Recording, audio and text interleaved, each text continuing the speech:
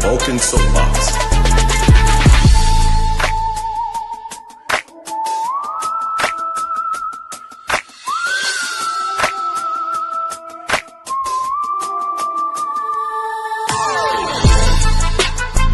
It's your show, Vulcan. Come on, man.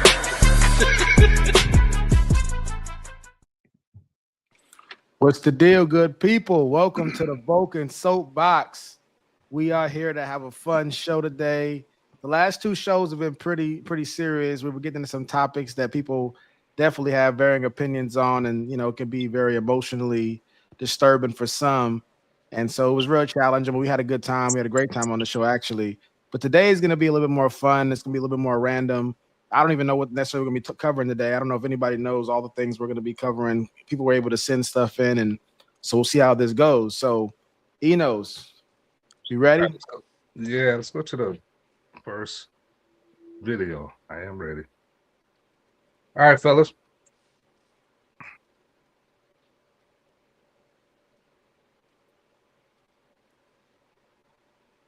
Yeah. Like a lot of people grew up supporting black music. Right. Yeah. Like a lot of people grew up supporting black music. Right. Hispanics especially. Exactly. Yeah. Like you don't know how much we push black music ourselves, probably more than they did. Yeah. Because we're like that, man. Yeah. We really, if we fuck with you, we're loyal, bro. And it wasn't about them being black. It was just about that shit's dope. So if you said nigga 10 times in your song, and Right. I'm Hispanic, I've listened to you since I was 10 years old. Mm-hmm. What are the chances of me saying nigga because you've been promoting that or giving that to me? Yep. And that's what I got to. Oof. Right. So That's not to for you shift the to tell blame, but me- it's for you to 100% tell me, true. hey man, you can't say the N-word, but bro, I've been supporting your music for 20 years now. Mhm. And you've been giving me this message for 20 years now. I'm sorry, it's all I knew. Yeah. All right. That was the first video right there, gentlemen. So this one's gonna be a little more open. We don't have questions necessarily in advance, so we're gonna open it up. We'll start with you, T-Reason. What do you think about the video, and why do you think that? Man, I thought you said we was gonna have easy questions, easy topics. This is one I have a strong opinion on. It's something that I've been seeing a lot more recently. A lot of Hispanics do feel comfortable saying the N-word, and I think that rap music has played a big part in it. Do I think it's okay? No, absolutely not. Am I a proponent of it? Do I think it's something we should continue to enable? No, I do not. But it's just one of those things that the culture has shaped and created space for and room for, and we're starting to see it happen a lot. It's being very common. It's a very common word they use in their day-to-day speak. And Let me step in there real quick just to give a little bit more context to the cultural phenomena we're seeing here. I'm a part of a lot of different cities, Facebook groups. Whether it's Houston, San Antonio, Augusta, Atlanta, different places like that. And one thing I noticed about the San Antonio Facebook groups that are like black Facebook groups, you'll see them put in there black people that move from other cities, whether it's Detroit, Atlanta. One of the things they often post on the Facebook pages for the black Facebook is they'll say things like, y'all just let anybody say anything out here. The Hispanic or Mexicans are entirely too comfortable using the N-word out here. And so that kind of echoes the point that you're making. And so a lot of black people feel uncomfortable about it. And they think that the black people that are allowing it to happen have, forgotten their way or are so used to it that they don't know their head from their tail anymore when it regards to the conversation. So, only facts you got. What you want to say anything about that? It's never happened to me. I've never been in the presence of a Hispanic person or a non-black person ever in life using the N-word. I grew up in the city of Chicago. I grew up around some Hispanic people. And I would never use the word spick to a Hispanic person. I would never, call a white person, cracker or anything like that, unless I was trying to start a fight, right? And I think if a Hispanic person used that word in front of me, I would take it as though they were trying to start a fight because I would be very offended by it. And I would believe that they intended to offend me, and I would act in that way, in that manner.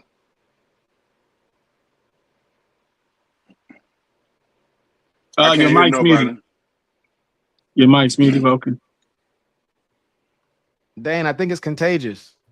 Oh, that's funny, man. That's funny. Look, a boy becomes a man when he stops blaming others for his own mistakes. Man. I'm not there yet, man. Boys the Men, my favorite song, favorite group.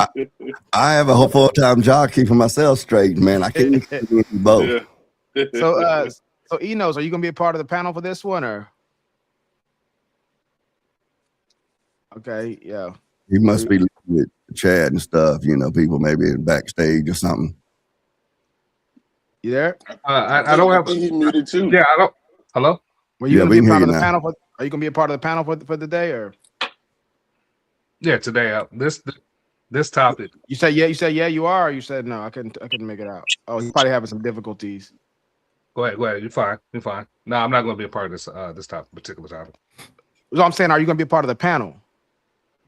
It depends. I haven't seen all the topics. It depends what interest. I was just putting things on, so I don't know yet. Oh, okay. Well, I'll just. Go ahead. Tell you talk. What you All right, think? Dan. Go ahead, Dan. It's on you. Man, look, I don't know how old Only Facts is over there. He looked like he might be a little closer to my age, or else he just got a lot of mileage on him. But I'm 54. When I was growing up, pop culture was about, ebony and ivory go together in perfect harmony. That was Paul McCartney and Stevie Wonder and that sort of stuff. Michael Jackson, sang a lot, the Man in the Mirror and that kind of stuff.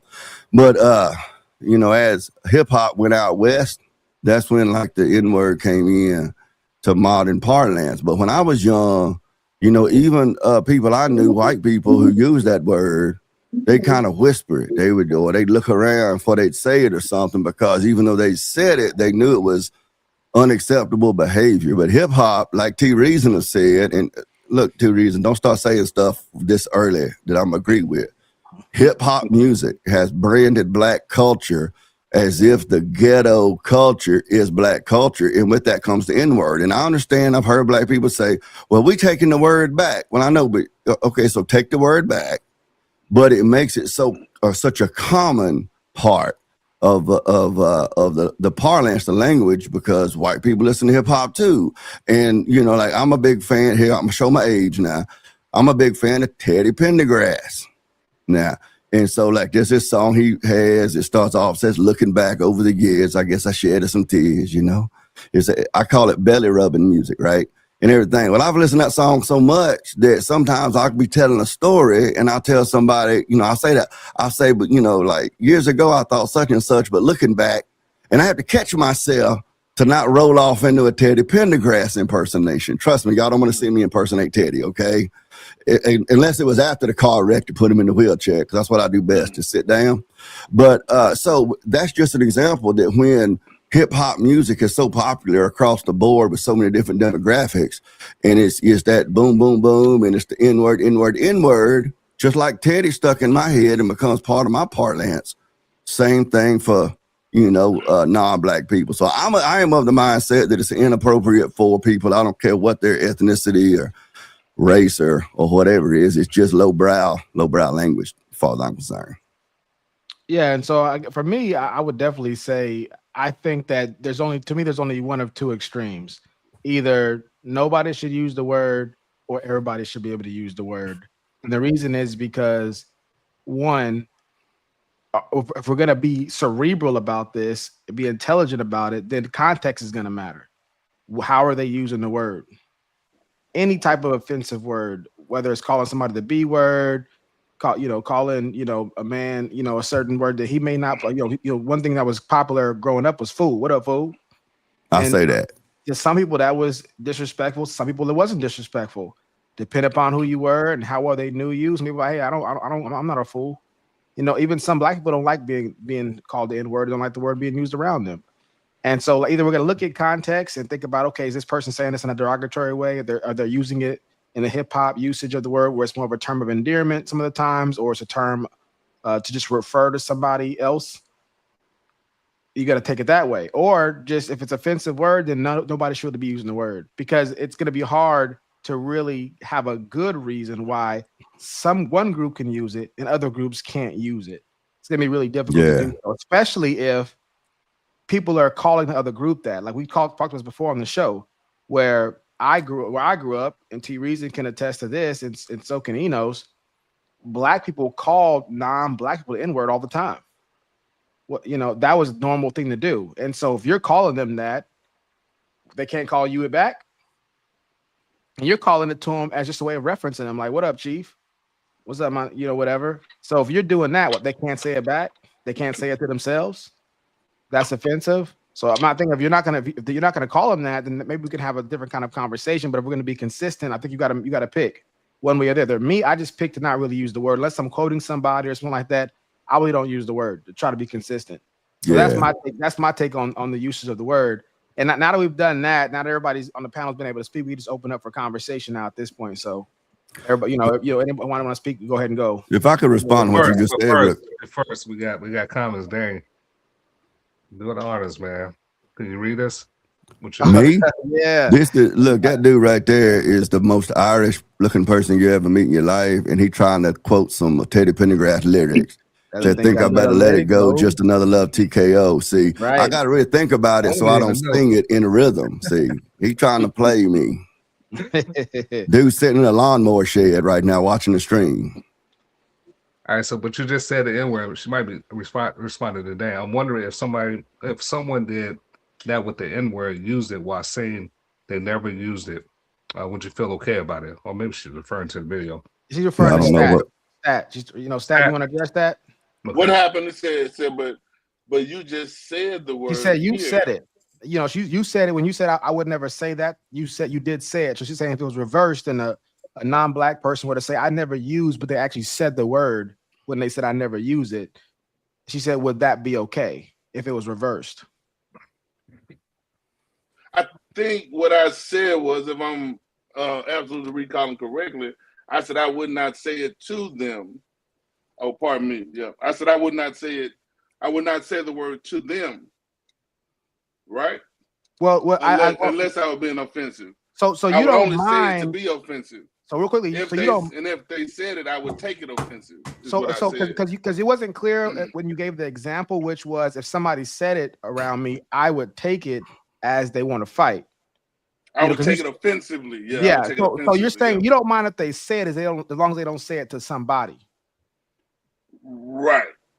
To me. Okay. I would take it offensive. If they said it to me, I would take it offensively. But if you just heard a Mexican guy or a white guy on the bus, for whatever reason you're out of town traveling, he's on the bus and he's just got the headphones in and he's saying, N-word this, N-word that, N-word this, you wouldn't take that I would be very offended by it, absolutely. Well, that's what she's talking about. Because environmentally, right, that's what I'm saying. I wouldn't say it around them. Because you're saying it right now on the internet. Right, but I wouldn't say it in their presence unless I was trying to be offensive, right? But you did say it, and you said, didn't you use a white slur in front of Dane just now? Dane is not in my presence. Dane is on my internet, right? Okay. But in the presence of Dane, the only reason I would say an offensive racial slur about his particular racial ethnic background is to offend him, or I would at least expect him, or at least I would be prepared for him to be offended if I said it.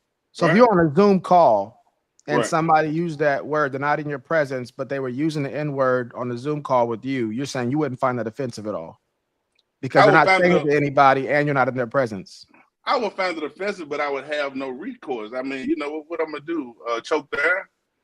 I mean, so that's two. So one is a conversation about whether or not what you could do about it, the recourse, as you mentioned quite eloquently, and another thing is whether or not you think it's offensive. So you're saying it would be offensive. You just there's nothing you could do about it. There's nothing I can do about it. Yeah. It's okay. So I think so. Her question is saying that if somebody else did it, you would be offended. But you're doing what's offensive. Just that nothing that they can do about it, or anybody that's listening. Right. I would be totally fine, and I can understand someone. No, I'm saying in the background being comments about you having just no. I'm saying because I just said what I said. If somebody said, "Hey, man, you just said that word," I could understand them being offended. What I'm saying. Okay. Right? Cool.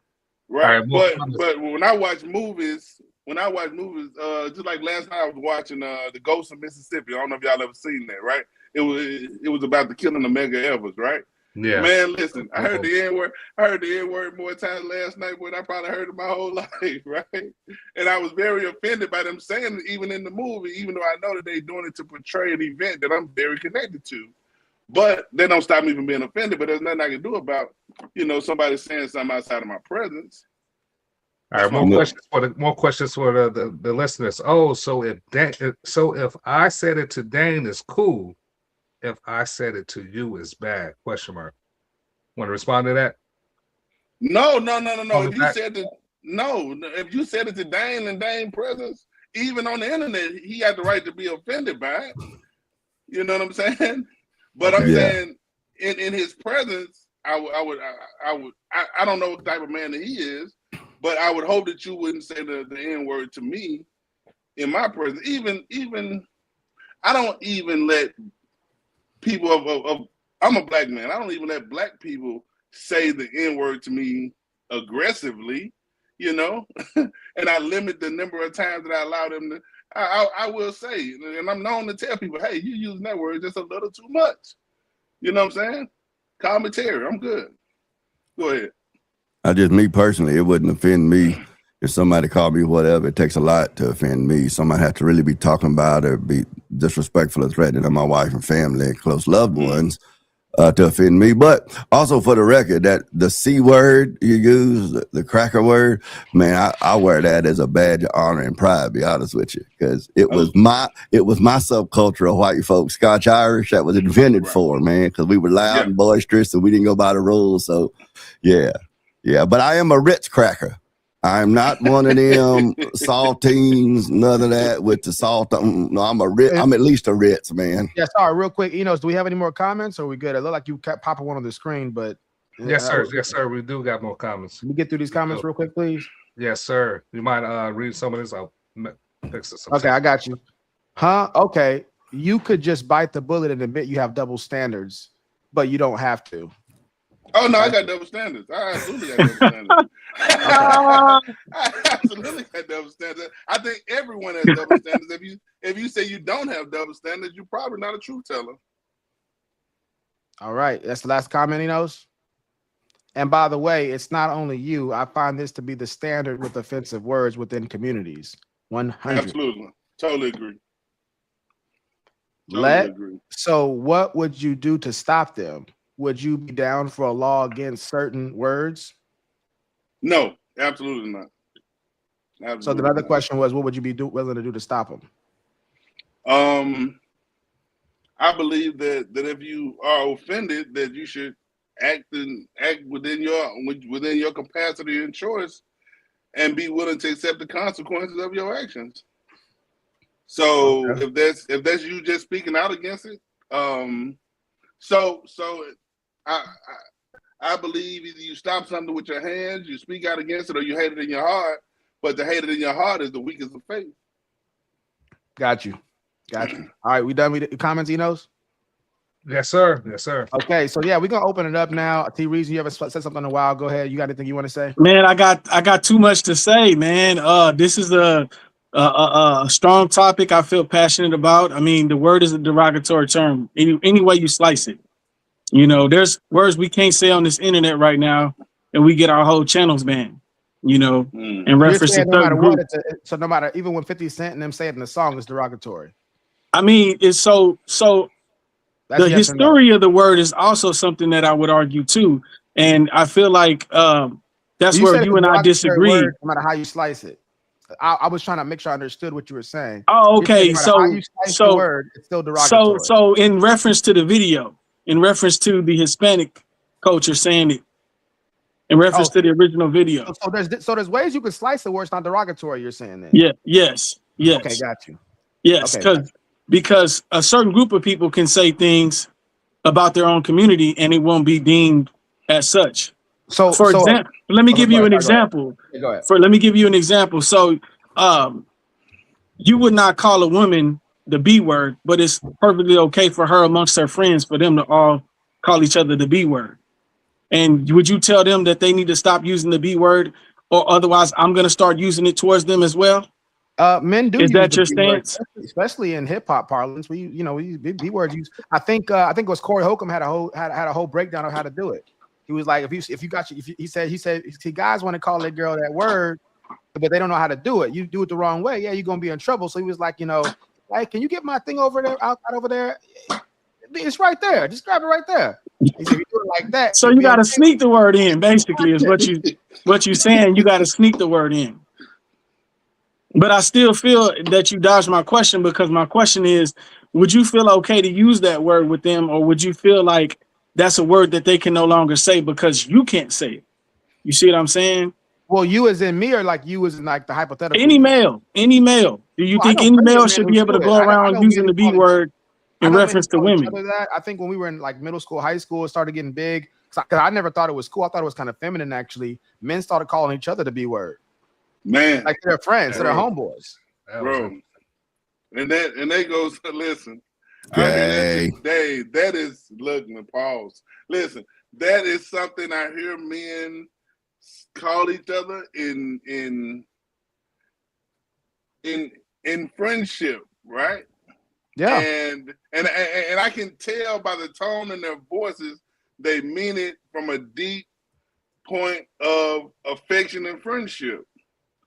But I have never had I've never had a man or woman, as I remember, call me that word, and I would never take it as a point of friendship. I would stop them and I would say, hey, listen, that's not acceptable, right? It's also one of the most triggering words on the other side, just like the N-word. Absolutely, it's one of the most triggering words. Right. Now, but I do think, reasons that Vulcan, in his opening response, he spoke to what you're asking him by saying in context, words are acceptable to certain people. I agree. You know I perfectly agree. And that was the first thing I thought of, the way that women call each other the B word. And gay men call women that all the time. Right. Men call women that, women call men that. Exactly. But there's a way that it can be offensive, and there's a way that it can be non-offensive. Sorry, just real quickly. So, I'm just gonna rely on you to just kind of interrupt as you see fit to get the comments. I don't want the comments to go too long, but I don't want to be the one having to stop. All right, got more comments for Wicked Dream. Says being offended is dumb. Nothing happens. You don't get sick. You don't lose an arm. You don't get a tumor.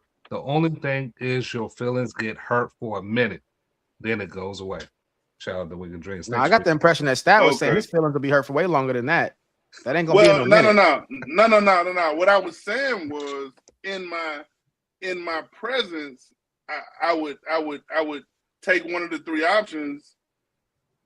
Because I'm offended, I would either stop it with my hands, speak out against it, or hate it in my heart. And I would be willing to accept the consequences, from it. But the person who is being offensive, they would have to, make a choice whether they wanted to continue offending me or not, Yeah. If I could respond there, it's interesting. Just jump in. Yeah. This is a free flow right here. Y'all can just jump in. Yeah, I want to be careful, like I ain't just steamrolling over top of people and everything, But when it comes to this, like you were saying it was kind of feminine. You thought to use the B word. I think you said that, Vulcan. Honestly, I think the whole issue of wanting to police the language of others when it comes to things, to language like this, I think that's at least as feminine, because that's kind of what women by and large want to do, and it's a good thing when they're dealing with children. Don't call each other names, don't push, don't shove, don't be mean, don't that kind of stuff. But I think once you reach a certain age of adulthood, when you encounter someone who says things to you that, say it like it is, hurts your feelings, I think about it like, Colin Powell said, you get mad and then you get over it. If it bothers you, Paul said, when I was a child, I thought as a child and reasoned as a child. But when I became a man, I put away childish things. I think especially for those of us of the XY chromosome demographic, that our duties in life involve a lot more for the culture and for civilization and the community that are far more significant and profound than this person over here arranged some phonetics together in such a way that it hurt my feelings. Because if for no other reason, I don't think men should be like that, because while we're wasting our time and our energy being hurt by that, then we're not working towards fulfilling our duties as men to provide and protect and to build and to create and pass on our legacy. So that's why I am very proud of the whole rich thing, because, I am Scotch Irish, and so it doesn't bother me. But people can call me anything as long as they're not like objectively or abjectly disrespecting or threatening my wife, my family, my close loved ones. Man, if they want to use whatever word they want, that's cool. I can make the decision whether or not I'm going to continue spending time around you. If it's somebody that's using words that bother me, and there are words that bother me, and and everything, I say, well, does this rise to the level that I need to get away from them to avoid, losing my mind and doing things to make my life worse? And if it does, and I just want to spend time around them. That sort of stuff, but I don't get all upset. It doesn't personally offend me. I go to bed that night and I think about it again. I'm certainly not going to try to take something to some hostile, violent level that might end me up, where I'm having to try to post back. I'm fat and old. I'm not going to do good in jail.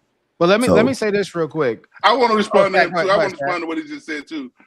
So I would disagree with you to the point where, as the men of the society, right, we have a responsibility to create an environment that is not only protective of our family, but our society in general, right? We are charged with the security of our society, right? We have an agreement as men to have a tranquil society, right? That's how it come. I said I would not want to move to create a law to stop certain words, but we also have to remember that if you scream fire in a movie theater, that is a crime. Why is it a crime? Not. Because that's a common myth. That's a common myth, but it's not. Let's explore that logically. Let's explore that logically. Well, if there is a fire, it's my duty to yell fire. Hold on, fellas. Let me finish and then you can respond, right? So if you scream fire, hold on a second. Go ahead. If you scream fire and people get up and run and someone is hurt in that melee, you can be charged with a crime. But but screaming fire in a crowded theater is not itself a crime. Now, you could be guilty of something like disturbing the peace, something like that, but yelling fire in a theater is not a crime. If it were a crime, then if the theater was on fire and you yelled out fire, you would be committing a crime. See, people say that it's illegal to yell crime in a crowded theater. It's not. Go look up the law. I mean, go try to find the law. It's not a crime. If you create the environment by screaming fire in a theater and people are hurt because of what you did, you can be charged with a crime, sir. What crime? You can be charged with assault. You can be charged with that's not assault. What do you mean? If someone dies, you can be charged with murder. Yes, sir. That's totally murder. So yeah, we're adding more variables to it. I think I just want to make sure I'm having the same conversation. Can you create the scenario again with all the variables you want included in it? Because I mean, what I'm hearing is just one has less variables, one has more variables in it. Who, me or him? Well, I mean, he had the original one. So first it was, if you say fire, you could be a crime. You called him out on that, and he said, well, somebody gets hurt. So is hurt integral to the example? Only facts? Okay, this is it right here, okay? Now, it is illegal if you create a situation that is disorderly or you incite a riot, right?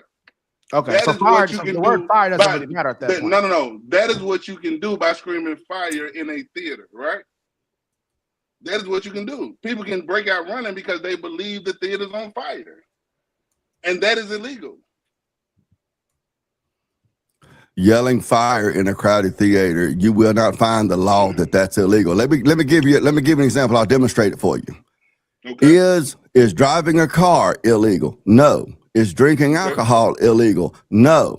Is driving a car while drinking alcohol illegal? Of course it is. But that's because that's DWI or DUI, which is another crime. Now, if I say, if you're sitting at in my house and you having some shots of whiskey, And I tell you, driving a car is illegal. That's not true. So I'm just going on what you're saying, because here's the danger with what you just said.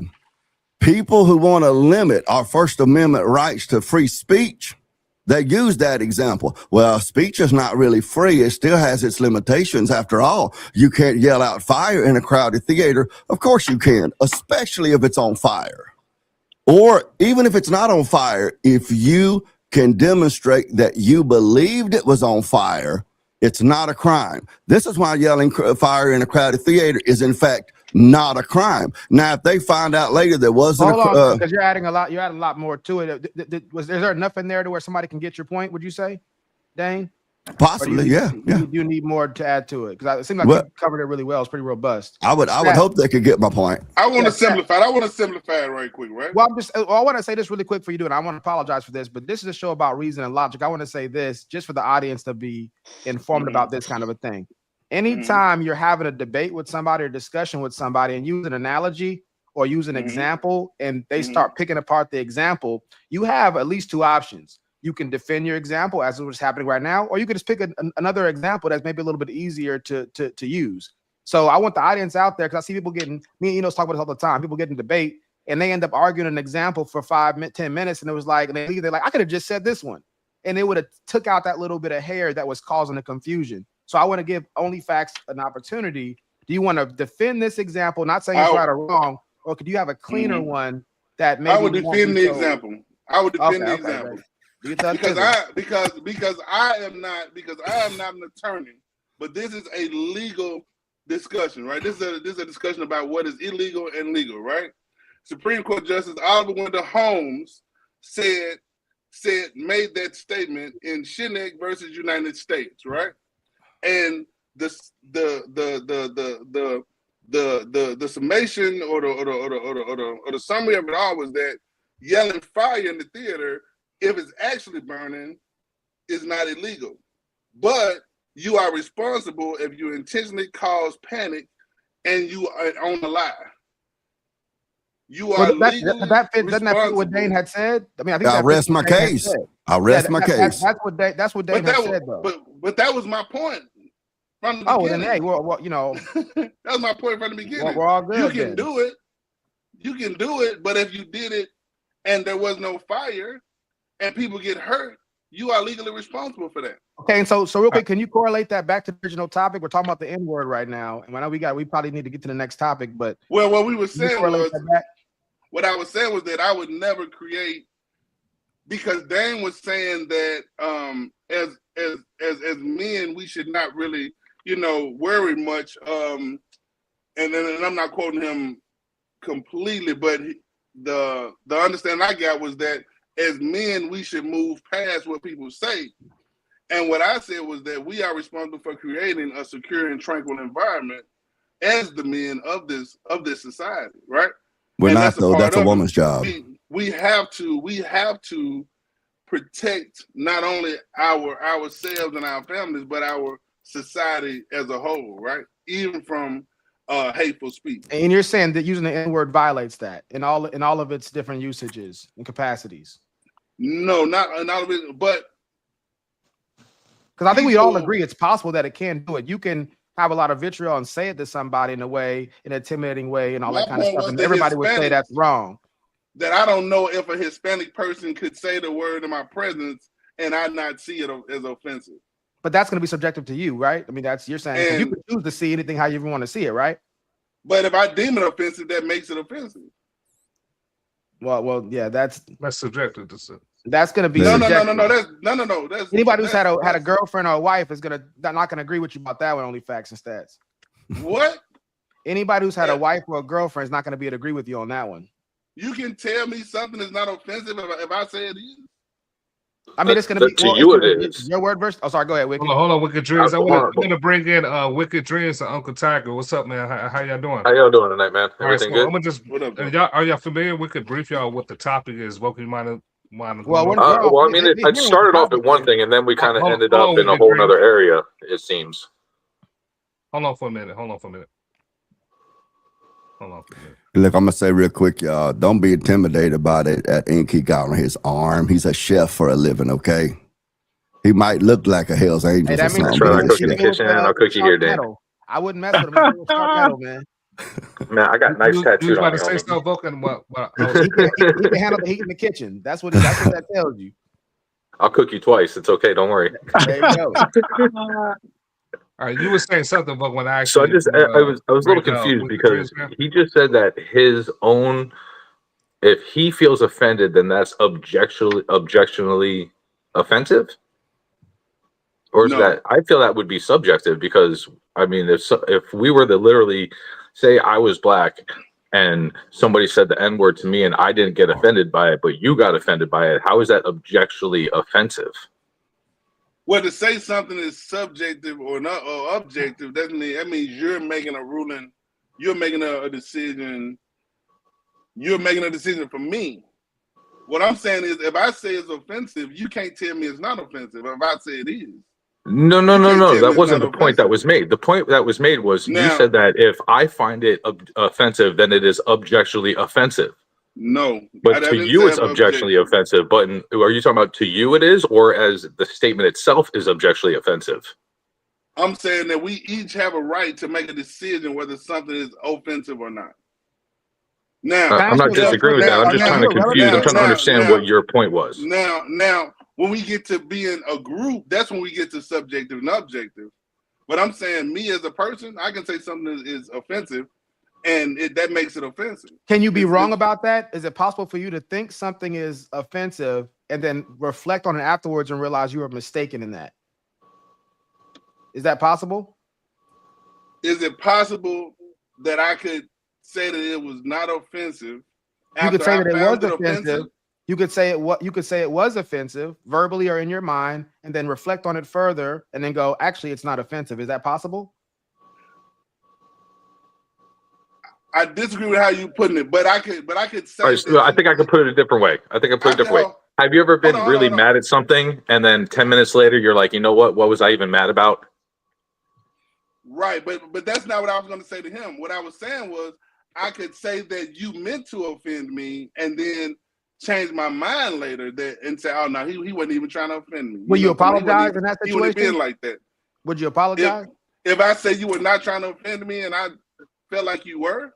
No, the reverse, the way you said it initially, which was you thought they were trying to offend you and then realized they weren't.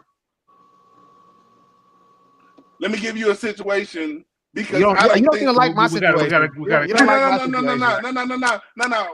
Every time I give you every time I throw your words back at you, you jump out of it. Hold on. What I'm saying is, I don't think anyone could say the N-word around me and I not be offended or change my mind about being offended. But let's just say we was at Walmart and you took my parking spot, and I'm like, he saw me finna park right there, and I'm mad at you. But then I'm like, bro, you see me from the park right there. You like, man, I ain't see you. I just pulled up and took the spot. All right, only facts. Okay. Let me jump in. But not saying the N-word. Hold on. Only facts. When people on the panel ask the questions, this is how we get the cross-examination going on. So to be mindful of answering the questions when people on the panel actually specific questions. All right. So because you didn't answer what Vulcan originally asked, I just wanted to point that out. All right.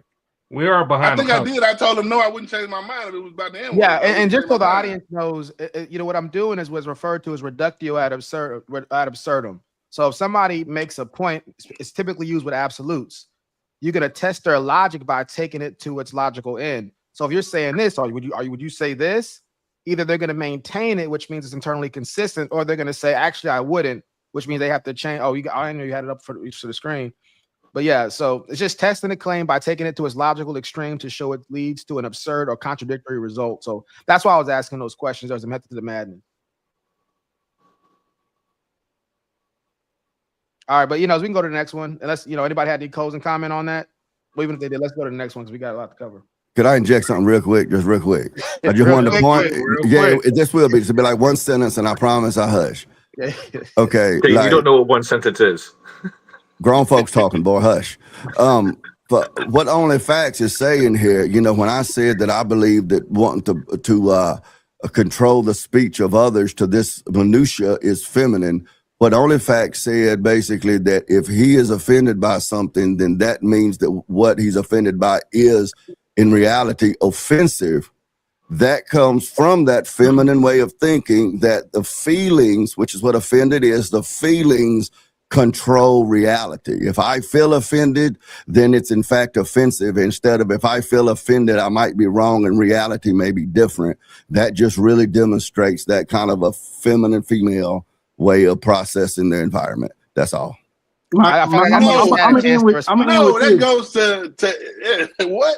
Hold on, I got something to say too. Hold on. All right, T Reeves and then Stat. You both got a minute, and then let's close it out. You know, you can just give them both a minute to close so we can go to the next one. Go ahead. Words carry weight. It's only a certain amount of personal attacks that a person is going to endure before they respond to those personal attacks. And if you avoid using derogatory terms, unless you fit into that demographic, avoid using them. Why? How do you get to decide what words I can use? What gives you that power? It's not me. This not me personally. You, another person in general. If you want to feel some type of way about it, get mad at society. Don't get mad at. Don't try to single me out because I didn't set the parameter. But like I said, it's only a certain amount of personal attacks that you yourself are going to endure before you feel some type of way about it.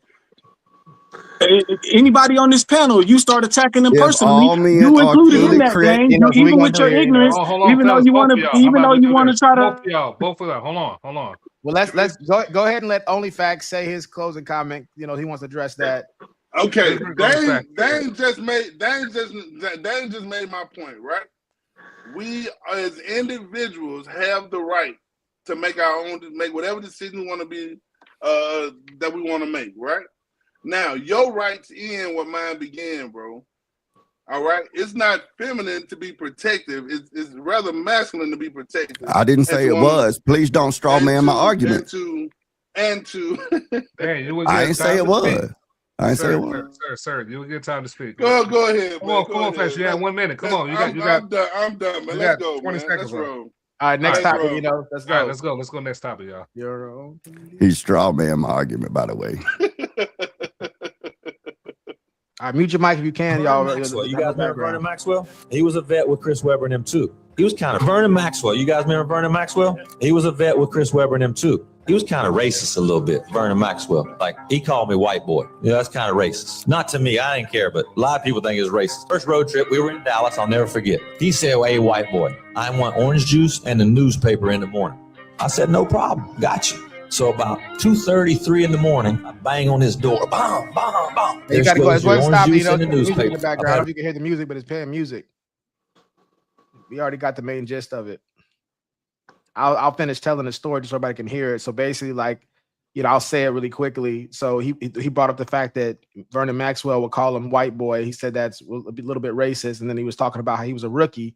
And Vernon said, "Hey, I need a newspaper and orange juice." So at 2:00 in the morning, he banged on his door with it. He was like, that's the last time he asked him to do anything like that.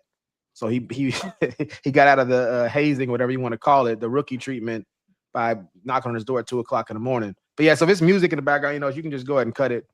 You know, so I don't want the video to get strike. So yeah, let's how we're doing on the panel, just for the two new people on here.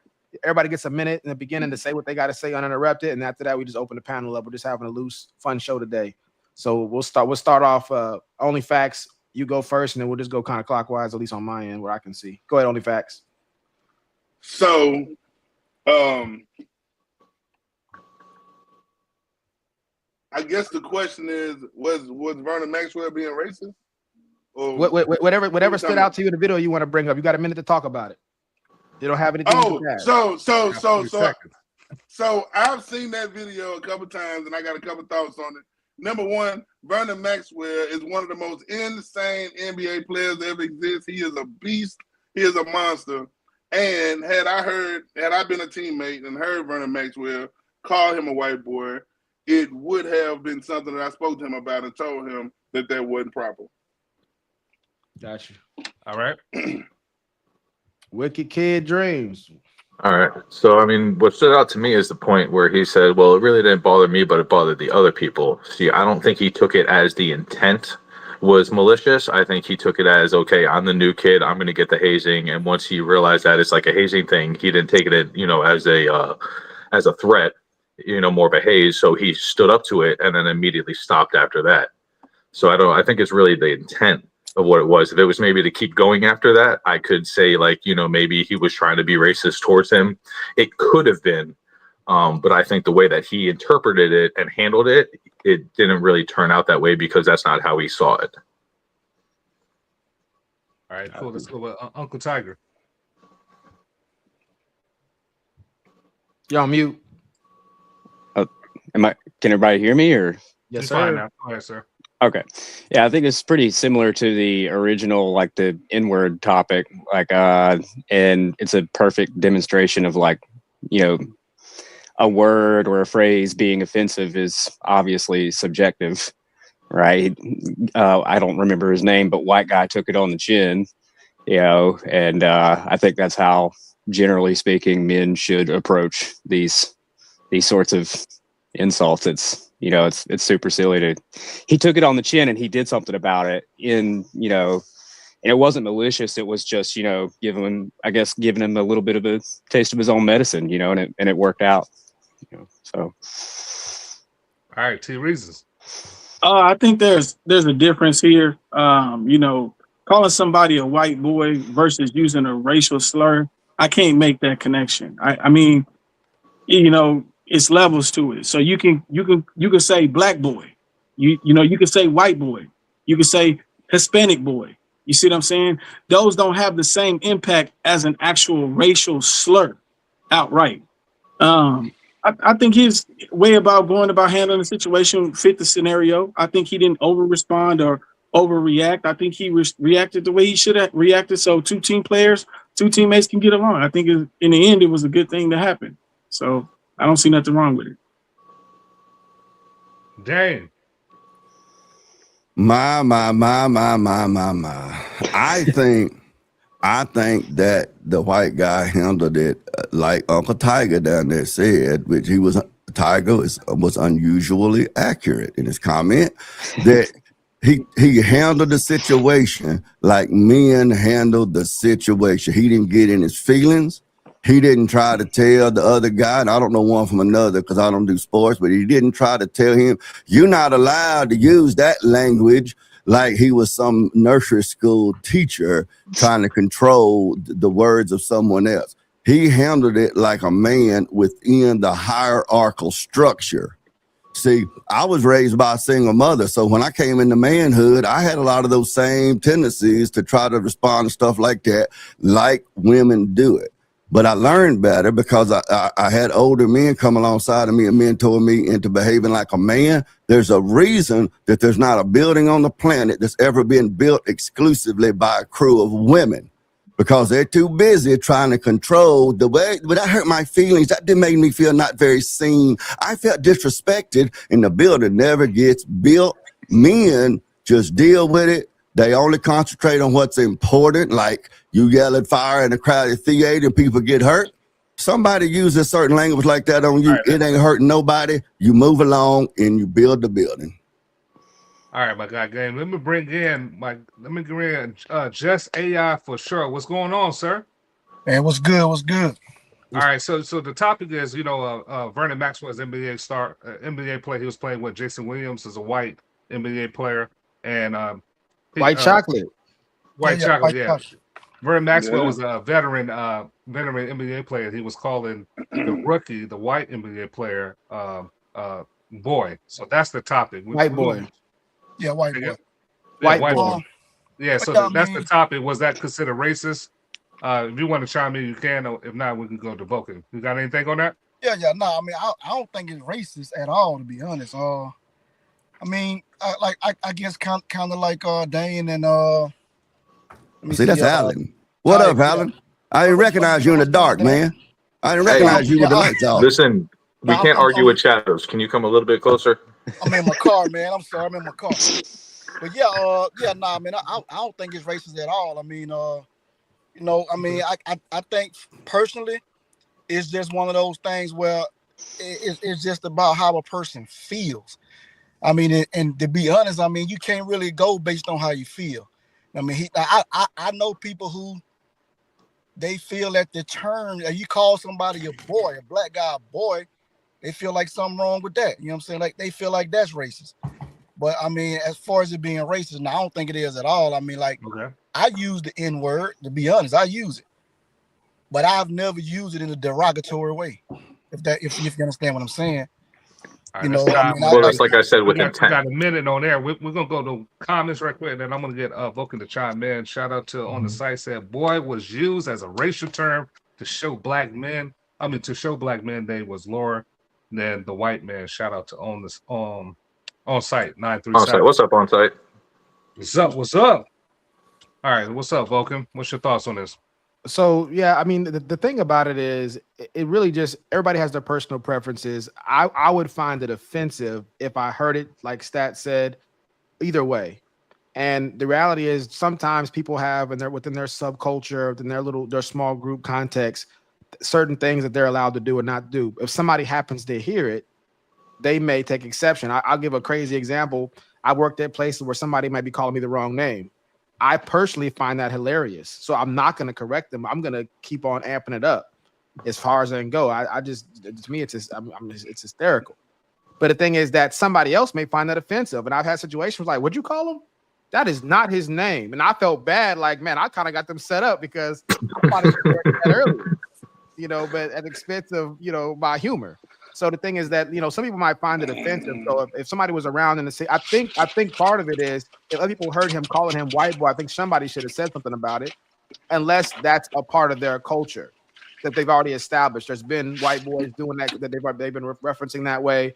If somebody said to a black boy, that would be acceptable as well. To me, then it's okay. It's cool. We're gonna do it across the board because a lot of it. And this kind of, I'm gonna speak to something that Dane said. Dane said that he handled like a man. Perhaps we don't know if what made him conform physically or was in the hierarchy that he mentioned was fear. I don't know if that's really handled. Maybe he should have said something if it really bothered him. Now he said he didn't really bother him, but we don't know. He's on a black platform in a black sport, and so if anybody who's been the person who's kind of the coming into somebody else's culture, you got to deal with certain things. You got to put up with certain things, you know, racial or not. And so I don't really know. We don't know the internal working. I wouldn't want to put him in that situation because what is he going to fight? Vernon Maxwell? It's not the kind of guy you want to fight just by the rumors you hear about the guy. Oh yeah. So the thing is that, like, you know, he could have been being intimidated and couldn't do anything about it. We don't know. But I'm just saying that to Dane's point, I do like the way he handled it, but but it could have been the wrong way if he was in fact offended on some level. So that part I don't know. All right, let's get to the comments. Shout out to Lady. She said, "Oh, come on, let's be honest. Most men in the black community have a serious issue with the word boy, generally as well." She also says, "Nah, it seems like nobody wants to be honest here, seemingly. If the situation was reversed and the white man called the black NBA player boy, that's not the same. That's not the same statement. It's racist, period." That's not an equivalent statement. All right, go ahead, chime in, T Reasons. So what she's not understanding is there's a difference between saying black boy versus just saying the word boy by itself. Okay. So it's levels to the terminology that's being used. And I think that there's a big difference between white boy, black boy, and just pure boy. Well, hold on. Before we have two different conversations, can we just define what everybody thinks racism is? Because are we going to use the actual real definition or the new proprietary definition that some people use and some people don't use? So we're talking about terminology. You're going to racism. Racism is embedded in it's a racist comment. Would that not have to do with racism? I mean, crickets. No, because it's kind of like it's all on a case by case basis. So a lot of these terms that are being used, you know, in one situation it's totally acceptable. In another situation, we can all understand this is not acceptable. We can all understand. I'm trying to find out before we even get to that point. Can we just define what the term is that we're actually using is? because I feel like I'm going to use a different term than you. I feel like you're using a proprietary term that has to do with what is it? What's the word that I'm looking for? Prejudice plus power, which is a lot of new definition that's being used. Yeah, that's all right. So that you made a bullshit statement. coming Hold on. Oh, Facts. Is that true? my Two bad, reasons. my Is that bad. true? What Wicked Dreams was saying. Is that true? There's some truth to that. There's some truth to that. Okay, see, now this is the problem, because to me and everybody else in the world, racism is discriminating someone based on their race, the color of their skin, Not or some everybody. kind of Not immutable everybody. characteristic. Not everybody. It's when it's something that's You look up the historical. Webster dictionary. I mean, more than 50% of the people in the world use the Webster dictionary or some kind of regular dictionary, not proprietary terms that are just being created in the last 2 years. Okay, so let's pull up the definition. Let's That's pull why up I asked this I was gonna question. put the definition. He knows if. Are we saying the definition is going to decide the matter? Because if we're still going to debate it, then we No, would need because he's Well, trying yes, to say, because I need to know which. I because need, he's I trying need to to know figure what out point of view where he's the line. arguing from. I need to know He's what trying point to of view figure out everybody's where arguing from. And you know, but I'm just saying. So- T. Reed is saying pull up the dictionary. Is he saying that to say if we pull it up and it says that, then I'm going to rest the case and that's going to be the definition. That's not going to happen. Yeah, I just want to make No, sure we're using the we still same got to further definition for the define same our term. That's terms. all. We still have to further define our terms. The way I define it is if it's something that's historical and it's a group of people that were oppressed behind it. So if there's oppression behind, if there's oppression behind the word, then it's derogatory. If it offends a large group of people, then it's derogatory. You see what I'm saying? Okay. All right. So that's how you define it. So if a large group of people have been impacted and it's historical, you can historically go back and look and see where large altercations stem from this particular term being misused, then we have a problem. So it all depends on your right now. it all What they're depends on trying your to feelings. do is they're trying to ignore these issues and try. Question. Two reasons. Let's recenter. All right. So Wicked Dreams want to make sure we have the same terms, or he want to understand how you define your terms. If you can, Right. just make it concise. What is how you define the racism? So he. I literally just said it. Well, hold Okay, on. This is what you're saying. I literally just said it. This is what you're saying because historical could be yesterday. So I mean, that's what I'm saying. Yeah, what's now historical to you? I mean, I'm Italian. I was historically discriminated against when Italian immigrants came here first to America. Now you guys are stretching. That's like a joke. I'm not stretching that. I wouldn't do that. You obviously don't know what you're talking about. So go ahead and look it up, and we'll give you a minute to actually educate yourself. Hold on. Sorry. At the same time. Let's. All right. Vulcan. Yeah, you go ahead. Wicked Dream. I also said a large group of people. All right, let's get Wicked Dream in here for a minute too. So, but what I'm saying is, you're saying a large group of people. There have been different cultures: Irish, Italians, blacks. They've all been discriminated against as big groups of people at some point in history. So, what are we talking about here? So, whenever you're using those terms. Whenever you're using those terms, it's just somebody's color. That would be racism to me. If you're black, if you're white, if you're Asian, whatever it is. If it was that simple, we wouldn't have to have a conversation about it. But we're not here talking about whether red is red and blue is blue. We're not talking about what color the sky is right now. I'm sorry, it requires you to use your brain and think a little bit more. Well, if you can actually use yours, you would understand what I'm saying. But you obviously can't. No, you can't understand. Pay attention to the situation. I have 5 other people here that understand what I'm saying, but you seem to not understand that we're using 2 different definitions. So I'm trying to get one definition down. Would you like to use your definition or the real definition? First of all, you brought that word into the equation. That word was never brought up until you brought it into the equation. That doesn't make any difference. Whether it was you took the conversation there. That was not where the conversation was at. Well, the conversation had to do with about a term being used, if it was racist or not. So in order to determine if something is racist, you need to know what racist means. Can you get that? I can follow that. I can try. Okay, so if I have one definition of racist and you have one definition of racist, and we're having a conversation about racism, and there are 2 different definitions, we will be having 2 different conversations.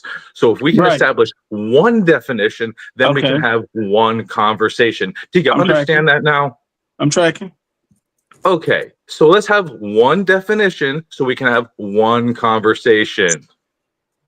Semantics.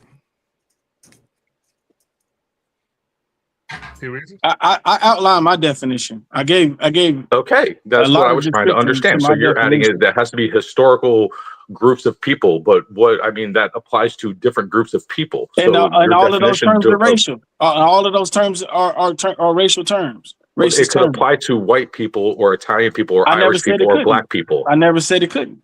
But you did. You said Italian people weren't discriminated against when I brought that topic up because.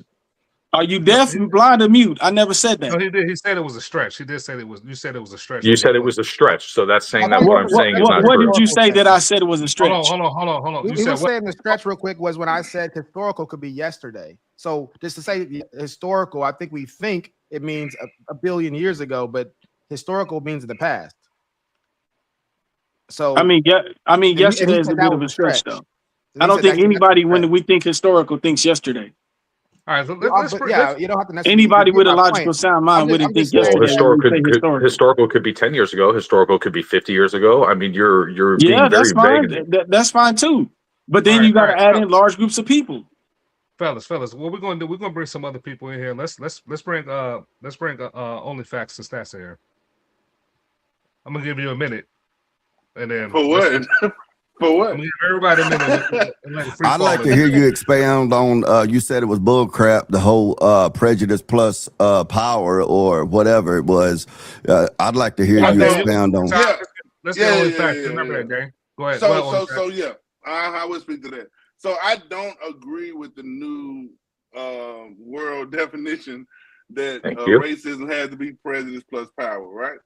I do believe that prejudice is a part of racism. If you're prejudiced, if you believe you have any kind of superiority, if you are intentionally oppressing any minority or marginalized group for any reason based on the fact that you feel that they are inferior, that's racism, right?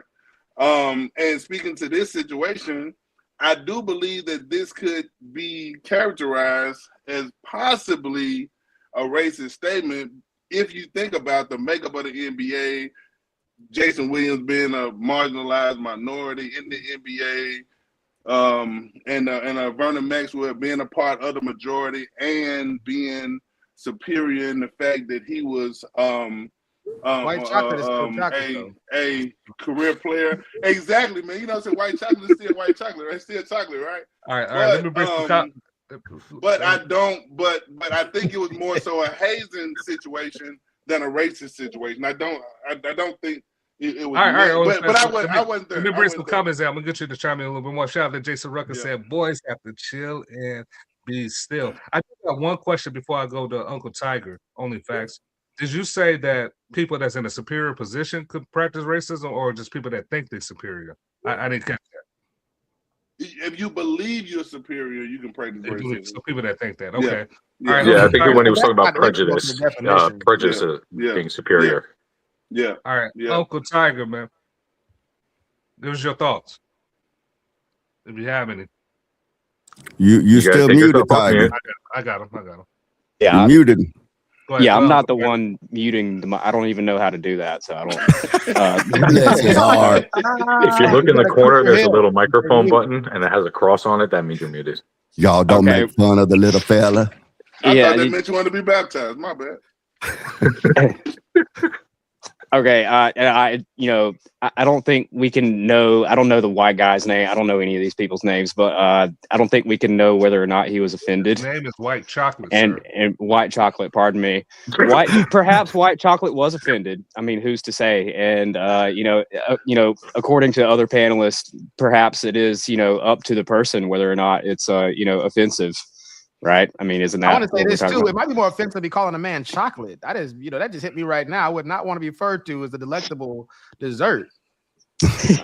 Brown sugar. That's what we did for, man. I mean, we look different on that. I will say one thing. I did see something. Speaking of that, hold on, real quick. Just speaking of that, I did see something really funny the other day, and I'm going to go ahead and say this. Do you know why they made white chocolate? No. So black people's hands can get dirty too. Come on, that's funny. Who said come on, that's funny? Because you ever see if I try to eat chocolate, what happens? Only a fat Italian can tell that joke. Really? You fat Dane, fat.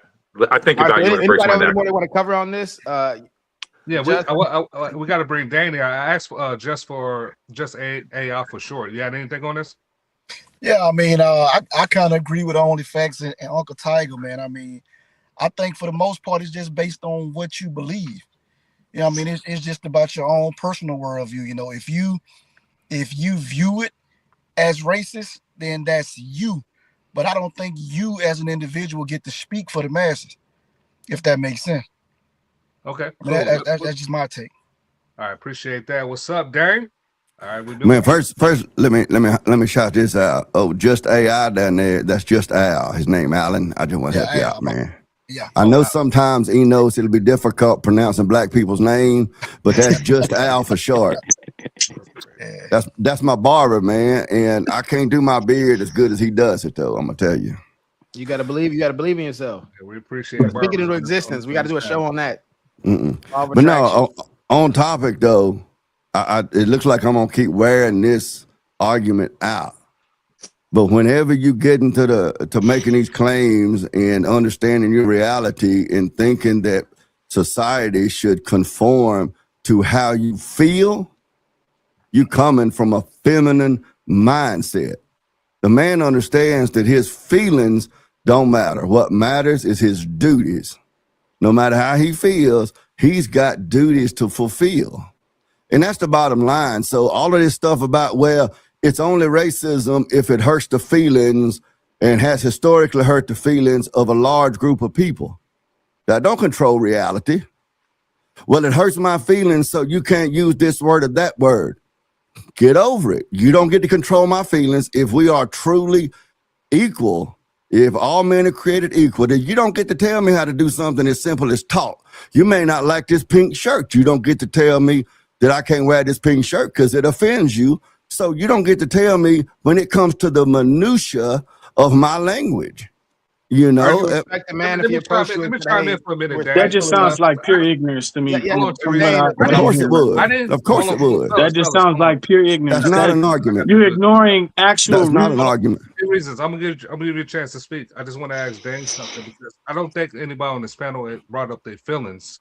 What is this? Is it anything that the panels, anybody on this platform said that you disagree with? Do you mind chiming in on that? Well, they did. There's been two reasons specifically, but OnlyFacts down there has even said things that basically amount to, if it offends me, if it hurts my feelings, if it makes me feel bad. That's what it boils down to. And how someone feels about what I said does not give them the authority or any sort of power to tell me that it's immoral or whatever for me to say it.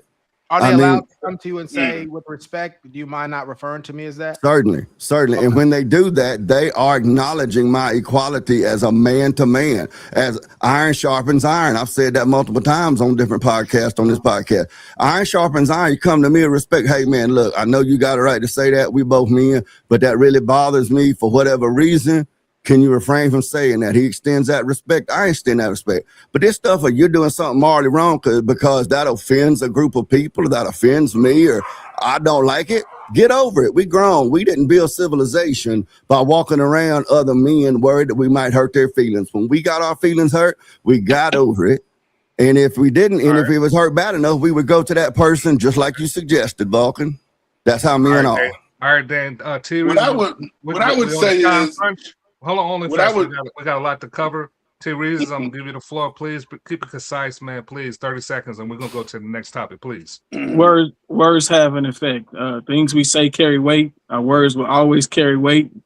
You got to be very mindful of what you may say because you're gonna deal with the ramifications of what you say and the weight that it carries. And a lot of these, this other guy on the panel, he want to act as though he can say whatever he want without the reality of the situation. Is just blasphemy. It's just crazy to me to hear him say that. Who? Dang.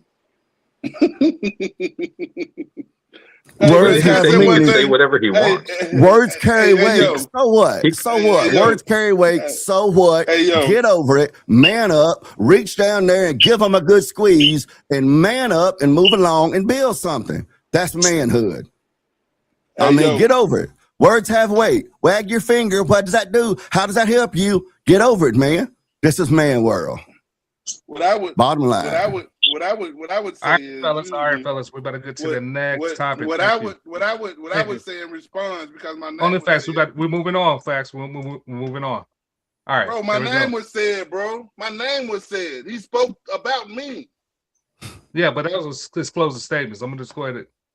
God damn, that's crazy, bro. Man, what the hell? We could say nigga all.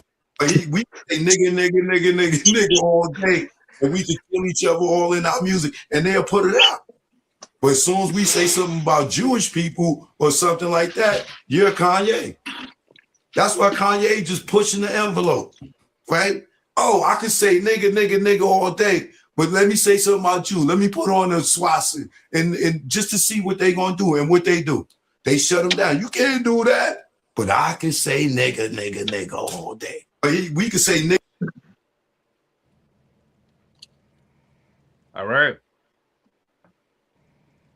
All right, let's start with T reasons. Anything that set out with you, any disagreements? I got you. All right, let's go. Unmute yourself. Can you do Okay, I got it. He's absolutely right. This is kind of what I've been talking about. If you say anything about that group of people, you can have your whole account removed and your whole voice suppressed, but we can say the N-word all day and nobody bats an eye. So I think that's something the media pushes, society pushes, and we see it happening every single day. We see what happened to Kanye. We seen his platform, and we seen what he had to go through, and we know that to be a fact. We know it to be true. All right, Uncle Tiger. Yeah, there is no demographic of people in the United States that has the same level of institutional power as the Jews, for sure. And I mean, Kanye is a perfect example of what happens when you dare insult or offend them, right? So yeah, I mean it's obvious. Anybody can see it, and the fact that me and T Reason are agreeing on this is, I mean, it just goes to show it's fact. It ain't hard to agree with me, man. Come on now. Sometimes it is, but not in in this case. the truth in any situation, man. Come on now. Okay. Even a broken clock is right twice a day. Yeah, right. I might got a reason, but you have a T reason is the question. Facts. All Facts, right, sir. Just Al for short. Talk to me, man. Yeah, man, that's a tough one, man. I kind of agree. I kind of do agree a little bit, man. But at the same time, I mean, when you think about, I heard you mention Kanye West, but I think for me, the thing is, with the situation with Kanye West, and you talk about dealing with private companies. So, at these private owned companies that have these private policies, I mean, whatever you say or whatever you do as a consequence, these companies that, own the majority of the stuff that you put out, I mean, they just had the right to pretty much do whatever they want to do. I mean, it's private owned companies. Yeah, you can't, I mean, if they have these policies where you can't say what you want to say, then, go find another job. All right, so another person that agreed. Let's go with Wicked Dreams. All right. So I definitely see the point that's being made, that it's definitely you can definitely say that, and if you talk about the one group, you definitely get ostracized and pointed out. But what makes me think that happens is, do you ever think about maybe being the fact that the N-word is more celebrated in the Black community and in the culture, whereas in the Jewish culture takes more offense to things like that, so they try to stigmatize it, and being that one is being more celebrated, that's why it seems to be okay and the other one seems not to be okay. Not saying that one is right, you know what I mean, that it's okay to say that the N-word all the time, constantly, because I think it's actually stupid and it's pointless, because you're just literally taking a word that was meant to insult somebody and just insulting each other. I understand it's to try to destigmatize it, but I just think it's stupid just to insult somebody and use something that's kind of derogatory towards another person, whatever the intent is. But irrelevant to that, I think that the reason he's saying that, oh, it's okay to do this, is because one is more celebrated to where one is not more celebrated than the other one. I appreciate you. Shout out to let's go to the comments. On site said there's a big difference. The Jews fought for that power, and we did the opposite. We made it cool. I made it a cool work to save for everyone. Shout out to on site. All right, That's pretty much what I was just saying. Well, I would Yes, say the Beastie Boys, Mac Miller, and Drake, right? I've never heard him say the word kike. Ever. And because they have a sense of shame, and we don't institute shame amongst each other for saying words that are negative to our culture. And it's our fault. We allowed ourselves to talk about we saying the A and not the hard R and all of that bull. And we have degraded ourselves constantly throughout the years with this. And hey man, if I had my way, we'd kill it. All right, Dane, you up, sir? Man, oh man, you know, I guess what he said in the video is factually correct. But again, I think I've kicked this dead horse until it came back to life, and then I kicked him dead again. But I think the whole topic of nanner, you don't get to say that because that offends me and makes me feel bad. I just think it's just a senseless. Maybe in my 54 years, well, really probably the first 15, 20 years of my life, I dealt with so much bullying, like actual bullying, not like this feminized society today calls bullying. If you criticize somebody, they say, oh, you hurt my feelings, that's bullying. I mean, actual bullying, you know, where sometimes you take the long way to class, to where I guess once I became a man, I mean, what you gonna do now to like bother me? And I'm still rocking, I'm still going along. And at the end of the day, I'm still gonna say what I want to say, do what I want to do. So, I mean, I'm still gonna be me. And, you know, maybe that, you know, my growing up years being the new kid in school about every other year. Now, I got more, it's gonna take a lot more to hurt my feelings and offend me than just calling me fat or old or stupid or whatever. How much more? I don't know, man. What I said earlier, you're gonna have to like be extremely disrespectful or threaten my wife, my children, my family, close loved ones, and it wouldn't even then be right off the snap. And it wouldn't be, it hurts my feelings. It's gonna be now you're becoming a threat. So I'm acting in defense of, you know, a vulnerable person or a weaker person, right, you know, but my feelings on my sleeve. All right.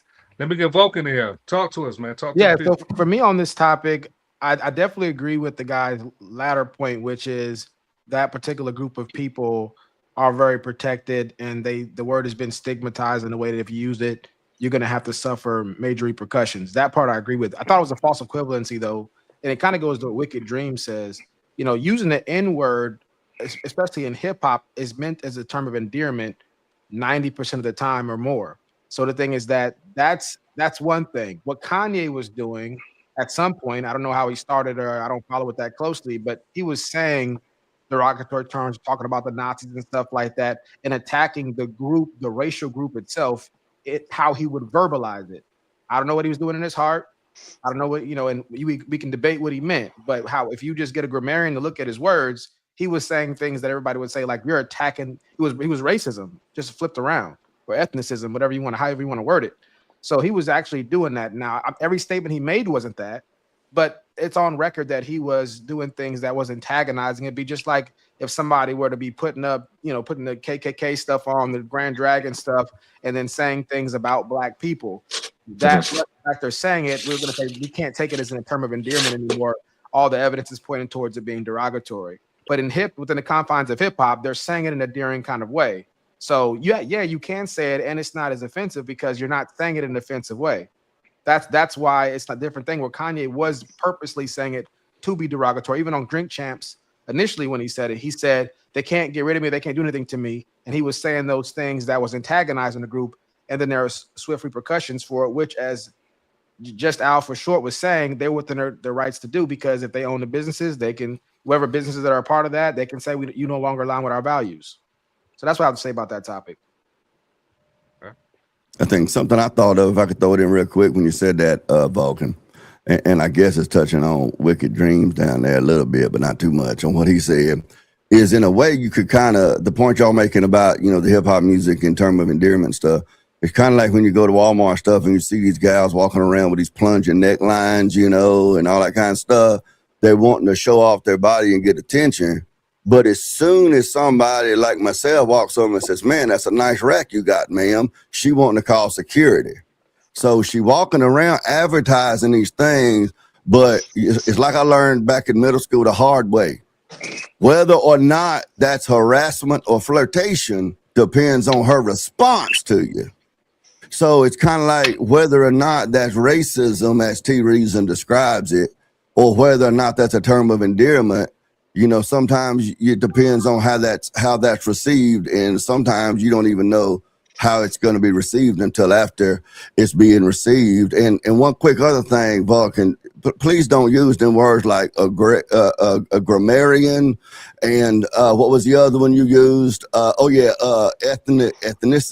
or whatever. Because T Reason needs to take part in the conversation, and so you know he may not understand the words. So I'm just playing T Reason. Go ahead and smile, man. Would you guys say that it would come down to intent? Was going after each other like that on a personal level, but if we're gonna hit zingers, I got something for you too, man. Yeah, we can play that game too. About something that you said. I had a question. So when you're talking about it being masculine to not want to censor, sorry, my question is, are you saying it's not masculine to want to censor people, or it's not masculine to get offended by people saying things about you? Which one are you saying, both or one? Or which one? Neither really, but I'll try to clarify, because I know, and I ain't trying to glaze you up, but if you misunderstood, then it's probably I need to be clarified. You can't help how you feel, right? Nobody likes being rejected.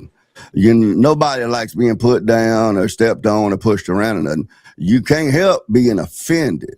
I get offended about stuff all the time to one extent or another. But you can affect how that offense affects you and how you respond to it. See, like, I think it was Enos down there, or maybe it was you said, well, if some guy came to you and said, hey, man, you said such and such, he come at me man to man, iron sharpening iron, you can respond like that, or you can get all in your feelings and get upset and get mad and maybe get belligerent and possibly physically violent, and you end up with your emotions controlling you. Of course, it's okay to censor people sometimes, but this thing that I'm walking around and I have this bullet list of things that if somebody says this, I'm ticked off. And if I'm ticked off enough, like I've heard people before say on podcasts and stuff, no, go ahead and say it, but be prepared for the consequences. But that's just ignorance. That's just saying when I get offended, I'm going to be controlled by my emotions. And that is what the feminine mind does. When the man thinks, what's the most efficient, best outcome here? What's the goal? And he's going to push towards that goal despite his feelings. Okay. Well, so I want to address that part too. And we can open up. I don't want to dominate the conversation here, and we talked about this before, but part of my issue with the phrasing a little bit is we're making masculine a virtue.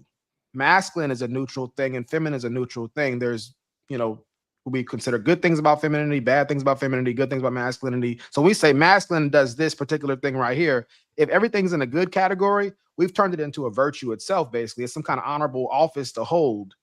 So I'm saying when you say masculine, how are you using the term? Well, wouldn't you consider masculinity to be the actions of masculinity to be virtuous? Yeah. Hang on, Vicky. Let me respond to that. To respond to that to Vulcan question. Ask the question again, Vulcan. I was saying that in some of these conversations, when somebody said that's not masculine or this is masculine, we're turning masculine into some type of virtuous way to be. It's just a description of typical male behavior. Yeah, that's a kind of a misunderstanding. That's kind of a misunderstanding. I may be misunderstanding you, but that's why I wanted to clarify. Because I see that a lot of times on the internet, people saying that. If I could hopefully quickly clarify that, Vulcan. There's nothing unvirtuous about being feminine. There's nothing unvirtuous about being masculine dependent upon the context it's used in. You know, a hammer is a very useful, necessary tool, but not if you're mixing up cake batter or you're trying to install a window pane that's been broken out of a window.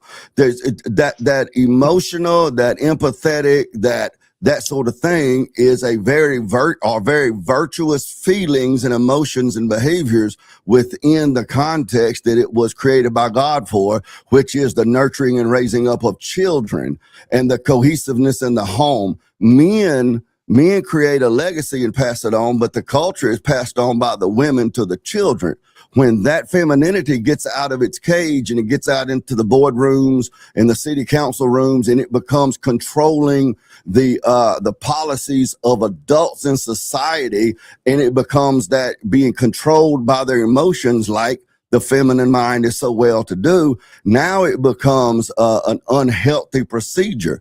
Same thing. Now, masculinity in itself, you could make the argument, is not itself virtuous, but the things about masculinity, that define masculinity, are virtuous, or they can be virtuous within their proper roles. I appreciate so that context Boy, that matters. tap dancing was something phenomenal, man. Let's try to keep my answers concise. Wicked Dream, you had a question, or you wanted to try? Yeah, I was pretty much tying into what Dane was pretty much kind of saying to tie it off was, I would say that the traits of masculinity would tie into virtues. So it would kind of make masculinity virtuous because the traits that you would have would be virtuous of what it takes to be a man, essentially. The response, Vulcan?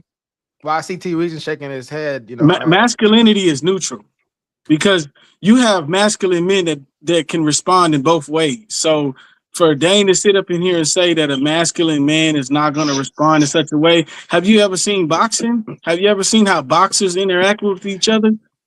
Did you know that a boxer who fights with emotions is the most dangerous one? That is the wildest to have. You never want to fight somebody who's fighting with emotion. That's the worst kind of boxer you could ever have. Well, it depends. It depends. That's still situational too, because you have emotional boxers that dominate the sport. So many of them is not a name. Who? You make these claims. Who? Tell me a successful boxing champion that got in the ring and got Muhammad Ali. That he did not box with feelings, fool. He didn't box with emotions. He boxed with technical moves. You didn't see the emotion. Just because you didn't see the emotion doesn't mean you wasn't boxing with emotion. If I didn't see it, that's you your didn't opinion. see it. That's if I your didn't opinion. See it, you didn't see it. No, yeah, I did. I did That's see not it. an I argument. did see it. That's not an I did argument. see it. Give me an example. Give me an example of what he did. I've given you one. No, you didn't. I've given you Tell one. me what it is about Ali that was emotional. Everything that led up to the fight was emotional. Even during the fight, it was emotional. The conversations he had with people about the fighter he was going to engage with. Hold on, Stop. Okay, you see reasons. Hold on, Wicked Dreams. Hold on, Wicked Dreams. Hold on. Okay. You said that T Reasons don't know. How do you know they didn't fight with emotions either, Dan? How do you know that? I'm talking about what led him to be a champion. Was not, I'm in the ring and I'm upset. I'm angry. What about passion? Emotion? It's more words. Passion is not an emotion. Passion means. Let me say this real quick, because he misspoke on the passion part, Dane. But I get his point. Colloquially, we say emotional. We're thinking about the more demonstrative ones like anger. But if you ever see an emotional will, if you Google an emotional will, there's a lot of emotions on there. And so I think when we're talking about emotionalism, especially in the context of gender, we're focusing on anger and stuff like that. But there's a lot of emotions that we're not thinking about when we're having that conversation. This is why, and I know you know this, but for the audience, this is why Wicked Dreams down there was trying to cover semantics earlier with the definition of racism. So, I mean, it's important that we do establish the semantics of what I mean by emotionalism. And because to me, it seems obvious based on the content of my argument. When I'm saying emotion, I'm talking about where you got your feelings on your sleeve and you're getting upset and you're getting your feelings hurt and you want to have your say and you want to spurg out and rattle on and just give a piece of your mind because they don't hurt your feelings. That's what I'm talking about. When I say emotions, I'm talking about being controlled by and making decisions based on your feelings. T-Reason, now that he's defined it a little bit more, do you disagree with that? I still see fighters fight with emotion all the time. Okay, so I let me see ask you a question emotional then. fighters fight all the time and win all the time. So let me ask you a question then. If you have two fighters in the ring, you have one guy. Give T Reasons. Go ahead and respond. I just want to make sure we're clear. There's no way that he can say the only fighter that's going to win is the fighter who fights without emotion. T-Reason, I just want to ask you this real quick. You're saying the reasons that Dane just expressed, you're saying you have seen fighters fight with those specific emotions that he mentioned. I'm saying that fighters experience every type. That's yes or no. That's yes or no. You gotta come on, folks. No, you're not saying that. Then we can move on. Because like you don't know what emotion that they're fighting under. You're not the fighter in the ring. So you're not either. So that's why I want to ask you this question. Let me ask you a question to see if we can understand this then, right? So if you have two fighters in a ring, you have one fighter who's all up in his feelings. He's mad, he's upset, he's doing all the feelings that Dane had. Then you have the other guy who's not as in emotions. He's focusing on the fight, he's focusing on his breathing, where your strikes are, where he's striking, everything that he needs to focus on to win the fight, not his feelings because he got hit and I'm all upset because I got hit and I didn't block that shot. Now, who's gonna win that fight? That's not enough information. Even with that scenario, I've seen the other fighter win that fight. I've seen fighters fight with emotion, be wild, and still win. I've seen it happen many times. You talking like Deontay Wilder? That's a good example. That's another good example. That's another good prime example. Okay, maybe it's not an absolute kind of question. It's not an absolute. There's no absolute to that. They're right. So a majority of fighters who fight with their emotions win. I'm gonna go back to you with the James. I just want to say this. Maybe in the philosophical absolute that you may not think they're right. Would you say that they're generally right? Like they're right more. Majority could be 51-49. Yeah. So would you say at least 51%? Yeah, so it could be 51-49, but that's not a clear. That's not a clear indicator. That's not a clear enough indicator. Are you saying at least 51% or more? It's possible. Yeah, I can say that. I can see that as the thing. Yeah. Is that enough? I can see it favoring the more calm, cool, collected fighter, but I can see a hothead knock a calm, cool, collected fighter. I'm not denying that. I'm not denying that somebody in their emotions can fight. But if you have 10 guys fighting, I would say at least eight to 9 of them who are focused on what the job is at hand and not on their emotions are going to win the fight. There's always going to be an outlier, but guess what? We don't make rules and base our judgments on the outlier. But 51-49 is not a clear advantage either. He said 8. What number would you give it? If you could say something, if you're close to that, then we don't need to argue this anymore. I would say at least 75 to 80% of people who are not in their emotions. 7 to 5 out of 10. At least 7.5 out of 10 would be focused and win that fight compared to the other ones, because the other ones are fighting with emotion. They just probably got lucky with one of their swings. But I just want to know, T-Reason, out of 1 through 10, what number would you give it? Well, so when I think about this topic, I don't just think about it in the context of boxing. I think about it in the context of in the real world. I was trying to find a common ground.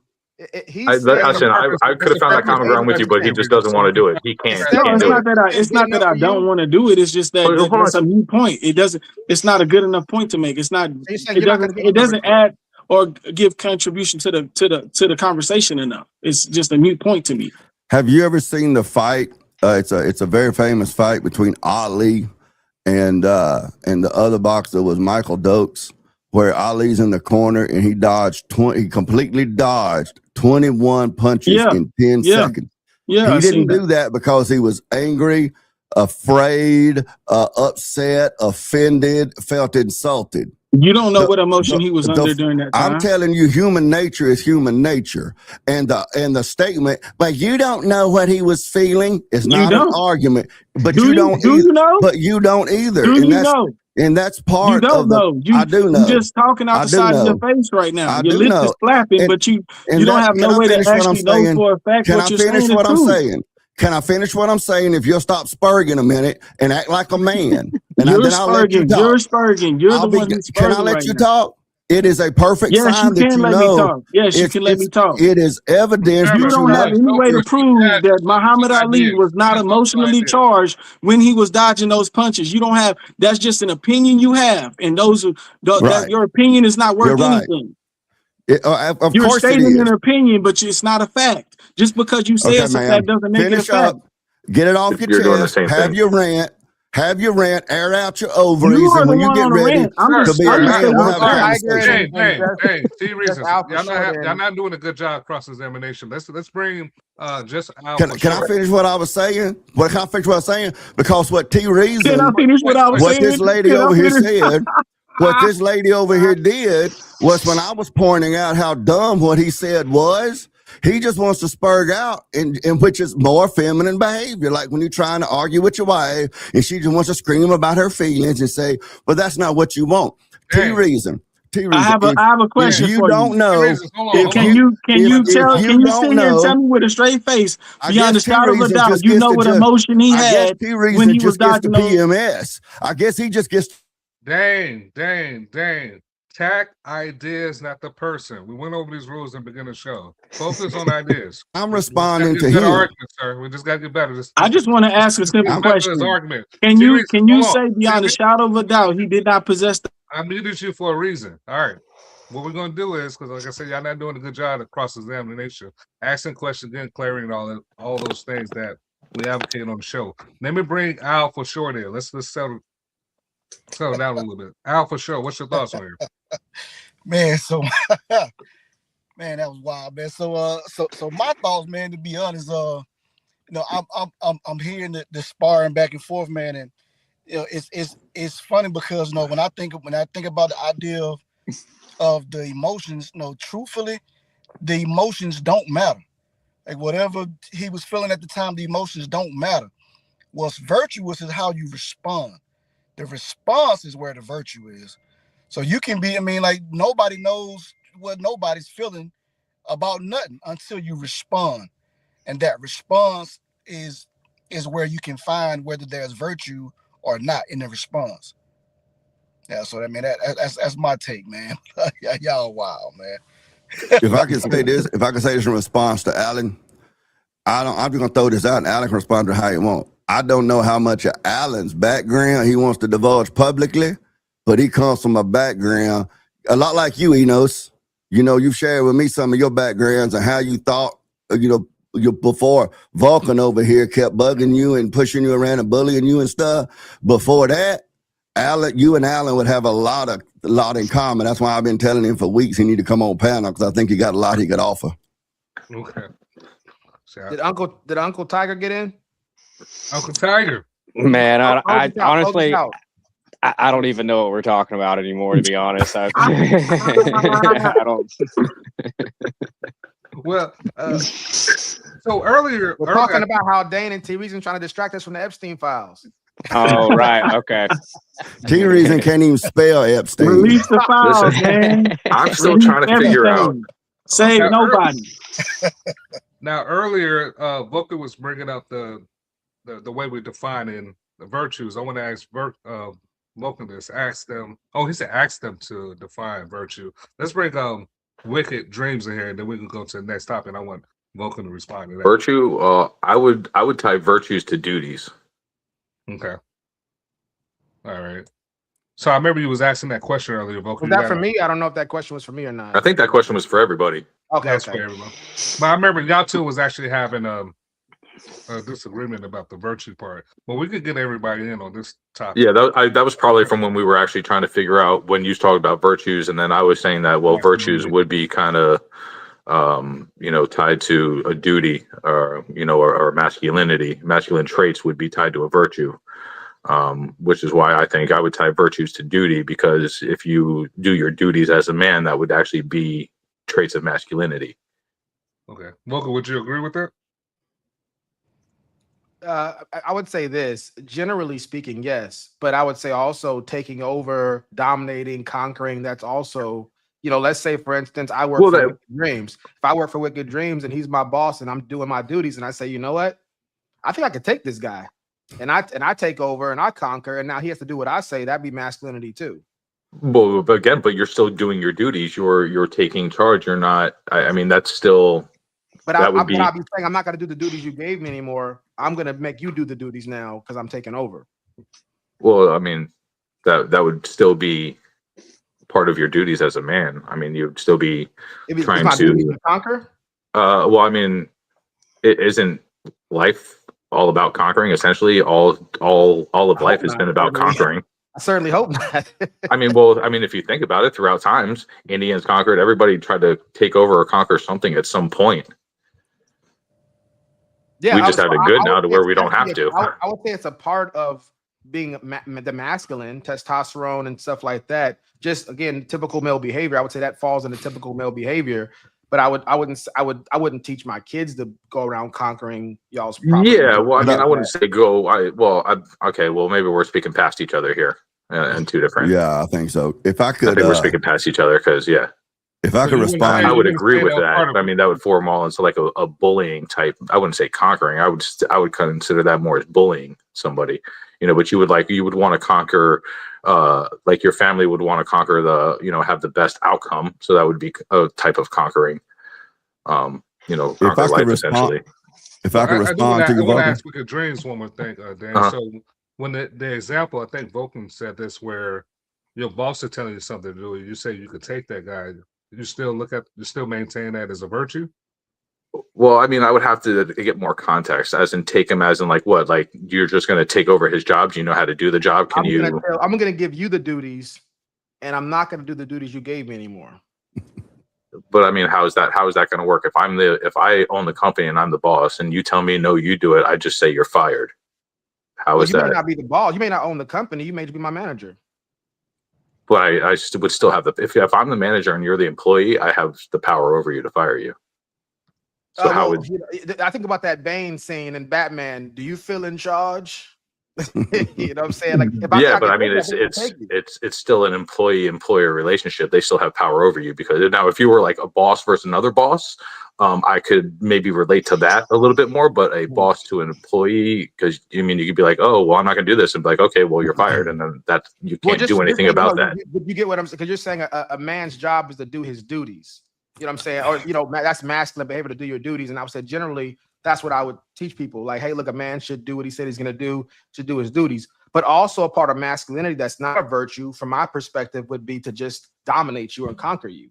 That would also be a masculine thing to do. That would fit within a realm of masculinity, historically speaking, from Genghis Khan to what the males will do. They'll conquer things, but that wouldn't be a virtue. I would consider that a bad thing to do.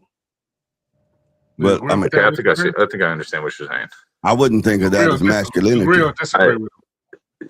I don't know if conquering would be like over somebody would be a masculine trait, because that would actually be a more feminine trait, actually, to usurp the authority set over you. Masculinity exists and operates when it's doing so in its virtuous state. Like I said earlier, it depends on the context and the details, operates within a hierarchy. So like in the example that you gave, Vulcan, if he's your boss, then the masculine minded person, whether they're a male or a female, but if they're masculine minded, they're going to work within that hierarchy. When they begin to think, man, this dude ain't nothing but a punk, I'm just fitting to start playing these behind the scenes relational machinations to get around, and I'm going to usurp his authority. That's actually would be a man who's thinking with a feminine mind. That's how women exert authority. I think that's a good place. I would definitely want to push back on that, and feel free to, if y'all get my point, jump in here. But I would actually say that if you were to put 100 men and 100 women in a room, women are going to be the ones that are going to be following the rules more. You talk to any. All right. So I guess I get this point. Would you agree as far as the woman is going to follow more of the rules? You speaking to your point. Well, I think that we have to look at the semantics of follow rules. Are they going to work within a hierarchy, with the hierarchy being geared to produce accomplishing a particular goal or completing a task? No. This is why there's not a building on the planet that's ever been built exclusively by women. Now, are they going to smile and go by the rules on the wall that says rule number 1? Yeah, they're going to do that, but that's because that plays into that social stigma of us in the group, and we're all in it together. I'm going to go by the rules. This is why the classroom education, this is why girls do better in academics than boys do, because they'll go in the classroom and they'll sit in their desk and they'll pay attention and they'll do their little worksheets and they'll go by the rules.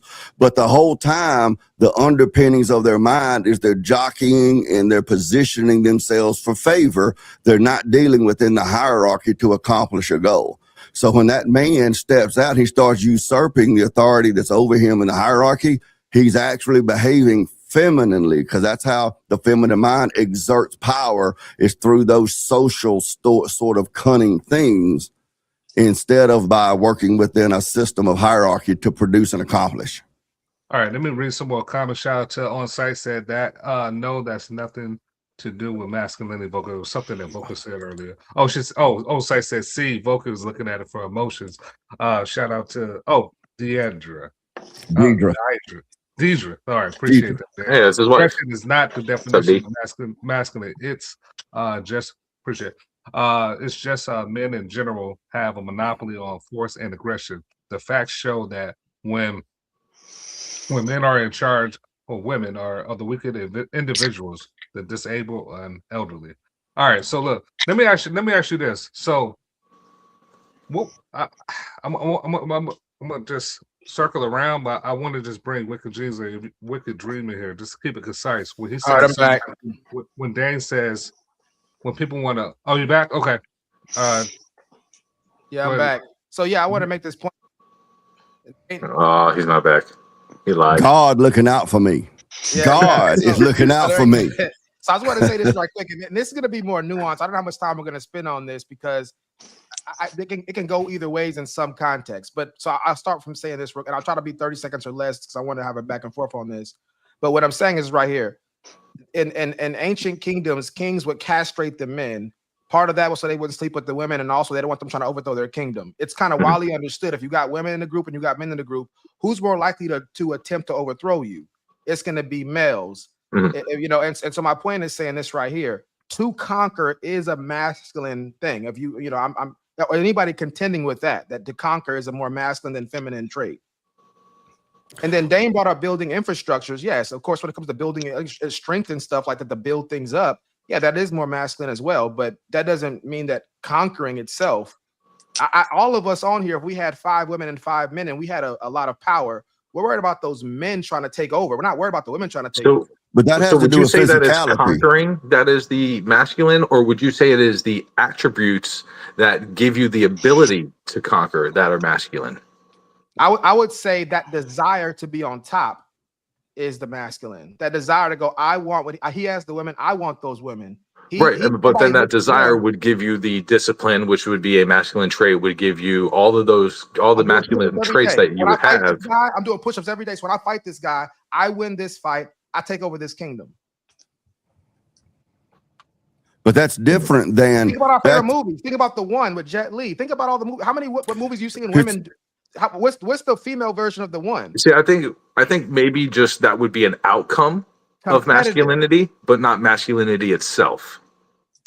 If I could throw out from the hormones in the body, it's coming from the hormones that male. No, but what I'm saying is, I think conquering would. So I think you would have to have certain traits to make you masculine, and then because of those traits, you are able to conquer. So that's just a side effect of being masculine, is being able to do that. Actually, let me say it this way: I'm saying the hormones in a male is going to make him more likely to want to take over and be on top than the hormones going through a female. Does somebody disagree with me on that? Well, I think that it's. Can I get agree or disagree from anybody? I think that it's important. Disagree with that essentially, because testosterone is more. Because I'll give you an example. Like, I have a 3-year-old son, and when I take him out to the playground, he's much rougher than the girls that are out there. So I was assuming that would tie into kind of what you're saying. That backs up his point, though. That backs up my point. Yes, but that's what I'm saying. I would kind of agree with that, but I would somewhat agree with it. Okay, so Dane, what about you? I think that an important detail here is your example has to do with one man seeing something someone else has and saying, I'm going to go conquer that. I'm going to go defeat him and take that from him. That is different than the example you used earlier, where you're saying that Wicked would be your manager or your boss, and you just being rebellious and saying, you ain't the boss of me, I'm going to do what I want.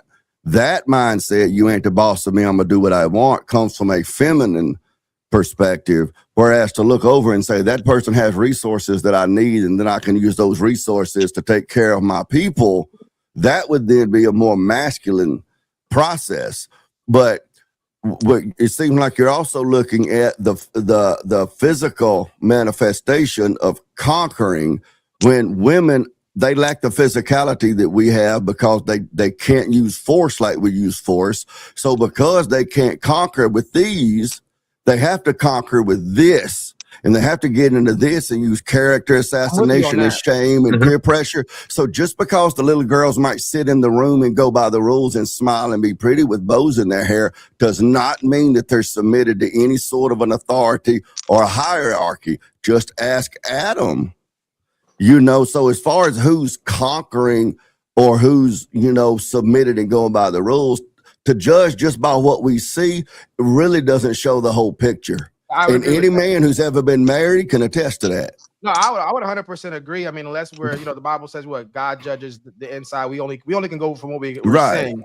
My point is just saying that the hormones being produced in a male is more likely to make him say, I'm not gonna submit or be subordinate to this person anymore. If I want that position, I want those cars. I want those we have emotions. Yeah, we're definitely more aggressive.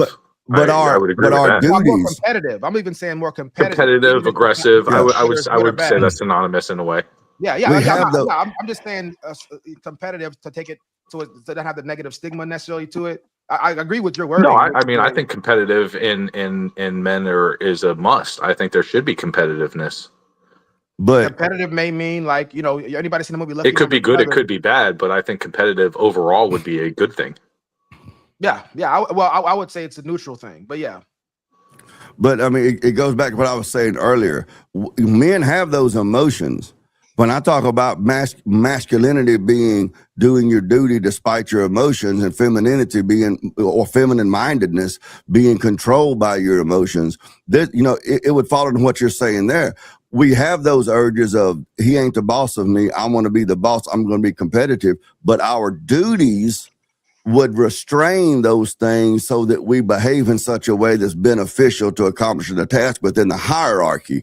When we have those urges of, I'm finna get that dude a piece of my mind, I'm finna show him something, or I'm gonna usurp his authority, and we go on that based on just the fact that, like you said, we have our hormones flowing, we're behaving like a feminine-minded person. You see? Well, see, I would say it this way. I would say it this way. I know we got to move on. He knows. I would say that a good masculine man would find a healthy or a good competitive way to take control or be the man on top, right? I say a bad masculine man would do whatever it takes to become the guy on top. But would you agree, though? I don't know if you're married or not, so you may not agree. Even if you do agree, you may not let me know. But would you agree that I'm going to do whatever it is to have my way or be on top or whatever? Would you say that that comes from a feminine thought process or a masculine thought process? I'm going to do whatever it takes to be on top, no matter who it hurts. That's a tough one. I would want to still say it's masculine, but I would more so say it's evil. I mean, I would more so say to do whatever it takes would be evil. But here's the original lie. If you eat of this fruit, you can be like God. The woman believed that. Now, when she gave up her husband to eat, what's he thinking? I don't know. T-Reason would say there ain't no way for you to know. But it's reasonable to say or to think that Adam was thinking, well, this is the only woman on earth. If I make her mad, I ain't got no other woman. So I think I can find some common ground here. He looked at his feet and simped out and ate of the fruit. He's responsible for that. But if you eat of this fruit, you can be like God. That was the original lie that the woman believed. So when you say it's evil, yes, it's evil. But when men encounter that evil, how do we respond? If he's behaving in his masculine mind, he is looking at his duties versus his feelings. The woman is looking at her feelings more than her duties. Well, a lot of women don't think they have duties. I wanted to drop it, but this is my issue, and I know you want to, Wicked Dreams, you want to get in there, but yeah, just have it real quick after you're done. Theological, I've never seen in the Bible a person's gender or masculine referenced in a virtuous way. Well, there's all sorts of things in the Bible that's not directly referenced that we can study out through Scripture, and we can use exegesis to come up with solid doctrinal positions. So what I'm saying, I'm saying what legitimizes masculinity from a theological perspective being a virtue? What would you use? I didn't say masculinity itself was a virtue.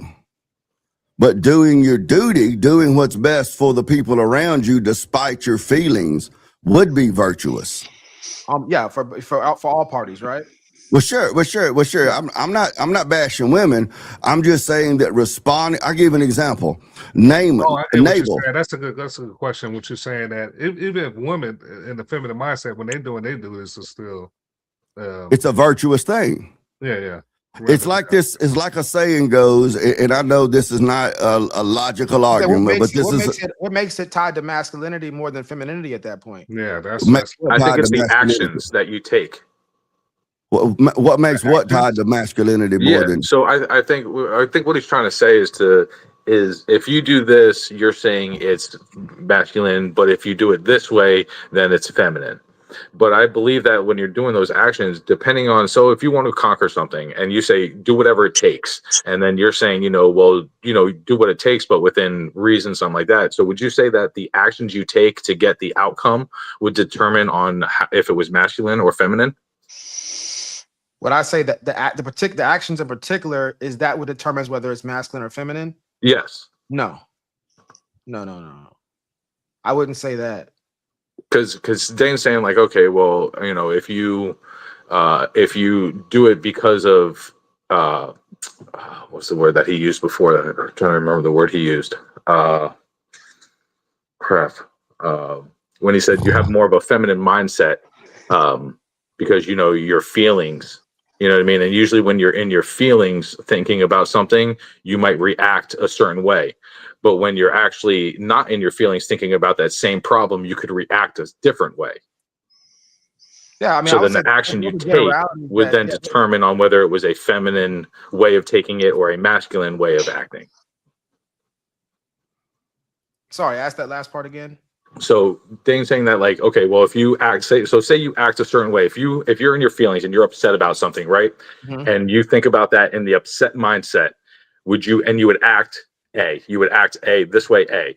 Now, if you take that same action and you get out of your feelings, like you're ever upset about something and then you have a thought about it and then you get out of your feelings and you think about it again, so you changed your mind. So being that your situation changed and your actions changed, but it's the same situation, would that determine whether it was a masculine trait because you were in your feelings making that decision, or a feminine trait because you were in your feelings making that decision, or would it be a masculine trait if you weren't in your feelings and making a reasonable, logical decision? Because from a theological standpoint, both women and men are required to do the right thing the exact same way in those situations. Mm-hmm. Now, man is the leader, so you can say there's a greater responsibility given to him. That would agree with that. But in any situation, if we make up a situation right now, which we don't have to do, if a woman's in that or a man's in it, we would if whatever the right thing to do, we expect both of them to do the same thing. Whatever the right thing to do would be. Well, do you think that one would act more rationally, where the other one would act more in their feelings of how they feel about it at that moment, and not really think about the whole situation itself? Generally, I would say yes, but I mean, I don't know what what percentage that would be. That's the difficulty with me. Okay, I can understand that. That would be.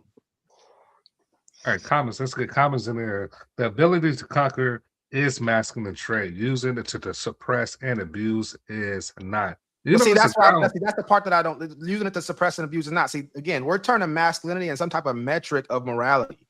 That part I wholeheartedly object to. I don't see any biblical reason for that. I don't see any reason scientifically to suggest the second half of that. So look, the ability to conquer is a masculine trait. I agree with that part. Using it to suppress and abuse is not.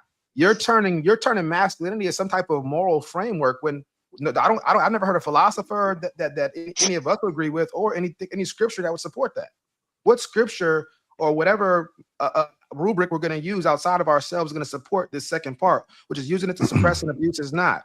I want to hear a quote by Abraham Lincoln, or not even Abraham Lincoln. I'm like some kind of theologian, especially if Dane's making the point. What theologian or what scripture substantiates this point? I don't see it.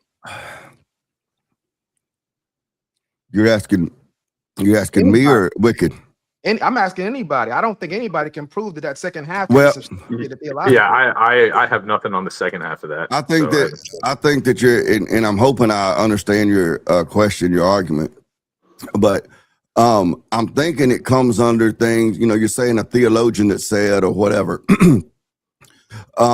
I'm thinking that we need to understand that in Scripture there are a lot of things that are truths taught in Scripture that are not explicitly black letters on white paper spelled out, like the Trinity is not in Scripture and that I'll sort take of a stuff. narrative. I even go as low as to take a narrative that said that to suppress and abuse is not masculine. I don't even need didactic. To your point, Dane, I don't need didactic right now. Okay. I'll take inference to the best explanation at this point. Okay. Blessed are the meek, for they shall inherit the earth. What is meekness? Meekness is when you have the power. There's no masculine mention in that. Let me finish what I'm saying. Let me say, when you have power to do something or to exert over someone before the benefit of that person or for the benefit of the community or accomplishing the goal, you hold back that power. You see, that is what I'm talking about. When you have an emotional urge and you think, Christ, when Pilate kept like pushing him, they say you're the king of the Jews and all of this, and Christ finally said, I could call down a legion of angels right now and they would come to rescue me. He had the power to just, not only is Pilate gone, but Caesar and the Roman Empire is gone. But for the benefit of those that he came to give himself for, see, all of this is masculinity that he gave to give himself for. He held back that power. That's meekness. Now, does the Bible or some theologian outright say, that masculinity is only a virtue or whatever if you use it for good outcomes? Well, no. But when we study Scripture, we see this being the case. We can look at Moses. When Moses, you get one example. Let's deal with examples at a time. You want to address that, Vulcan? As far as the first example, as far as Jesus. Nobody else has one they want to bring up too. Does anybody else have one they want to bring up? I don't have any. Uncle Tiger. So yeah, I'll say. So yeah, again, I would agree with Dane that I would agree with Dane that those are all those things that were mentioned are virtues, being meek and all those things. Those are virtue. I'm just saying what makes that lean more masculine. That's the part that's the hidden premises that I'm not hearing yet. Well, how many? I would say that applies to both genders at all times. Okay, where are the women? Other than one or two outliers like Deborah, for instance, where are the women in Scripture who are shown denying their feelings, setting aside their urges, their wants, needs, and desires, and fulfilling their duty for the betterment of, others or the people or the cause? If I may chime in, you know what it sounds like, Dan, when I'm hearing you? It sounds like you said people that are obedient to God, female or women, that's masculine. So women that's obedient to God, doing the duties that's given from God, they operate under masculinity. Is that true? Is that what you're saying? Well, if they're doing their duty, power. Oh, sorry. Go ahead. Yeah, if they're doing their duties and they're submitted, under God or whatever, well, then that would also mean that they've submitted to their husband. You see. And in doing that, the argument could be made that they're behaving in a more masculine way because they've taken their place in the hierarchy, God over man, man over woman, woman over children. Okay, but that hierarchy is established by the prophet, priest, and king of the home, which would be the man, who also comes up underneath the prophet, priest, and king of the universe. But I mean, let me say this. Let me say this really quick. I think that the masculine part is vestigial. It's unnecessary. I think that you can communicate all the virtues you need to communicate, whether we want to say the fruits of the spirit. We have all the virtues lined out in the Scriptures. We don't need to add another word like masculine. I haven't added masculine as a virtue. I'm not saying we can't. Well, I'm talking about the second half of that. I'm not talking about. I'm talking about the second half of that comment. I'll bring it back up. You don't have to. I think everybody knows. No, we all know. I'm addressing that second half of that comment. That's one thing I'm addressing right now. I think that right there is a departure from Scripture. It's a departure from everything that we would need to use to help somebody understand how to be a virtuous person. When you start throwing a gender into that conversation, as a masculine wouldn't really suppress or abuse. Yes, the masculine will suppress and abuse if it's evil. If they're operating, and the competitive drive to do so. So be watchful of the masculine whenever you see them exhibit those traits that would be abusive and suppressive, because that is a more dangerous typically than the feminine exhibiting those characteristics. I think the flaw that you're making in your logic here is I think you're confusing or conflating male XY chromosome with masculine and female XX chromosome with feminine. Yes, there are men out there who have the physical power to be brutal and to misuse their masculine abilities. When they do that, emotionally or whatever, they're operating from a feminine thinking. There are a lot of men out there who think and understand and behave in a very feminine way because they respond to their feelings, and their feelings rule the day. Well, if I am doing that, I don't want to do that. What I want to do is just say that second half is unsubstantiated. Maybe I misunderstood the second half. Maybe somebody could refresh my memory on what the second half is. Just give me a second. And I think this is really important to me because I see, especially in a lot of red pill community, this whole thing is you acting feminine, you asking masculine. And again, masculine just means typical male behavior, typical, like, so if we were to go to the Aborigines right now, I was just watching a video of a guy talking about this untouched country, this untouched people somewhere in like Peru or something like that. We can make certain predictions about what the male behavior would be over there without having been over there yet, and certain predictions about what the female behavior will be over there. That's what's considered masculine. That's what's considered feminine. It doesn't mean that the guys over there are ruling, like in a gleeful, happy-go-lucky, kumbaya kind of way. That part we don't know. That part can go either way with masculine or feminine. When I'm talking about the masculine and the feminine mindset, which then produces the masculine or the feminine behavior, I'm not talking about males or females or men and women necessarily. I'm going by the models of the woman who is the far more emotional person. They're far more neurotic than men, as far as negative emotion goes, that sort of stuff, versus the more logical, the more stoic, masculine mind of men. So like what she says, they're using it to suppress and abuse is not. Men who use their masculine abilities to beat people down and suppress them and abuse them so that they can have more influence over them, that is a feminine behavior. And again, we can go back and we can look at the garden. You're saying feminine is bad because that's a bad thing. You just made equivalent doing the wrong thing a feminine trait. What I'm saying, if I can finish, when Satan said to Eve, if you eat of this fruit, if you do this thing, then you can have all of this power. You can be like God, which is an illegitimate seizure of power. When she did it and she said, okay, now I'm going to eat the fruit, was that masculine or feminine? That was feminine. That would be my position. So when you take that and you translate it into 2026 and you see someone behaving in a way where they want power, they want prestige, accomplishment, and they're doing it through illegitimate means to secure power, they're doing what the woman did. They're not doing what the man did. And I want Dane to get the last word on this topic so we can move on. But I want to say this right here. So what I'm saying is that when it says the ability to conquer is a masculine trait, that I agree with. Using it to suppress and abuse is not masculine or feminine. It is a sinful nature. Both women and men both have that propensity to do that type of thing. I think theologically, I'm right on that point. Again, that's a moot point, though. I'll give the floor to you, Dane. You got the last word. But that's a moot point, though. If your point is evil is common in men and women, that's a moot point that doesn't really address. And abuse is common in women. It's not again as a moot. Masculine. That again is a moot point. My point is not women are righteous or men are righteous or women are evil or men are evil, or masculinity is a virtue and femininity is a point.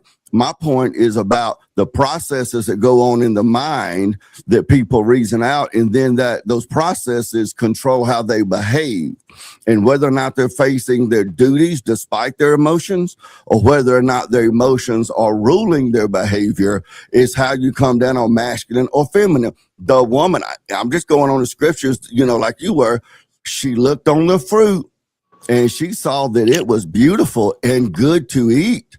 That's femininity. The masculine mind was saying, this is the law. We don't eat of it. When Adam said, when scripture says, and she gave of her husband and he too ate of it, he was looking and he was, I'm assuming, thinking she's the only woman. She said it's good to eat. She could make her own decisions. She's an adult, and he too ate of it.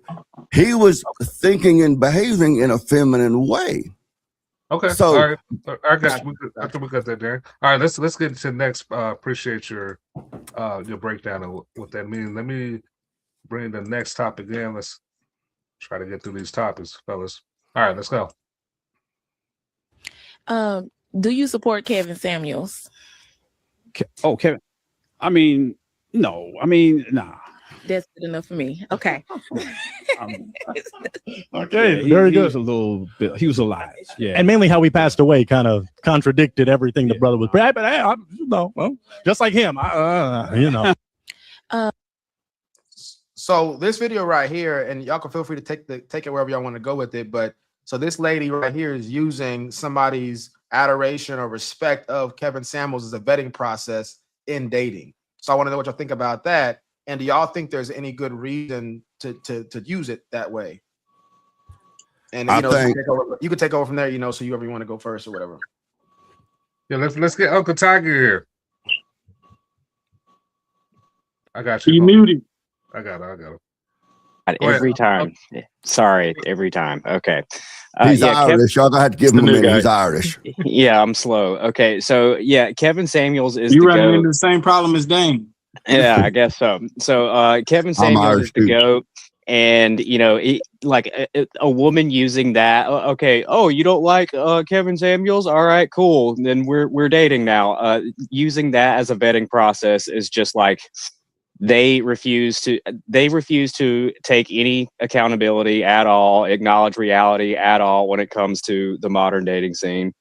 I think that's hilarious. And if I were the guy, I would have been like, yeah, Kevin Samuels is awesome and screw you. I don't, you know what I mean? That's my take on it.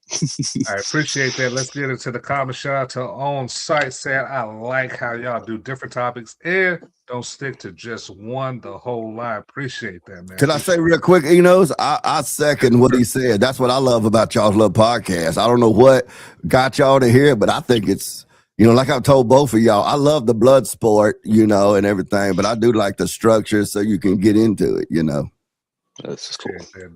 Shout out to on the site said they hated him because he told the truth. All right, right, right, yeah. Good, I got T Reasons here. What's up, man? Uncle Tiger was spot on, man. If you come into a dating scenario where that question gets brought up, should be a red flag on the man's part.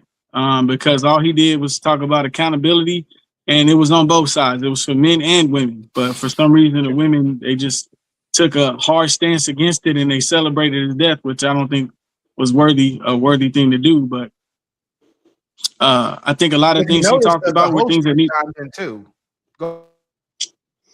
Yeah, they, and it's like, if you only have a small piece of the story, then you're going to latch onto that and, think you're right and justify your opinion. But I think his message was a positive message. And I think he said things that needed to be said, even though they were tough conversations to have, which is what we do on this pod. We have tough conversations that's needed to be had. But I think for the most part, if a girl's asking a question like that, you should question whether you should even continue to have conversation with somebody like that. All right, Wicked Dream. All right, so now that Tiger and T Reason are best friends, because this is the second time they agreed tonight, I don't even know what to do. So I mean, I don't really know too much about him, but just seeing what I'd see, I would have just popped her a balloon right away. Just for the plain fact of it's like, okay, I could agree with some things that somebody doesn't like, but it doesn't mean I agree with everything, and that could go for anybody for anything. You know what I mean? So it's like, just because you use the name of somebody, that's just pointless. It's like, so you're going to base me off of maybe a single opinion I might have about one thing that they said or whatever. Like, that's just retarded, in my opinion. I think she's just wasting her time, and he should just need to bye. All right, Dane. Look, my mama was a hairdresser, she said, for 150 years. And when Elvis died, she knew a lady who stopped going to church because she blamed God that Elvis died. Ain't that crazy? But that's them Southern white women, I'm going to be honest with you. They loved them some Elvis. I ain't stopped going to church, but when I heard the news that he died of a heart attack, I was like, man, we lost somebody. Because really, the things that the Godfather, rest in peace, said, because he came on the scene really hot and heavy during COVID. If he had not been a black man, they would have shut him down. They would have Nick Fuentes him, and I'm not Fuentes, supporter, but I'm just saying they would have canceled him. They would have put him under the jailhouse of social media. But because I won't go so far as to say God chose him, but because God chose him to bring the message, they couldn't shut him up. And so, and what I would DM him and try to explain to him is, man, the stuff you're talking about, because his stuff was centered around black women. Black women is black women. And I send him DMs and I'd be like, look here, Godfather, it ain't just black women. They all messed up. I lucked out. God loved me enough to give me a woman that was crazy enough to stay with me for over 3 decades. But I look around at the women out there that my sons have got to look at. Holy Jesus, man. But when they took him off, but he started his podcast back in the day trying to call black men to stand up. Yeah. And he said that when he got to seeing the experiences and the stories of this black men was when he started looking and going the direction he went. But I think Kevin Samuels, in the manosphere that some of us are in, like I think you, Vulcan, earlier used red pill. I ain't red pill, man. I think them guys are punks. But I understand it's hard to define these words, these genres. But I'm definitely not red pill. But in this manosphere era, a lot of people in that red pill community look to Rollo Tomasi that wrote The Rational Male is like the godfather or whatever of this stuff. It was Kevin Samuels all day long. It was Kevin Samuels. All right, Vulcan. So I want to say this is in regards to Kevin Samuels really quick. I think even Kevin Samuels may have done it, but a lot of people attribute the beginning of the red pill or the manosphere to Patrice O'Neal, the comedian. He was doing it on the Opie and Anthony and stuff like that. And Kevin Samuels has referenced him a few times on the show. I got exposed to Kevin Samuels kind of late. He may have already had passed away by the time I got exposed to him. But when I would go out and people would say, hey, you sound like Kevin Samuels. And I'm like, who is it that sounds like me? And I'm a weirdo. Nobody sounds like me. I'm a robot. That's what everybody calls me. So the thing is, so I started listening to it. I was hanging out with this lady and she was like, we're working out on the treadmill. And she was like, I'm going to show you him. And I had seen women get offended by his name even coming up in different settings. So she played a little clip of him and I'm listening to it. I'm going like, what was wrong with what he said? She was like, well, not that one. And I realized, oh, they just don't like this guy. That's what's going on. So I'll say, like, using him as a vetting process, obviously, I think there's a poor rubric. It's but I will say this: there is a subsect within that community that does have a hatred towards women, or maybe hatred may be too strong, but they overcompensate if they aren't being rewarded in the dating marketplace. Maybe because of their, whatever it is. I don't want to. You're going to find that in every group, though, aren't you? Absolutely right. Absolutely right. And so there are some guys who there's a quote that this pastor I used to like to listen to. He says, whatever the parents do in moderation, the kids will do in excess. There are intelligent men like the men on the panel here that can process what Kevin Samuels is saying, and they realize what may have been for show, what may have been his own personality. Like, I know he mentioned his personality on the show being ENTJ. They're the commander personality types, very much about efficiency and logic. I think he was like a chemical engineer by trade. It all makes sense. So they're gonna cut people off a lot sooner. They're the type of people who are gonna not get lost in the nonsense. They're very efficient people. Mm-hmm. And so I see a lot of times when he would cut women off or he would go back and forth with them. That's more of his personality trait type of thing. Typically, he wasn't the first one to be the aggressor in those situations. Me, I'm not gonna do that pretty much no matter what. If somebody calls me a bad name, if I can't reason with them, I'm just gonna stop having the conversation. I'm not gonna go back. I'm not gonna be, he holds a good witness on them the best that I can. And if I can't, I don't have the strength to do that, then I feel like I lost. And then I'm about out of the conversation. Well, see, I'm gonna hang in there. I'm gonna hang in there to the bitter end. Guys like you on the show, TV reason, I know y'all don't play, and that's why even we met on the Cooley show. People brought up the fact I was so quiet on there. If it rings as chaotic, I'm gonna just get quiet because I'm after conversion. I'm after people's minds, and if I feel like I can't reach it, then I don't have anything to say anymore. Yeah, that's me. but see, I'm not the entertaining, funny guy. this is just as a side note, but just let you know that younger son of mine, Jude, you know when I call you Black Jude, his personality the same way. He's a lot more like his mama. You know, if it gets chaotic or aggressive, he just gonna chill. He gonna go about his business and believe what he believes. But me, I can't get my result. I'm after my goal. My goal is conversion.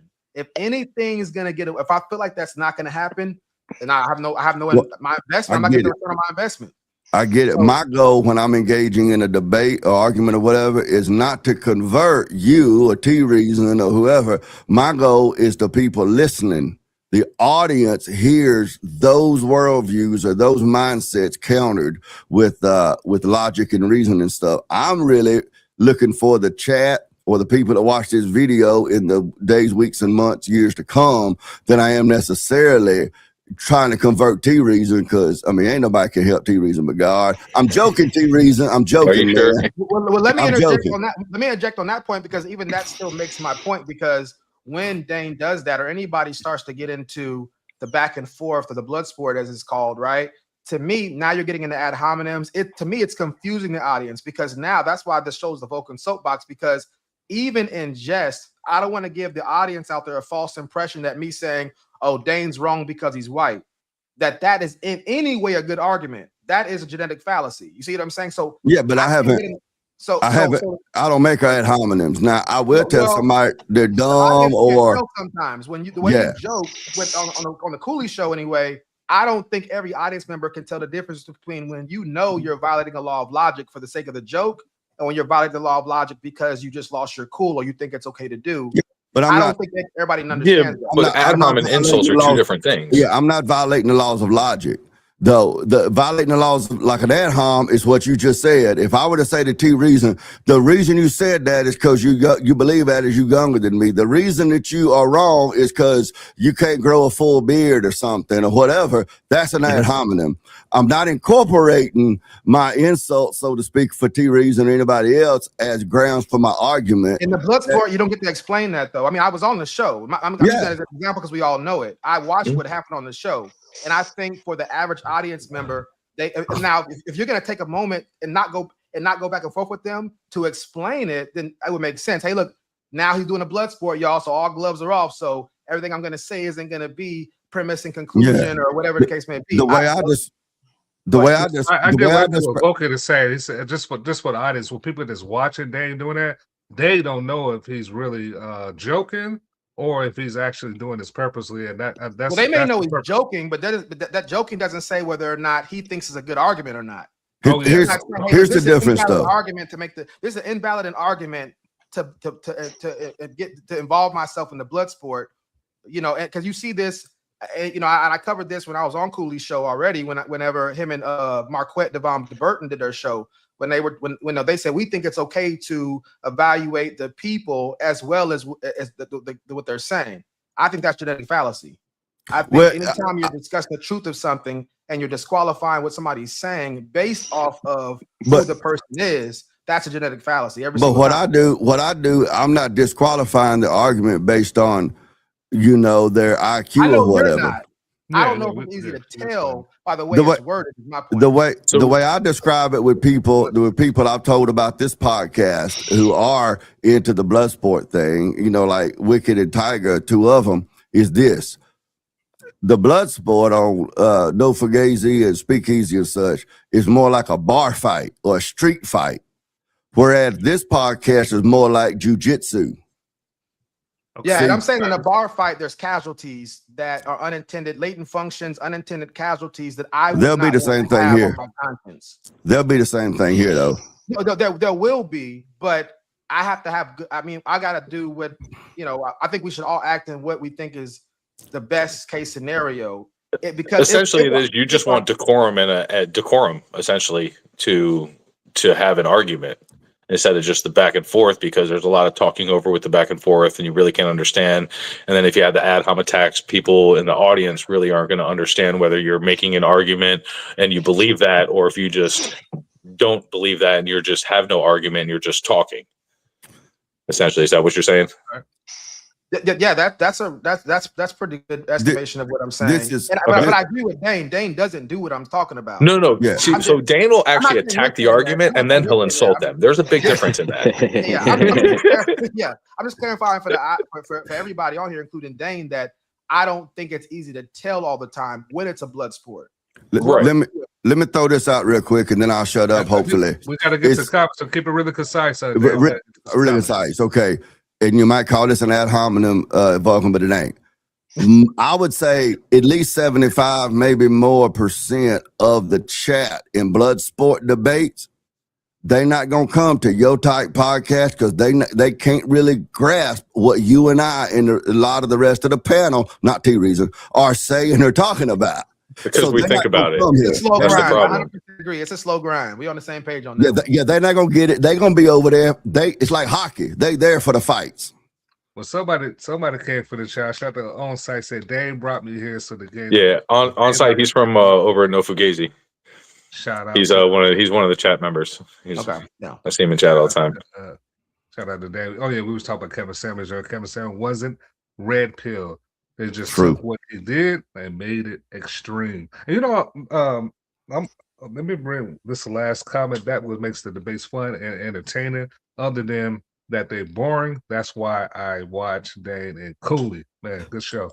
Hey, I want to say this. We're going to go to the next topic. One thing I did notice, and I got a small algorithm on my YouTube. I don't watch a lot of relationship videos compared to my peers. But one thing I can say about Kevin Samuels, when I hear other guys that's in these dialogues with women, it seems like they are flirting with the women when they're giving advice to a certain degree. I didn't get that impression from Kevin Samuels. It was straight truth.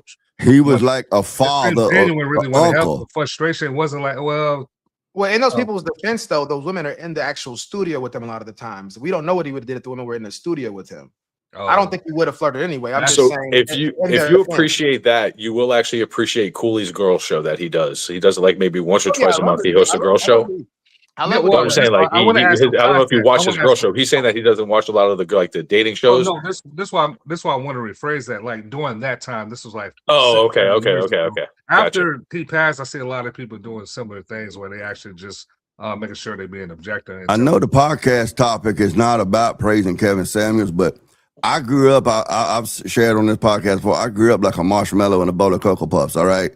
One thing I liked about Kevin Samuels is he conducted himself like a lot of the black men I grew up around. The dress, the candle of the day, the scent of the day, the watch that he wore, the way he carried himself with dignity and honor, that was one of the things that caught my attention when I first accidentally strolled past him on YouTube. And I think that that's a fantastic message for young men in general, black or white. Okay. All right, let's get to let's skip this one. Let's skip this one. All right. Was that Bootsy? You said what? Was that Bootsy? Yeah, Bootsy. Yeah, that was Bootsy. That's a cool one, but I think we can skip. This is gonna be good. With this one right here. That's it. Can I blow this up? So yeah, we don't have to blow it up. So basically, this right here is, and who knows if this is real or not, but I think the conversation will still be good. So this is a man who's showing his son how to urinate by his son watching him urinate. So I want to go around, so you can lead this, but just ask everybody, do you agree or disagree? And then after everybody says whether they agree or disagree with that method, then we can get it. We can go back around and go to the why. All right. I'm going to go ahead and disagree right now because I'm literally in the middle of potty training my son. Okay, all right, Uncle Tiger. Yeah. I mean, it was kind of small. So was that in a public place or was that in a bathroom? It doesn't matter where it is. Yeah, but it looks like it's in the bathroom. Yeah, it doesn't really matter. It was home. It's his bathroom. So the son can see everything, and his dad is teaching him how to. His son sees every part of his anatomy, and the father's showing him how to urinate. Yeah, so yes or no for now. We'll get to the whys. Yes or no? Do you agree with that? Yes or no, Uncle Tiger? No. Sorry. Let me say it this way. Let me ask the question. I'm not going to ask whether you agree with it. Do you disagree with it? Sorry, that's the best way I ask it. I don't know. I don't have kids, so and I can't really remember my in general personal experience. I I don't know. It's kind of iffy. Okay. You know, So yeah, you're on yeah, the fence on it. All right, so if yeah, we I'm on come the back to fence. you, we come back Okay. to So you. yeah, next person, All you right. know. Two reasons. This is a tough one, but I don't disagree. Okay. All right. So Dane. Thank God, man. We're back to me and T-Reeza disagreeing, man. The world makes sense No, again. no. All right, hey, this is inappropriate. My sons. Exactly on site. That's what my whole point I'm making. And if he was also having a tea party or letting his daughter put makeup in his face and barrettes in his hair, that's also crazy. Okay. All right, Vulcan. Wicked already went. Oh yeah, you already answered. So yeah, I disagree with this. I disagree. All right, Wicked, go ahead and start it off. Go ahead. I mean, I'm literally in the middle of doing this right now. Like literally in the middle of doing this right now, and there's no. You know why? Because he already knows. Like he knows how to use the bathroom. What are you talking about? And if you look at the age of that kid right there in that video, that kid was at least 5-6 years old. That kid is learning how to use the bathroom at 5-6 years old. That's a problem, especially with his father sitting there with his junk out. Like, hey, that's kind of something's not right there. It's just you can tell him, like, you know, you have a feeling in your body. You can tell him. You don't have to literally show him. That kid's never gonna forget that. That's what I'm saying. Like he's gonna remember this. He's gonna be going into like what's gonna happen is he's gonna be like women growing up, and he's gonna be like, "Hey, Steve, I gotta go to the bathroom. You want to come with me?" Wow. Hey, I see some of the comments. One of the comments says, "As a man, that's how you show up." I did this with all my kids. I could teach them without whipping. So I think you should let T-Reeza go just because he was the one who had the dissenting view here. Give him a minute to cook on this. Go ahead, T-Reeza's cook. Yeah. So first of all, parenting is very unique. I don't think we can overly critique how somebody else's parenting strategy works. I think learning is a process, and some people, you know, they're visual learners. We don't know what trials and tribulations that father's gone through to where he got to the point to where he said, "Let me just show him how to do it." You know what I mean? The bond between a son and a father is an irreplaceable bond. And, you know, many of us have seen our fathers without clothes on. So I don't think we are permanently scarred from seeing another man's genitalia. If that's the case, you know, you go to a public swimming pool, you're going to see a whole bunch of men, you know, taking their clothes off and putting their clothes on. You know, you go into a locker room, you play any sport, you're going to see men taking their clothes off and putting their clothes on. If anything, it teaches the son anatomy, and it teaches them proper form and decorum, and it teaches them about, you know, the way the anatomy works and what he may grow into at some point in time. So I think it's ridiculous to try to sit here and prejudge and say, well, in these social settings, we allow men to be naked around each other, but in these social settings, we don't. And there's nothing more intimate than a relationship between a father and a son. And I don't think we get to poke fun or make light of the situation because we don't know what that father's endured. We don't know if that son was pissing all over the seat, consistently pissing all over the seat, or making it uncomfortable for other women around, or where the father had to step in and say, let me make sure my son knows what he's doing. We don't know all those parameters. All we have is a snippet of a picture, and we're passing judgment. I do want to ask you express your point as far as, but I do want to ask one question when you said you don't think we should openly judge parents. Can you elaborate more on that? So in this case, this is one of those situations where I leave it up to the parent to make that determination, because that parent knows that child more than we know that child. Everything that you said could be done without my dick in my hand. Facebook language. That's your opinion. Sorry. That's your opinion. That's not my opinion. I mean, I could literally show him like, hey, okay, well, aim this way and not have to have my genitals in my hand, or, you know, use your little gut and push. You can literally tell him what to do without having to.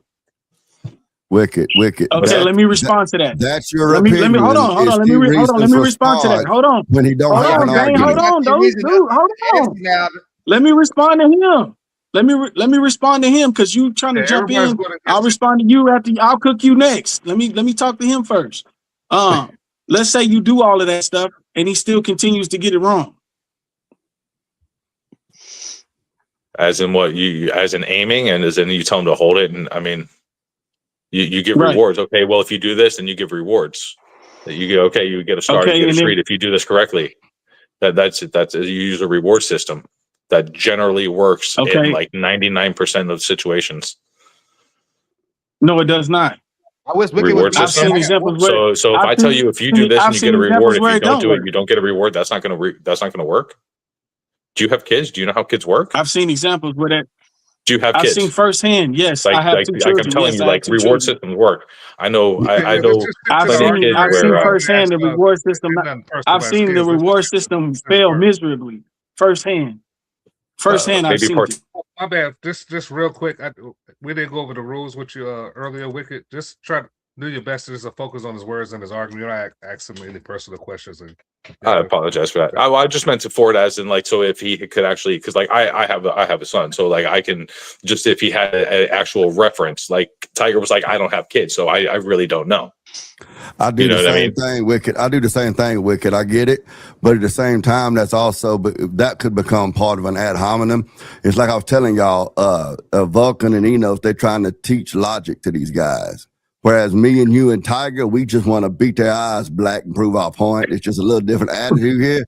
So, do you have kids? Well, no, because I want to do that too. You know, African American and not black. Okay, hold on a second. I really got to know who's got the fire alarm. Who's got the smoke detector going off right now?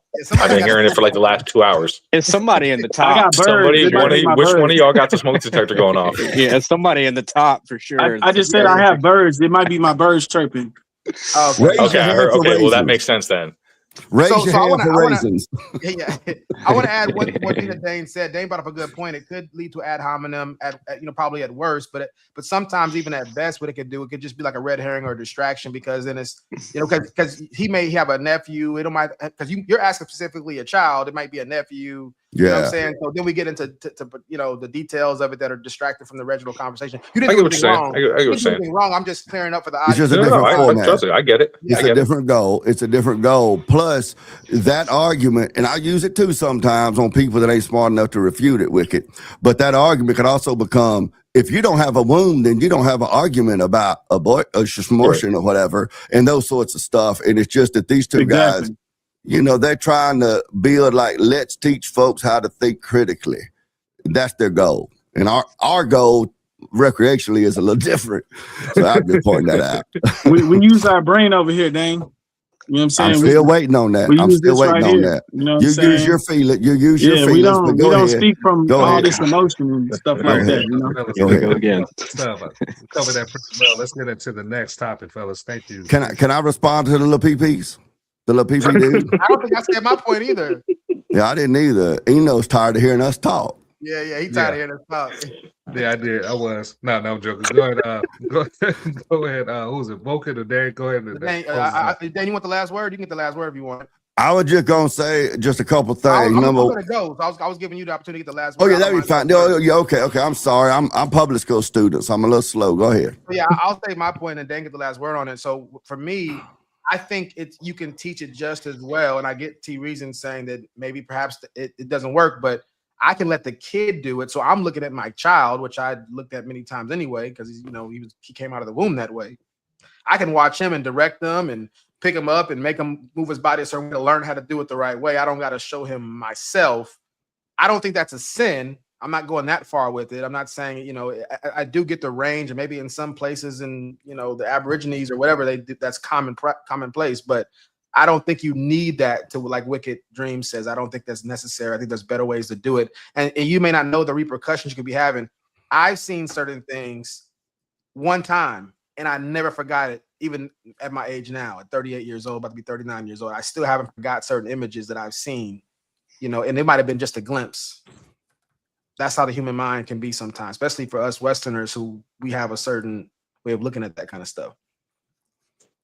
Right. I got a few things, and I'm gonna try to distill it down because I know that Enos is ready to go on to the next topic. Okay, I done raised for Wicked's, or I'm kind of backwards. For Wicked over here, his question, I done raised 4 of them. My oldest one will be 35 this year. My youngest one will just turn, or he's about to turn 25. So I done did a lot of little boy potty training. I don't think they ever seen me. Not just because I think that's a little inappropriate, but I don't want to pull mine out and have no little 2-year-old laugh at me. That's number one, okay? I won't be laughing at me talking about where's the rest of it. That's number one, okay? Number two, if your child is so, slow in the head that he can't understand verbal directions, the toilet bowl is a big hole to hit. If he can't hit a hole that big, you ain't never gonna have no grandchildren off of him, okay? I mean, I just think there's other ways of doing it to say, this is how you do it, to physically, with him and hopefully his little PP kind of directing him. I think for a man to do that, I mean, I don't want to get too crazy, but they're either ignorant or they got ulterior motives of some sort. That's my position. All right, fellas, we covered that pretty well. All right, men who date significantly younger women are often much happier. Multiple studies suggest. Several studies suggest that men who date younger women often report higher relationship satisfactions than men with partners closer to their own age or older. Oh, of course. So hold on real quickly. Before we do that one right there, there was another one, Enos, that goes along with that one. It's the one I texted you about. I think you might have thought I was talking about that one, but I'm gonna send it to you again just so you can know exactly what I'm talking about. And because it couples with this one right here. So I just texted it to you right now. All right, just give me a second. Yeah. So this right here is saying that men who date significantly younger women are often much happier. Multiple studies suggest. And then this other one right here is going to give us the flip side of that coin. All right, let's do this. Sorry about me talking out loud. I stopped your flow. All right, here we go, fellas. It's good.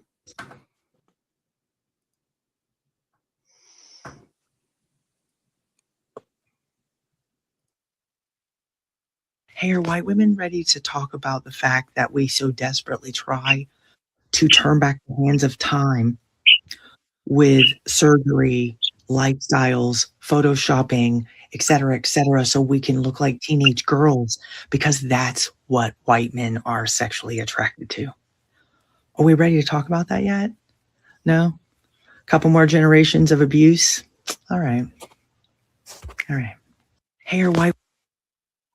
All right, so you want to go first? How are we going to do this? Can I say that first off, that Miss Meth should not even be making a video like that? I put that in chat. Too. I said she need to worry about, those meth lesions on her face. What she talking about? Chat. That's funny. I didn't There even ain't enough. Bro, I really didn't even know you said that. There ain't enough plastic in a Tupperware store to make that woman attractive. Oh man. Beauty's not in the eyes of the beholder. Ray Charles and Stevie Wonder agree that woman ain't attractive. Yeah. You don't have to feel that risk or anything for that one, huh? Uncle Tiger, what you got? This is so tired, right? The age gap debate. Men find younger women attractive because youth, it resembles, fertility. And when older women, like the woman just now, have a problem with it, it's because they know that they're excluded and they don't like that. So it's all just cope. All right. Let's get Wicked Dreams there. Well, I mean, first off, it's just to go. Obviously, it's just the appeal of what looks better. Obviously, tighter looking skin looks better than saggy, wrinkly skin. Grayness isn't as attractive as, some kind of color. That goes for, mostly anything. It's also the baggage that women have as they get older that they just carry with them. If you have a woman who's been abused and takes out all those problems out on you because of the other guy, and then she's comparing you to all these other guys she's been through, it's a lot easier to get compared to one guy than it is compared to 15, 20 guys. Okay. All right. T reasons. Yeah, I think when people make videos like this, it's because something that they don't like is taking place and they're trying to find a creative way to attack it. Obviously, she doesn't fit the type of demographic that men are typically looking for. So she's trying to attack other women and disarm them from doing something that she can no longer participate in for whatever reason. So I think we got to be very careful with these types of posts because it's just a strategic attack from her to try to make other women feel guilty about, putting on makeup or doing these different things. But the men are always going to be attracted to youth and fertility. Those are always going to be, things that men are attracted to. So no matter what she says on her video or whatever, it's going to change that. But she's trying so desperately to fight against it. All right, dang. Well, I'm gonna try not to mention her unattractiveness again, but I will point out, and this may sound like a digression, but I will point out that she is an unattractive white woman who's trying to appeal to black people because of this idea amongst some white people in the culture that having black friends is somehow social clout or cool. That's why she started out talking about, I'm gonna talk to white women. You see, that's just that right there. It's grifted. She just wanting to, get non-white people, whether they are black or Hispanic or whatever, to say, that's right, girl. That's number one. Number two, to hearken back to the Godfather, rest in peace. When this gal was in her late teens, early 20s, mid 20s, and she could have made decisions, and she could have used to make those decisions based on her emotions and landed her a good man and stuck it out. I've been with my wife since she was 17 years old, 36 years, finna be 37 years. Don't believe for a minute that woman was some submitted woman. Look at her feet and everything, and just say, yes, daddy, whatever you want. There's times we had conflicts. There's times that neither one of us was happy with each other. But she stuck it out. And trust me, imagine T-Reason, the way I argue and everything, but you done took an oath before God, till death do we part. That woman hung, because I'm like this in real life. She hung in there. So now she's fitting to be 54 years old in April. And she ain't having to even think about the things that this lizard on the video is having to worry about. She too old to be talking about what men want. She ought to be a grandmama by now. But when she was younger, she was going by her feelings and she thought she was so pretty. And here she is. And so that's just the groanings of a woman that needs to be put out, or already has been put out to pasture. Yeah, so for me, I mean, Dane took the words right out of my mouth. I do see why T-Reason, Wicked Dream, and Uncle Tiger would say that this seems like she's just seeing that she's losing options, and so she's doing it. But I do agree with Dane. It seemed like more of an anti-patriarchal, anti-imperialism, colonialism, anti-white man type of thing. That's more of the I'm getting from it. And for the audience, why I'm coming to that determination is something called explanatory power and explanatory scope. So whenever you're looking for what's the best explanation, you think about Sherlock Holmes, he's trying to figure out how to explain it. You're looking at what explains the phenomena the best, what requires the fewest assumptions. So I'm breaking down what the lady's saying. She mentioned, white, she mentioned man. If she just would have said man, then I would have leaned more towards the fact that she's talking about she just losing options and she doesn't like it. But when she said white man, I'm going, okay, that seems like it's an attack of the patriarchy and things of that nature, that type of rhetoric we hear out online. So that's why I do agree with Dane about that. I think that's probably more on point. I could be wrong. It could be very well what everybody else has been saying. I could kind of agree with that. Okay. So I would say that she would appeal to the white woman because black and Spanish women don't age like white women do. That's a fact. That's a myth. That's a myth. But I don't know. I've seen a lot more older black and Spanish women that don't look the age as they do as the same as a white woman. Not saying all of them, because I would never put anything on a monolith, but a majority of older black or Spanish women that I've seen fall into a younger looking category than a lot of older white women do. I got to go with Dane on this one because I hardly ever see black and Hispanic vampires. I've only really seen white vampires. Nah, that's not true. Nah, I'm with Wicked on this one. I'm with Wicked on this one. I'm not saying all, but a higher amount. It's I a would say bigger definitely a percentage, a bigger higher majority. portion of Black and Spanish women don't look the age that they really are. Could be because of the makeup. And Some then I of would these white say women that she age was like appealing sour to. milk. Say that again. Some of these white women age like sour milk. Now let's be fair. Ding, Let's ding, be ding. fair. Let's It's be bad. fair. Let's be It's fair. bad. Let's be fair. The wigs and the eyelashes and all that sort of stuff is not typically a white fashion thing. So No, but what's the No. most wrinkly? What's Let's the go most with what wrinkliest Kevin face you could Samuels. think of? Let's What go color? with What color Kevin. would that face be? The most It's- wrinkliest face you could think of. No, that's a non sequitur. That's I do not irrelevant. condone this. How is that irrelevant? What I'm saying is, if I can finish what I'm saying, let's go back to the Godfather, rest in peace, fresh faced out of the shower. What are we looking at? Women are women. If they take care of themselves, they're going to typically look better. All with genetics, but like unless they come from ugly people, if they don't take care of themselves, they're going to typically age worse.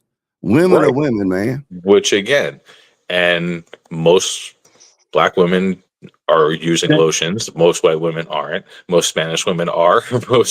I just know this from growing up. Right, and right. seeing I would it. agree with but that. then I would also, agree do you with think that. she's I also would making agree. that video because the makeup doesn't help her at this point in life? Oh man, look, asphalt and like latex, man. Sherwin Williams couldn't help that woman. But I would agree with you that if you're gonna make an argument that because of the African skin and the lotion usage to be less ashy, that a Black woman's gonna have more moisturized skin, well, that would be maybe a valid argument, but it's not her African genes, it's the lotion and stuff, the skincare she's taking care I of. never said it had to do with her argue genes. that I'm it just is. talking about the women itself. Whatever, they take care of themselves a lot more.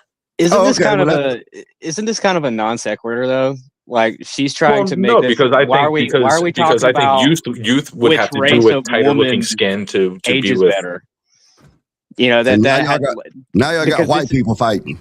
well, no, because it's not exclusive. Why is she? I'm just confused as to why she's trying to like make it exclusively about white people, right? Like, Well, she's trying to garner an men. audience at the same time while she's making her statement. Well, That's men true. She's trying to and garner an women. audience. Do you think it's because of most beauty aspects appeal to white women?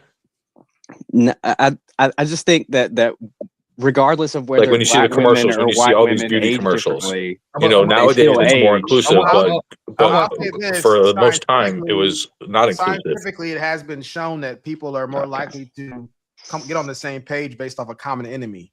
And so that could be the ploy that she's utilizing right there. If the white man is an enemy, that could be a good one too. Yeah. All right, let's have Uncle Tucker have the last word before we get to the next topic. Last word. Yeah, it's like she's trying to single out white men and white women when it's like men of all races find younger women attractive generally, and women of all races. Women of all yeah. I think she also said white men too, age. because I do see a lot of Black guys with fat white women. That's true. Hey, big bones. Hold on now, define fat. Cause hold on now, cause hold on now. Cause hold on You now. like fat girls? We can all No, tell I you like fat girls. proportionately. It's okay. I like proportionally hourglass shaped women. Now, come on now. I'm gonna You tell you looking at now. the scale, I'm looking at the proportion. It's a totally different thing. That's true. Hold on now. Listen, when she's 5 feet tall and 200 pounds, that's not proportionate. Hold look. on now. I gotta Look. still see the dimension now. I gotta Come on, see how. T-Reason, preach it. Preach it, Hold on T-Reason. now. Where did it go? There is no Where did 5 it go? foot and 200 pounds that is any What proportion. I'm getting, nobody's seen Shallow Hal on this panel at all. Yes. Oh, I've Shallow seen Hal's a Shallow great Hal, movie. Look. That's a great movie, man. If I can That's say real quick, exactly what I'm talking about. If I can say See, real Vulcan, quick, you know what I'm talking about. I done been through the gamut. If I can say real quick, when I met my wife, she 4'11". She weighed about 95 pounds, and she was shaped like an olive on a toothpick. So I done had the skinny, big hipped woman. I done had the woman after 5 kids that got overweight, and she lost weight and everything. Okay, with a perfect woman is one that looks like the skinny, big hipped one, but when you spoon up at night, she feels like the fat chick. I'm just telling you, if God loves me, he'll give me my woman to be like that. All right. Next up, let's get into Deontay Wilder crash out. All right, fellas, let's go. I wanted to move you on to Tyson Fury. I don't want to talk about him. No, you're going to. We're here about. No, but you're going to. We're not going to talk about him. We're not going to talk about him at all. Understand that? That's it. I understand that. You've called him a cheat, and it leads me. The biggest in boxing. That's like a little bit flaky. You lost those fights. It's kind of disappointing to me You can say about what you because want. I know the truth. I have the facts. Okay. Understand that. I ain't never lied about none in this business. Why is it so hard to believe a black man in a white man? It's got nothing to do with color. No, it does. This whole world got something to do with race. Come on, you got white privilege, brother. Oh, don't start. I ain't never had that. Don't start. I'm a black man with dark skin. Ain't nothing ever been given to me. We done been through so much out of what we go through as black people, man. I got it. Okay. None of y'all get it. That's the problem. You think you get what you don't understand. Okay. Why is it so hard? I'm out of here. I'm out of here. Talking about my peoples and all that shit. It's hard to believe a black man than a white man. The cheated. Tell him to sue me so I can show the facts early. And the inside of him, they're gonna. I don't about that. I said we didn't want to bring him up in the first place. It ain't got shit to do with him. Fair enough. The you talking about? I want to.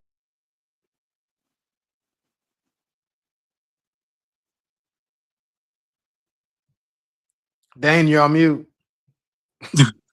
Oh, was I supposed to be saying something? I'm I'm sorry. making fun of Enos because he was on mute talking. Well, see, it's funny because I thought you were actually telling me when I was on mute.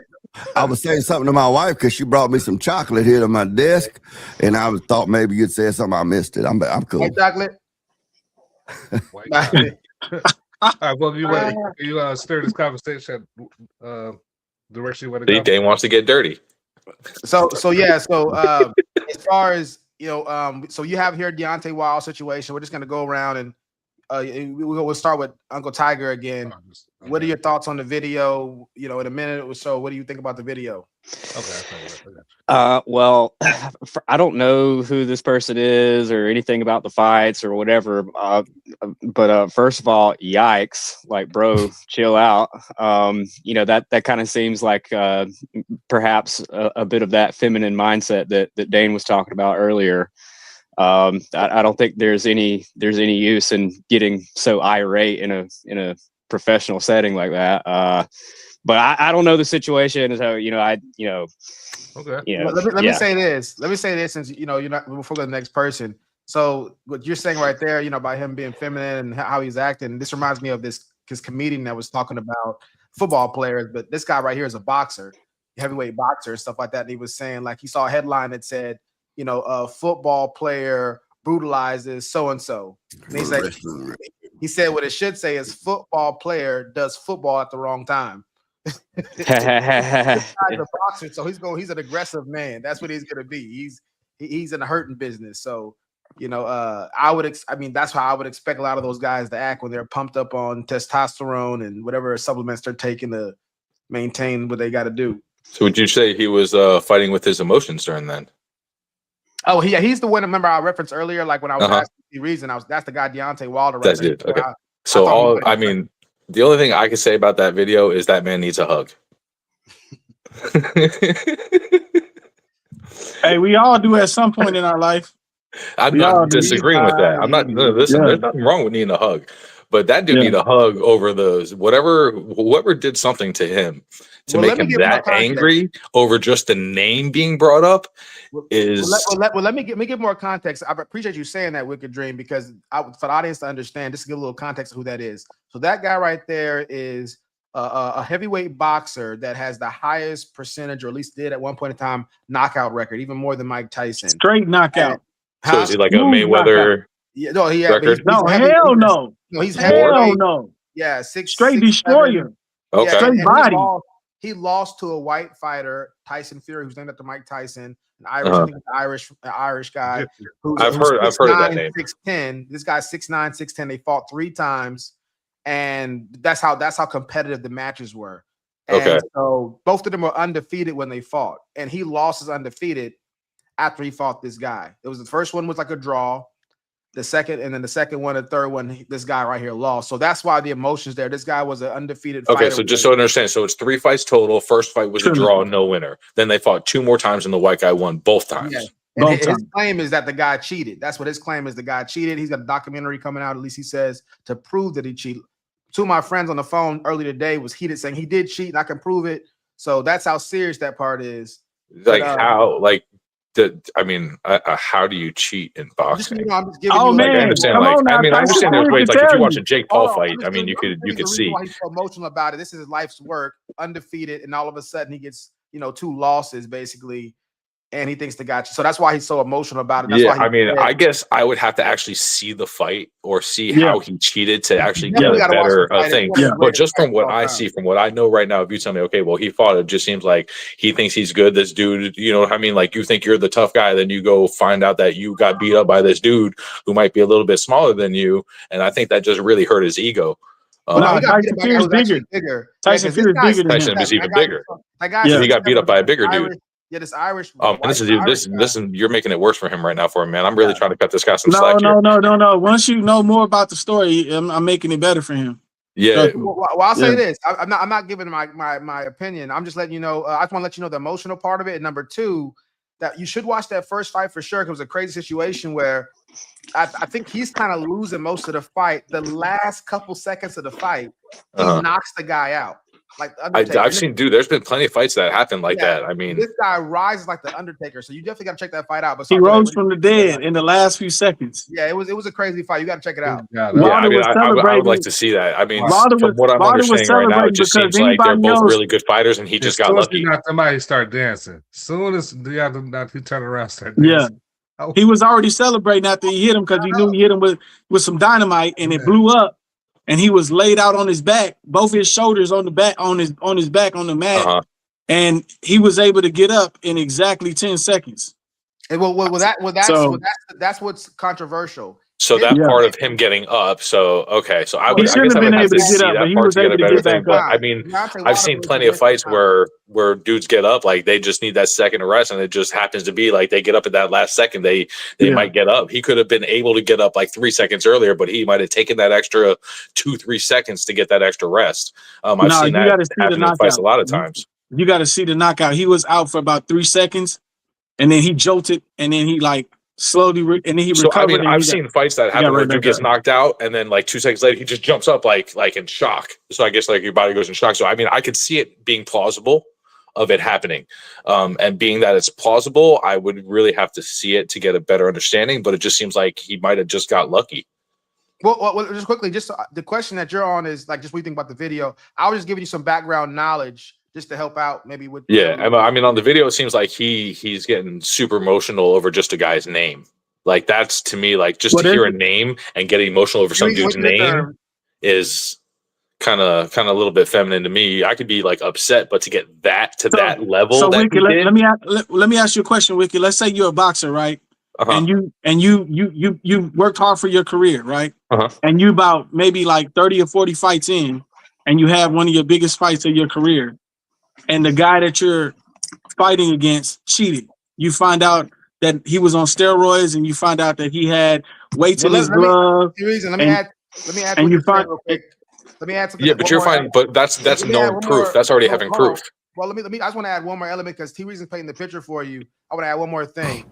Tyson Fury was an undefeated boxer who went through a lot of harsh times with drugs and stuff like that. Deontay Wilder brought him back into the spotlight by giving him opportunity because Deontay Wilder's on top of the world. Okay, so he's actually been known for taking drugs and stuff like that prior. Oh yeah. Okay, see that changes things. That changes. The guy he fought that beat him was the guy who was like 400 or 500 pounds. He's like a 6'9", 6'10" guy. He's already a big guy. He ended up being like 400 pounds, suicidal. He gave up on the sport, and Deontay Wilder went to him and got him back. Opportunity to be back in the spotlight in the top of boxing, and so he's like, that. I mean, there could be a possibility of cheating. He brought me back, and he's going to do whatever he can to get back in the spotlight. I could see that as a possibility, knowing that. You know, not knowing before. That's what happened. Yeah, but no, I mean, I could see, but knowing that, I could see why he's getting emotional because it's like, okay, there's more of a probability to where he could be telling the truth. You know, not knowing too much about it, but now finding this out, getting a little more, it's like, okay, he could have a valid point, but I just don't think to get that emotional. You know, you could be like, you know what, I don't want to talk about him. It is what it is. Then you just stop talking.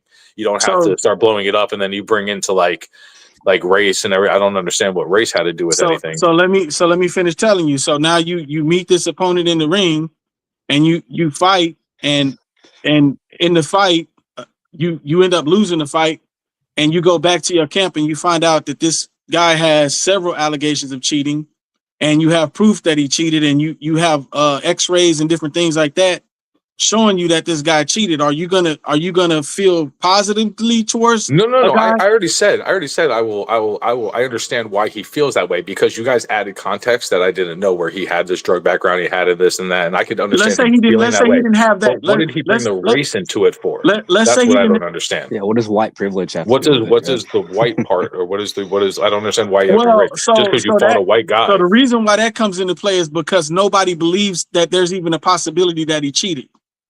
So right now he's having a hard time getting people to even entertain the idea that the guy who beat him cheated. But let's say, for instance, you and your camp, after doing your own due diligence, know beyond a shadow of a doubt with the evidence you have that this guy cheated. There's no doubt in your mind personally. I'm talking about you, Wicked, personally. There's no doubt in your mind that this person cheated. And you had multiple press conferences where y'all got in heated exchanges. He attacked your character, called you certain things, made light of your community, and insulted you on a personal level. And now, fast forward, you're now dealing with that. How are you going to feel towards the situation? I get that part, but that dude was talking to the host of a show. He's calling the white. He's saying, he's like, "Oh, you're white privilege. You don't know what this and that is." But that's just the host of the show. He's not that guy who he was fighting. He's defending Tyson Fury, though. He framed it as that Deontay Wilder should acknowledge that he lost and apologize for accusing Tyson Fury of cheating. Well, I mean, that's the same thing as him believing, but that still has nothing to do with race to me. Just because he has a different opinion. What does that have to do with race? You weren't involved in the whole road that led up to the fight. You weren't involved in none of the conversations that they had when he went and got him when he was drunk and strung out on drugs. I'm talking about the host of the show. He said to the host of the show, "Oh, you're white privilege."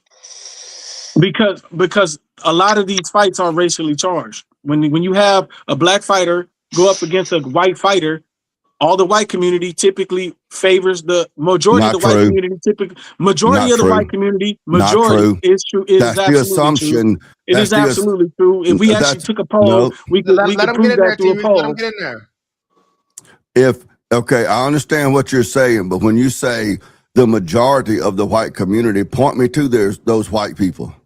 Because you're speaking about a community that you don't seem to have much of a very broad involvement with. Naturally, you're going to know and have more experiences, even though when I talk about, being raised like a marshmallow and a bowl of Cocoa Puffs, compared to the average white guy, yeah, I have a lot more firsthand experience in the black community. But compared to a black person like yourself, man, it ain't even close.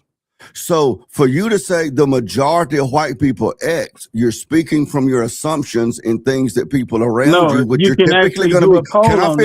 Can I finish? People who are typically, people who typically, because you're friends, you're going to kind of think similarly. They're going to kind of agree and support that. But so when you say the majority of the white community, you're just throwing that out to support your argument, but you don't have any actual objective reason to believe that. No, I'm not. Well, then where's your evidence about the opinions of white people when it comes to a white boxer and some sort of a question of like this in the That has been a history. That's been a history of boxing ever since boxing has been in existence. Where? You name to me one fighter. You name to me one fighter where the other race is their greatest fan base. Name to me one example. You give me an example. You give me an example that disproves my claim. You said that 97%. Name one example that disproves my claim. Logically speaking, it is impossible to disprove anything. That's how logic works. Like what you said earlier when you said you know exactly what Muhammad Ali was feeling when he got 20 punches. You made the claim. That is not you made the claim. You cannot prove you made the what claim. Muhammad Ali you was made feeling. the claim. You made the claim. Fellas, all right. Dang, finish your point. Okay. You made the claim. I'm sorry. Hold on, Dan. Right, that's okay. I understand it can get kind of hectic sometimes. Be muted. You need to mute this guy because I was still making my point. You made the claim. You made the claim that 99% or 90% or whatever percent it was of white people. Never gave a percentage. Okay, the majority of. If you'll stop being pedantic, I can make my point. No, you just wrong. You just wrong. You just wrong. Oh my God, when you do this, T Reason, you're showing how weak your argument is. No, I'm you not. made the claim. You made the claim that the majority You're or hearing whatever. things I didn't say. The You're hearing majority. things I didn't say. You Man, put it words ain't in even my this bad. It ain't even this bad arguing with my wife. Hold on, Dan. You're gonna get Teresa. You're gonna get a chance to speak. Dan, go ahead and finish making your. You made the argument that some portion, the majority or whatever, of white people are going to do X or believe X or defend whatever.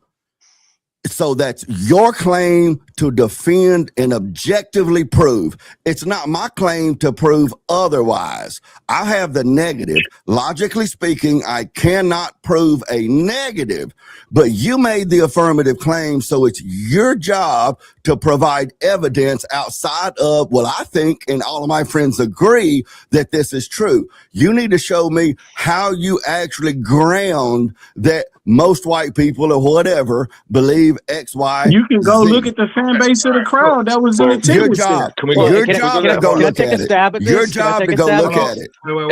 Wait. You can go look at any of the comments in the videos. You can go look at any. Hold on, T Reasons.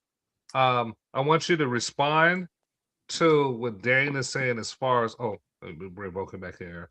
As far as making the claim and able to prove your claim, and then I bring you in Uncle Tiger. Okay.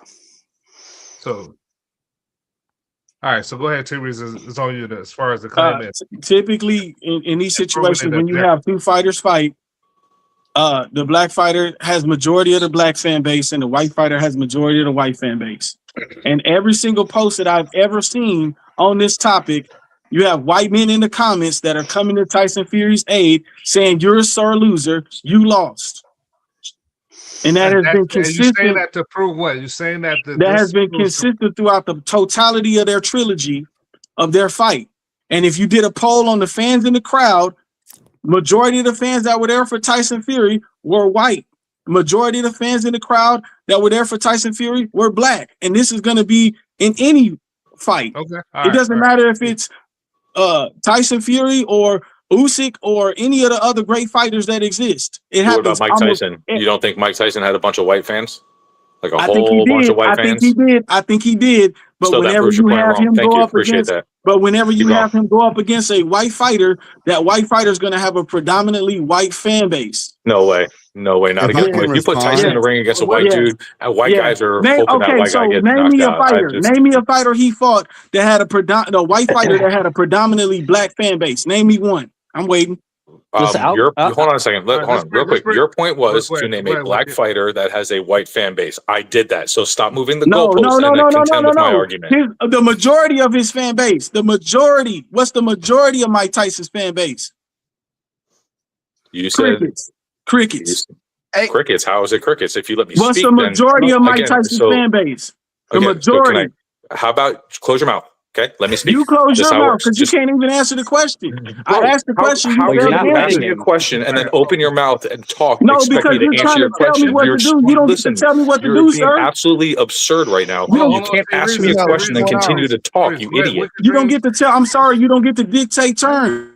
How am I dictating terms? I'm trying to answer your question, but No, you keep because talking. immediately you told me to stop talking. You didn't have to. You didn't have to add that in. All you had to do was say your point. But I did because I kept trying to answer your question, and then you kept talking. So you see why I had to say. No, you weren't trying to answer my question. You were trying to dictate terms. Streamer must have changed their rules. All right. Wusa. All right. So here is you got a chance to make your claims and everything, right? So let's just bring. I want to bring a Tiger here. Your point, Wicked Dreams. Your point as far as the white fan base. Just make that point only. Just. So my point of what I was saying, he's saying that there was black boxers who don't have a good majority that have white people as a fan. Never said that. Okay, so he didn't say that. Okay. Because it seemed like that's what you said to Dane when you were like, "Oh, well, there that have a majority of white people. Name me any boxer, any black boxer that has a majority white people as a base. That if they were to fight against another white boxer." or if it was a black boxer fighting a white boxer, the black boxer wouldn't have more white people voting for him than the white person would. Is that what you were saying before, right? No, what I'm saying is when you look at both sides. So let's say you got a white fighter going up against a black fighter, right? You gave the example of Mike Tyson. So what I'm saying is you look at that white fighter that's fighting, what's going to be majority of that white fighter's fan base? Boxing fans. But I mean, boxing fans, it could be white, it could be black. But what color is that white fighter's base going to be predominantly? How tall are most of his fans? Like we don't know the truth. How tall are his fans going to be? What color eyes or hair are they going to be? You're dodging the question now. How big are their penises going to be? It's irrelevant. It's irrelevant. The racists sees their world through the color of racism. Because a lot of these fights are racially charged, and you're trying to act as though they're not. All right, Ryan. I mean, Uncle Tiger, come in. Yeah, I was just gonna say, let's just grant it. Okay, T-Reason, fine. White people are typically going to favor the white boxer and vice versa. Okay, so let's just. I don't actually think that's the case necessarily, but I'll grant it. Well, can just hold on a second, dude. Okay, let's just grant it for the sake of the argument. All right, we'll just grant it. I think that most white people, if let's say perhaps they favored the white boxer, the white boxer that we're talking about with what's the black guy's name? Doesn't matter. I think that white people would be more inclined to believe that he was cheated, that the white boxer cheated, if when the host of the show asked him the question and the black boxer had responded like, with an intelligent response, like, not crashing out, I think more white people would be inclined to believe him if that were the case. But when you fly off the handle, it just kind of makes it look like you're immature. Go ahead. I just want to step in real quick and say this, Ray, and I could be wrong about this, but I thought towards the end, because he was very emotional and passionate, and he wasn't being, he was kind of all over the place, erratic. But I think he did mention, I guess, when people go on these interviews, they may say, look, don't ask me certain questions. I think he alluded to or said that was one of the questions that he wasn't supposed to ask about. And so that well, if that's the case, maybe I missed that part. Yeah, then that would be unfair. He said it at the very beginning. He said, we're not going to talk about that. Don't bring him up. Yeah. Okay, it's fair. Then maybe the interviewer, the host, should have he already knew. No. I mean, I heard him say. So he already knew it was a hot button. He already knew it was going to open up a can of worms. Hold on, T-Reason. I want to add one more part, and I'm going to give it back to y'all to finish, hashing this thing out. But I want to say this. This is my take on the two sides of it. One is there is this historical thing, especially within boxing, about pitting the races against each other to get your best fights. Some of that's more nationality than race. Some of it's more ethnicity than race. Some of it's more coast than race. And so there's a lot of other elements in it that aren't just racial. There is this thing historically about the Great White Hope. You see that with Rocky was part of the play. With Rocky, part of the play. You see that happen in the real world as well. I was thinking that too. It doesn't mean that all their fans are white or anything like that, but that is like a generalization that promoters will play to get the most money. Okay. So I will give T-Reason that there is something there to it. Now, to Dane's point, he's saying, okay, like you don't know what the percentage of their fans really are, and we don't know that. But there is a play that promoters make to make the most money, which means if we can have a racial element to it, Conor McGregor and Floyd Mayweather, even though Conor McGregor's not even a boxer. But can't you add a racial element to everything if you wanted to? It doesn't make it that the actual point. They do money makers. That's a good point, Wicked Dreams. Money makers. Some truth to that. Let's get to the comment. So you're trying to dilute the original conversation by saying that, and it doesn't. It's a mute point at this point. All right, hold on. Because we're talking about specifically to boxing. Hold on, comments up. Ryan's favorite 3 out of 4 fights at least are black. He knows them all. You cannot, 100. You cannot assume that white people just get tribalistic and support other white people just because of POC do that. What is POC? What does she mean? People of color. People of color. Okay. All right. Okay, this is lit. So now she's trying to say that only people of color do it, but white people don't do it. That's asinine statement. That's crazy to think. That's not what you're saying. That's not what she said. If I could clarify a little bit, because you probably saw Leah on stream last week. She's a white chick. What she's saying is not only people of color do it. What she's saying is she knows people like her husband, boyfriend, or whatever, and other white people who are big fans of black boxers.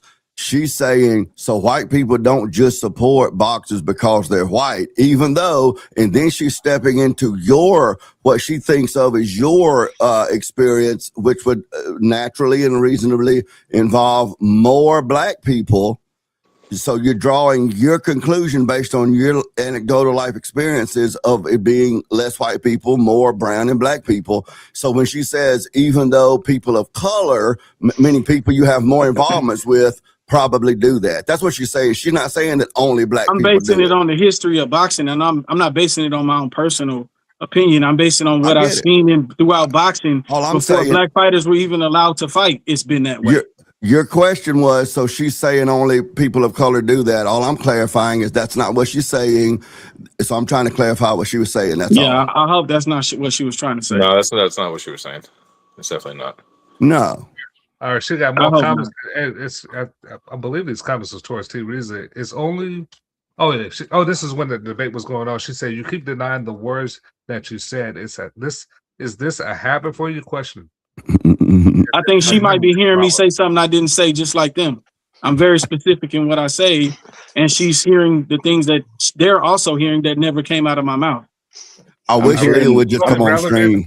We got the tape. We can go back to the tape and go verbatim what I said. I never gave a percentage. I'm hearing that T Reason is crashing out at Leah, and it's kind of funny. Yeah, because she going. She. Well, I mean, when you say majority, you're kind of giving a percentage. All right, well, somebody finish comment. It's only relevant to those who wish to race bait about it. Last comment. She also says reading comprehension is important. I said you can't assume that because of your admitted just now experience of black people around you do that. Stop hearing racism everywhere. All right. Stop denying things that are blatantly racist. All right, guys. Hey, before this next talk comes up, I got to get out of here. I got to wake up in 5 hours, get ready for work and stuff. I really appreciate the night, guys. Yes, sir. Dane, thanks for having me up. Vulcan, Enos, T Reason, and Tiger. Appreciate the convo, and hopefully I'll come back up next stream as long as I'm not working, man. It was fun. Sure. So definitely had a good conversation with you guys tonight. I appreciate everything, man. You're a chef. You don't work. You're a chef. Yeah, Mr. Man, I sit at home all day long. Why you got tits? Yikes. Have a great night, guys. Appreciate everything. All right, so why is it that white people want to tell you what kind of day to have? I don't get it. I'm gonna have to address that with Wicked. Man, I'm gonna have the kind of day I want to have. Fight the power. Well, wait a second. Wicked's not white, man. He's Italian. That's different. What did he say? What did he say in Space Jam? Wicked's not white. He's clear. Dang, we moving the topic along, man. That was my favorite topic, man. Dang. Nobody cares. I'm setting it up. I do. So you can't say nobody. Oh yeah, we're just setting it up. Yeah, let's see. I'm hesitant to actually. We're on the second to last one. The next one we do is the last ones, y'all. So, well, it's three more. We man. David. Okay. How many we got left? On my pregame that I did before I came over here on my private channel, I said that last week was a little bit of a letdown for me because I was used to these streams going to 1 or 2 o'clock in the morning my time. And last week it was like 2 or 3 hours in and y'all wrapping it up. And I'm like, where's the rest of it?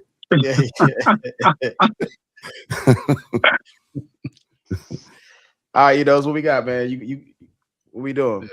Yeah, I'm starting over. The reason you have more you want to say while waiting on? Does he have time to talk while you waiting on? Yeah, I don't know. I just think that that's an element of boxing that we don't have on podcasts or forums like that. There's a lot of footage on that fight, on the 3 fights, and these guys have some serious bad blood between the 2 of them. And I think that the host capitalized on that. Whenever he asked that question, he knew it was going to get a reaction from Deontay Wilder. He's the one who had the to this day moment. and he was trying to get his to this day. Yeah, boxing. And he was trying to get his to this day moment, and he got that, Boxing is I'm sorry, go ahead. Is inherently and historically, and this is not even arguable, it's inherently an extremely corrupt sport from its foundation. Boxing is. All sports have gambling and crookedness. All business have crookedness. There's a certain element of crookedness in everything. But boxing itself is historically been known to be extremely corrupt and everything. So I mean, that's just a natural ontological part of boxing. So when we start splitting it out to say, well, it's more corrupt in this direction or the other, boxing's a corrupt sport. The mafia has historically always been very involved in it, or whatever. So it's sport. But I would like to point out that when you're talking about do what now? I said, you go ahead and close it out. We got the next topic ready. When Vulcan was saying earlier that it has historically been known to like pit black against white, before it was pitting black against white, I just want to point this out for me and for Uncle Tiger down there, that little Rocky the Squirrel looking leprechaun Irishman. Before it was black against white, it was Irishmen who were getting the crap beat out of them and exploited and everything else. I just want to point that out. Fight the power. That's right. All right, here we go. Next up. And I want to tell anybody that's comparing what's going on in America to the civil rights movement, I want you to stop, right? Until people start getting lynched, until people homes start getting firebombed, until people bomb a church like they did the 4 little girls in Birmingham, right? Stop comparing every atrocity in America to the Black civil rights movement, right? And I want to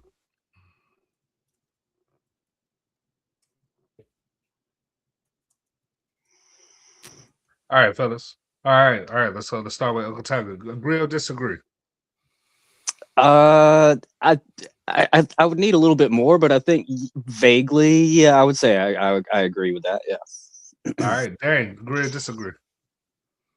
I'm not even completely sure what his point is, but I think that based on the part that I do understand, I'm gonna like preliminarily say disagree, but maybe as we talk, I can learn more about it. Kind of like the Nipsey Hussle thing last week. Maybe I can learn more about it and have a fuller opinion. Okay, 2 reasons. There's elements I agree with, and there's elements I disagree with. I understand where he's going with it, and I know what he's trying to say, but I also understand why it's done. So I think I can see both sides of that.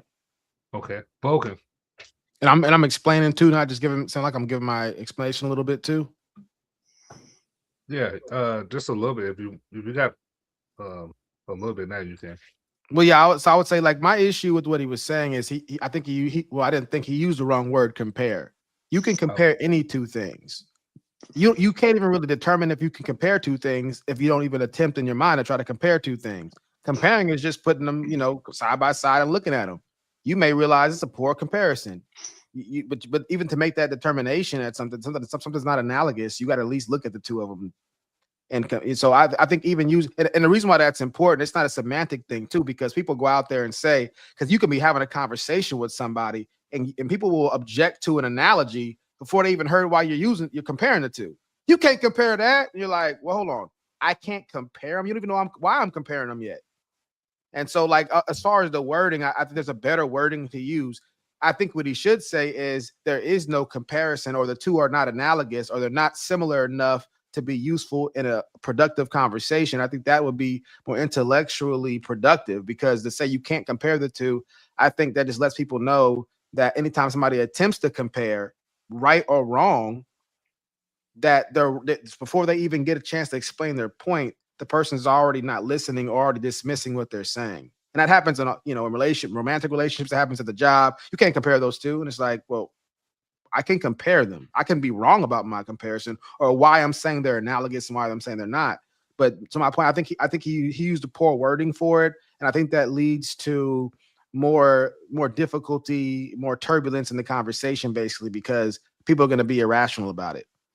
Now, if his point is to say they're different in specific ways, then obviously they are. So obviously, anytime you're comparing two things that are not the same thing, there's going to be differences.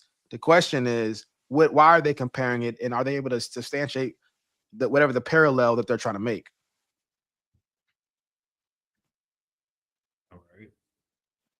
All right, so let's hear from T Reasons. Yeah, so I understand what he's trying to say. He's saying it's an extreme situation, and we devalue in the situation by bringing up other situations and making the comparison, because now people are going to equate what they're experiencing to the experiences that these people that experience some of the worst atrocities that ever take place on Earth have experienced. So it kind of devalues that aspect of it. But I think the reason why I don't agree is because we have to make those comparisons before we allow it to get back to that point. So a lot of times when we make those comparisons is because we see where it's headed. We see that it's making that same trajectory. And if we don't stop the train now, it's going to be impossible for us to stop it when it gets to this point. So we have to make the comparisons now, because by the time it's an exact comparison, what can we do about it? You know what I mean? It can be a much taller task to try to get under control. Whereas like a fire, you get a fire and it starts bubbling up, and you could put it out with a few sprays of a water hose. But once it hits the whole house and it's on the other side where you can't spray it, now what do? Now you have to call the fire department into place, and now you have to get the community involved. And by the time everyone shows up, that house may no longer be there because of the reaction time. So you want to stop the fire before it gets big enough to where you can't put it out. Okay. All right. I want to get to the comment. Shout out to Les. She said, "Stop being a victim. It's 2026, the year of our Lord, not 1856. For love." Imagine who you become.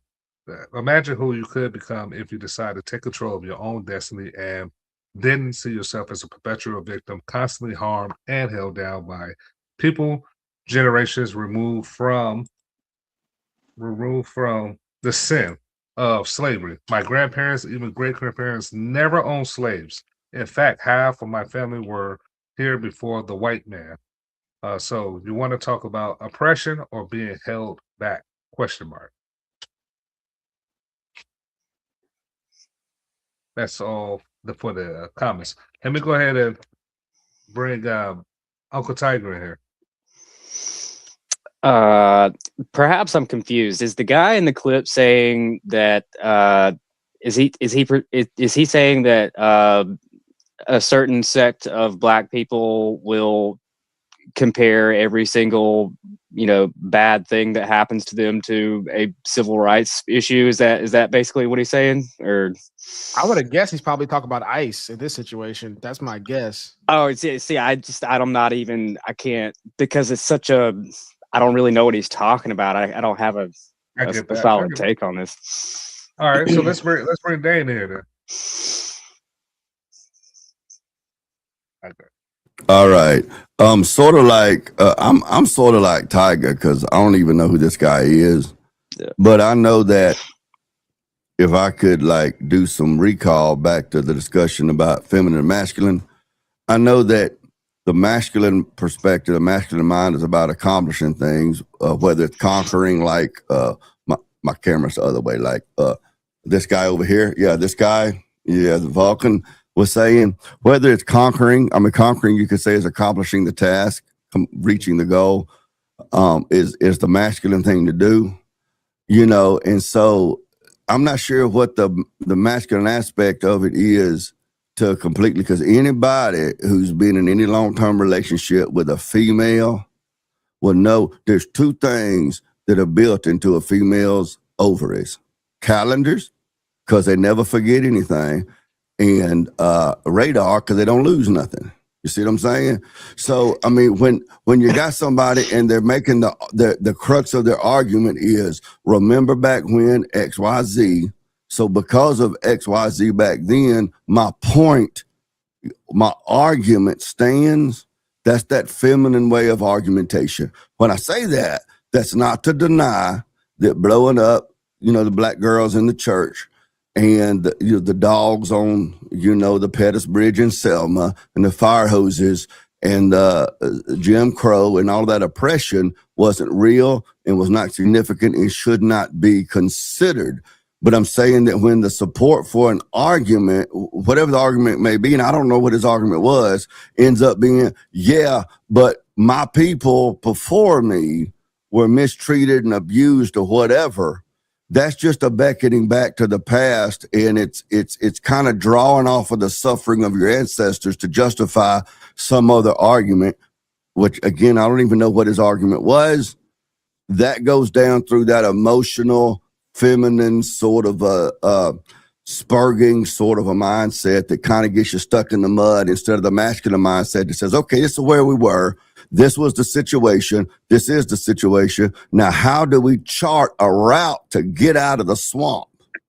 See, that's the masculine mindset. So I don't know if that makes sense, but that's my point. I think you can do both of those things at the same time. I think that it's ignorant to think that those people who express those feelings don't have those same resourceful outcomes and utilize them same tools that he's saying that they should be implementing. They don't. Where's it at? Opinion. That's your opinion. Where's it at? That's your opinion. That's an opinion. That's your opinion. It's like saying that's your opinion too. That's your opinion is like saying your beard is gray. That's not an argument. If what I'm saying is incorrect, T-Reason, nothing would make me happier on these panels, but you mount a logically sound argument to show me how it's untrue.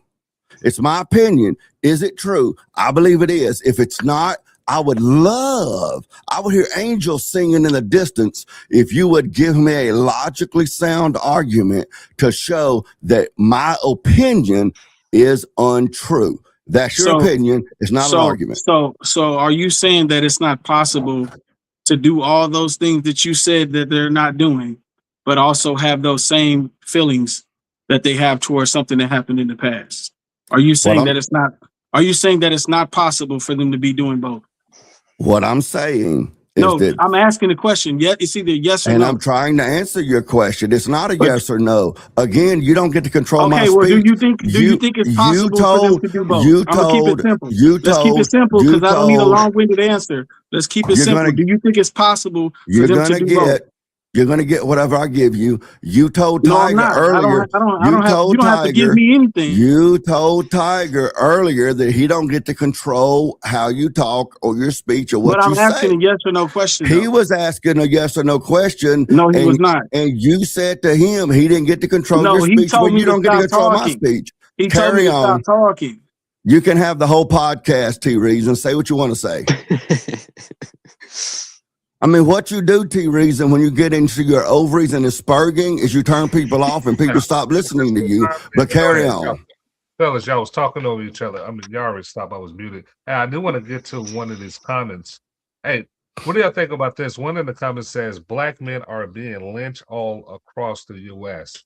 And they lie and says they deleted themselves. Y'all agree with that? Let's start with Mr. Daniel. Black people are getting lynched all across the U.S. I don't. What now? What was the rest of themselves? They're lying if what? They are lying, saying that they are deleting themselves. Oh, I mean, I don't know. Sorry about that. As I get older, you don't know. So you still maintaining you don't know? Well, as I get older, I mean, and I learn more about the CIA, I'm finding out there's a whole bunch of creepy stuff that goes on. I mean, the Epstein files are in the news now. But based on what I do know, and this is something that a lot of people, I'm not going to mention T-Reason, don't understand, is we don't need to make decisions in our worldview based on what we don't know. We need to make it on what we know. So as far as what we know, I mean, it's possible. But I am wide open to look at the evidence that this is the case. I mean, it could be. Where's the evidence? I'd love to see it. All right, let's bring T-Reasons. I don't have an immediate point based on what we just talked about. I mean, obviously he said across America. I don't see that. I don't see it across. I don't see it as widespread as what it sounds like he's alluding to. There are instances that are taking place, but I I don't see it as widespread or as extreme as what it sounds like he's trying to say. So, okay. I think I don't have to go around. I think everybody in the room. I would just say I think the all across America is more hyperbolic language, but I wouldn't like nitpick the wording on that part. But as far as I'm with Dane and T Reason, I don't know. I mean, I've seen some of this stuff on social media, scrolling or whatever the case may be. You know, like Dane said, it wouldn't surprise me if that was the case, but I wouldn't want to make an argument for ignorance. I mean, contrary to what some people, T-Reason, might say, I'm not going to necessarily be against it just because it's a black-white thing. I'm 100% show me the evidence. Mount the argument, convince me. If that's the case, I'll join shoulder to shoulder and go to work against it. But I don't think it's true. But hey, I've been wrong before. Shocker. I'd love to see the evidence. Okay. All right. Yeah. So y'all was going back and forth. Well, I say back and forth, but I mean like just having an exchange of dialogue. I was just trying to bring another related. That's our love language. That's our love language. Okay. So let me ask you. Okay. So are y'all ready to close out? Y'all ready to close out what y'all was talking about earlier?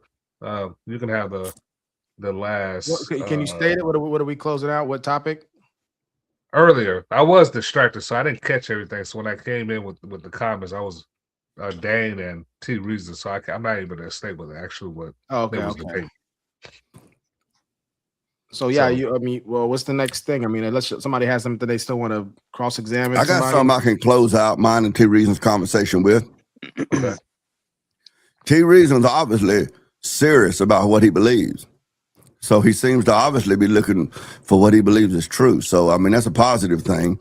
I just hope that he continues looking for truth and he continues learning all these logic terms that Vulcan keeps spitting out and everything. And he keeps honing his skill, because if he keeps doing that, he's going to eventually agree with me and Vulcan and Enos. So I can't give him that much. I mean, if somebody asks me, what's your evaluation of T Reason? He thinks from a very emotional perspective, but in a lot of ways I did too when I first became a man, because I was raised by a single mother. So my thing is, yeah, T Reason gets on my nerves. I want to tell him to kiss my whatever. If he was over here on Cooley with me or something, yeah, I'd tell him. I'd use all kinds of explicatives that I'm holding back using right here. But at the end of the day, he does seem to honestly believe what he's saying, and he seems to honestly have an interest in the truth. And that's a good thing. I say keep on fighting, keep on struggling, because eventually you're going to be at the top of the mountain with me and Vulcan and Enos and everything in the hot tub, and we're going to be having a beer together. So everything else. Hold on, men in the hot tub. Hold on, what are you talking about? So I was with you until you said I would agree with you. You will. So your whole argument fell to pieces right there when you said I would come to the logical agreement with you. You know what I'm saying? You make a lot of points, but I think if you would actually allow me to speak and actually hear what I'm saying and not argue from your own predetermined output, you'd actually understand what I'm talking about. You can't make a woman happy. Let me help you. Let me help you, T Reason, real quick. I've heard you say this a million times, and I keep avoiding it, but it's like fingernails on a chalkboard. The word you're looking for when someone says something or tries to make a point that is irrelevant is moot. M-O-O-T. And what that means is that what you just said might be true, but it's not relevant to the point.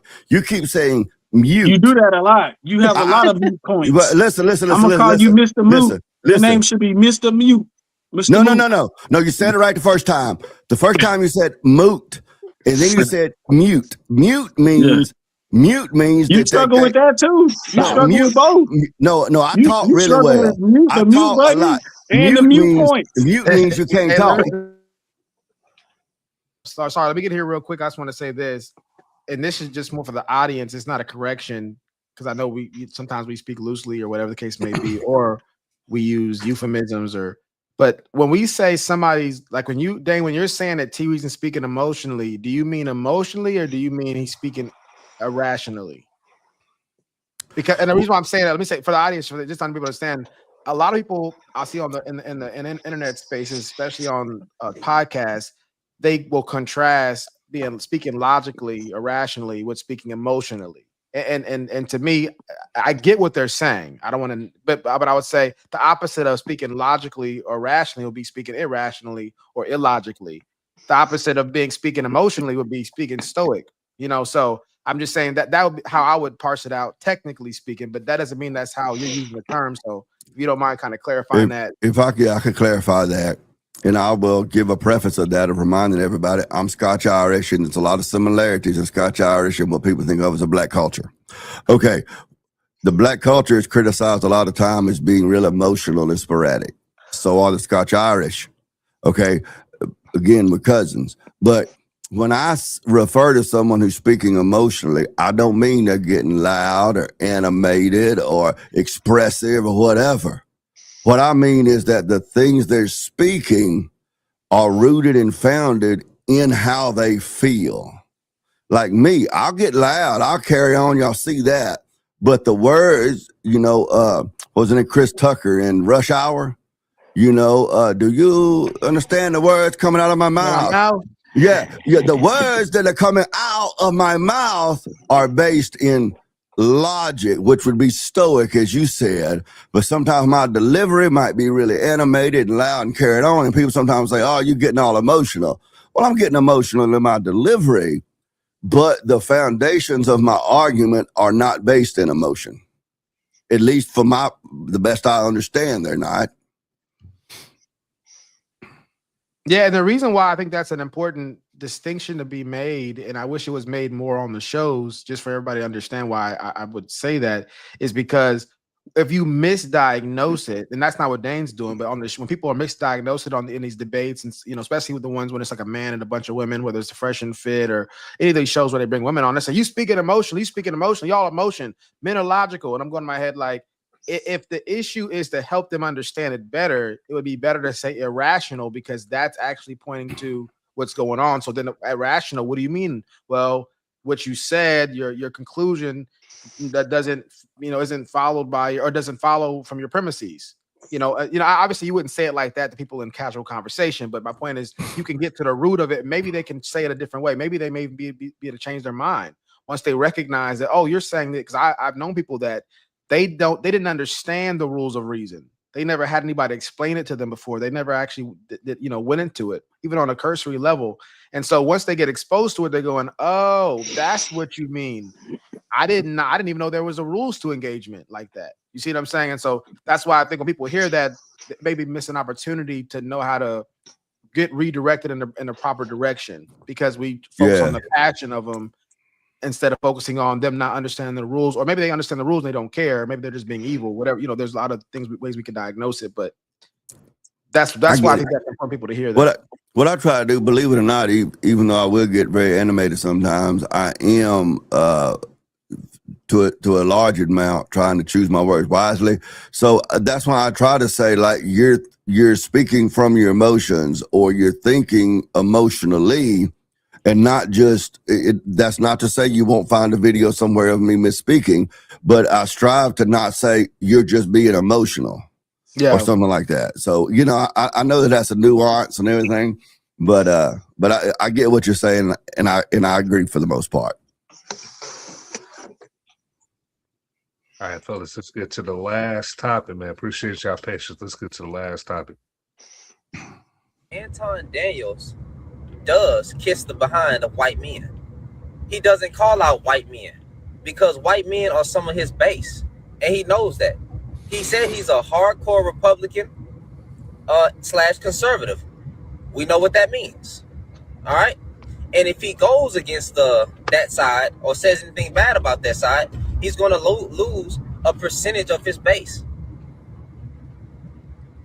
We've seen the way that this dude almost cried tears for Charlie Kirk.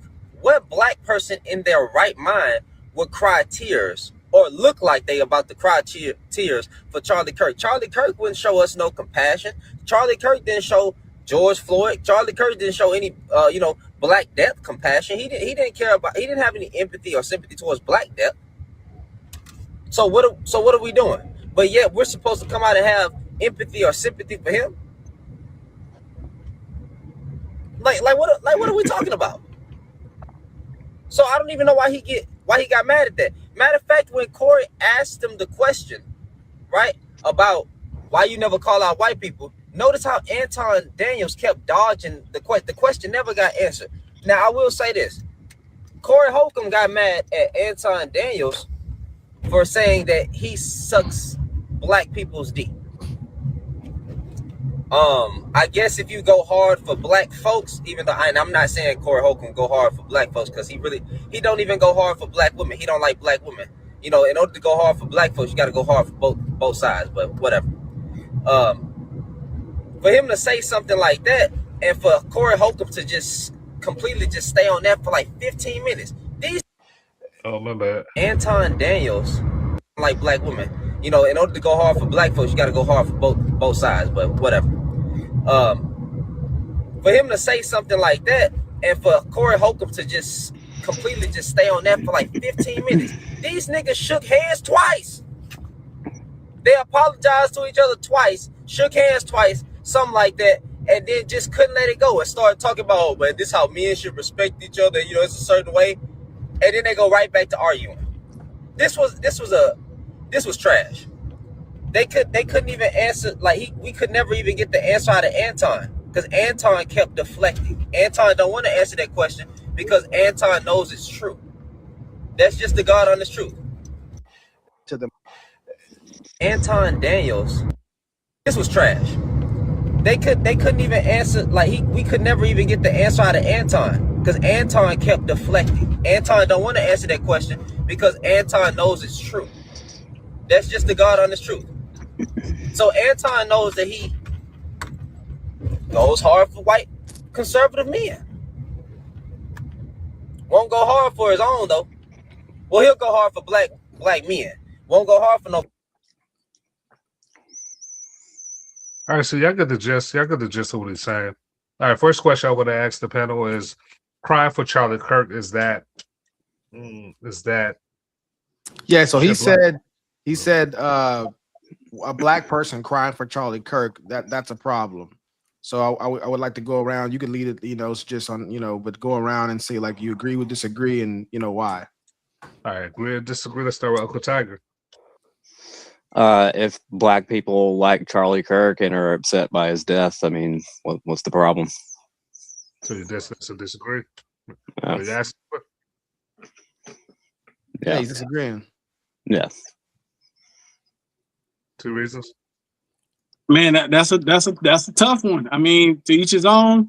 You want to warn somebody deaf? I can't knock him for doing it. I wouldn't do it personally, but I mean, you're allowed to feel how you feel. You know, people have a different viewpoint on Earth, and I got to respect that. So, you know, it's kind of like one of those tough questions to ask because there's a lot of culture and a lot of different things that are involved. But if you ignore all those parameters, a person's entitled to mourn who they want to mourn. Would you say that he's wrong for telling black people that? No, you know, I mean he's entitled to that opinion too. He's entitled to that opinion too from his observation. He's entitled to that observation. Okay, got you. All right, Dan. Well, it's true that he's entitled to that opinion, but not all opinions are true, and not all opinions are equally valid. You got a lot of those, right? But not all opinions are equally valid. So, I mean, to say, well, he's entitled to his opinion really doesn't tell anything, but it's a very safe course to take. Now, this guy, in all of his going on and on about, Anton Daniels this, and it's because he don't want that, and because he this, that, and the third, and blah, blah, blah. That is a myth that he's conjured up in his head based on his outside observations mixed with his presuppositions that he offered absolutely no logical support for outside of that's just what he thinks. And, you know, we've talked a good bit about the feminine mind. That's how feminine people think. When I think this story of Anton Williams, it gives me a positive emotional sensation, and that positive emotional sensation is evidence that the story is true. And then the feminine mind thinks of themselves as part of an we or an us.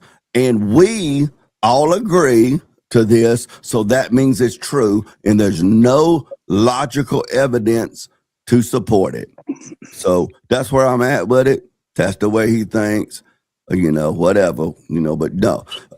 It was just a whole bunch of complaining and whining and claims that the guy offered no support for, and he's making claims that he cannot logically support. All right. Anything else you want to add to that, Uncle Tiger, before we go to Tim? I just had a question. I just had a question for Dane. I just want to know if he sees that in the conservative Republican side or in the MAGA side. I just want to see if he sees that same hypocrisy. Well, okay, this is what you would call a mute point, but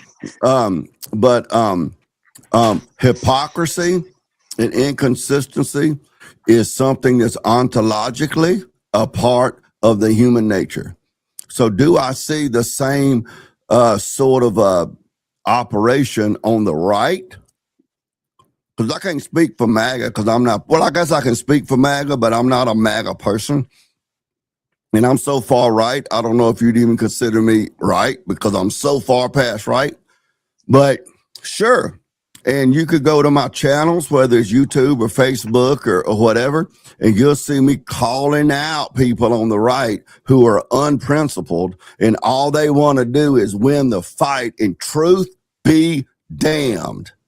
And that's a lot of the contentions between me and you, because you seem to want to be right based upon the we and the us. And that's different. I call out people on the right. I've got relatives and friends I've had since childhood who won't talk to me anymore because of Trump and other reasons. And that's fine. That's fine because I'm standing on truth. So when you ask me, do I see that same stuff on the right or in MAGA? Well, sure, because they're all humans. So what? That's what you would call a mute point. It doesn't matter. Sure. So, human beings are selfish and they're dishonest and unprincipled. So what? It sounds as though you justifying the behavior, though. I don't care what it sounds like to you. What I care about is what you can logically prove is the case. So are you justifying the behavior by saying it's a human dynamic? That would be for you. You've laid the claim that you think I'm asking justifying you the your behavior. Opinion. I'm not going to assume. Not up to me. It's not. I'm asking you for clarification. It's not up to me. It's not up to me to prove on your stance. It's not up to me. Is that hard for you to do? It's not. Okay, go ahead, ma'am. Finish your spurs. I'm trying to answer your question. Did he just freeze? Oh, I think he froze. Yeah, it did. I think we had a system overload. That question was too real for Dane. I'm trying to answer you, but you won't shut your pie hole long enough for me to answer. I was quiet. You had plenty of chance to talk. You've been running your yap for this whole time. I want to struggling things now. Real quick, and I apologize. I had to take a little break, but I want to address. I'm kind of going backwards real quick, and I'm gonna let y'all get back to it. One thing was, T. Region, you mentioned everybody's entitled to their opinion, and Dane already hit it really well. But I want to say this. I think that quote is often attributed to Benjamin Franklin, and his quote was, everybody's entitled to their own opinion as long as they can logically back it up. And so I would just want to, this is not an attack on what you're saying, T. Reason, but I just want the audience to know and all of us to understand too, that just because something is or is not an opinion doesn't mean they don't have to justify it still. You still have to explain how you arrived at that opinion. Opinion doesn't absolve somebody from being able to say, oh, I don't have to explain it because it's just my opinion. You would still need to be explained, especially if you're making a claim about the world. And so that's something I think that everybody needs to recognize. I had another point I was going to make, but I don't remember it now. So y'all two can get back to it. Okay. Oh yeah, sorry. I remember now. Also, the hypocrisy fallacy, everybody out there. So the hypocrisy fallacy is, but I hope this is going to help out a little bit, Dane, because you brought up human beings being hypocritical and stuff. That's part of human nature. So one thing that you'll see happen a lot of times on the internet debates is somebody will disqualify something as being true or somebody's point because somebody doesn't live up to whatever standard that they're talking about. That is a fallacy. It'd be like me. It'd be like me saying, "Hey, look, Dane, how you gonna tell people, not to wear hats and you got a hat on?" You see what I'm saying? Now the thing is, he probably would. He might be acting inconsistent with that. But that doesn't mean that what he's saying is untrue. And so people sometimes get wrapped up in that fallacy a lot of times. And if you're doing so, it means that you are being unfair in the conversation. You're being immoral in the conversation. And then I'll give it back.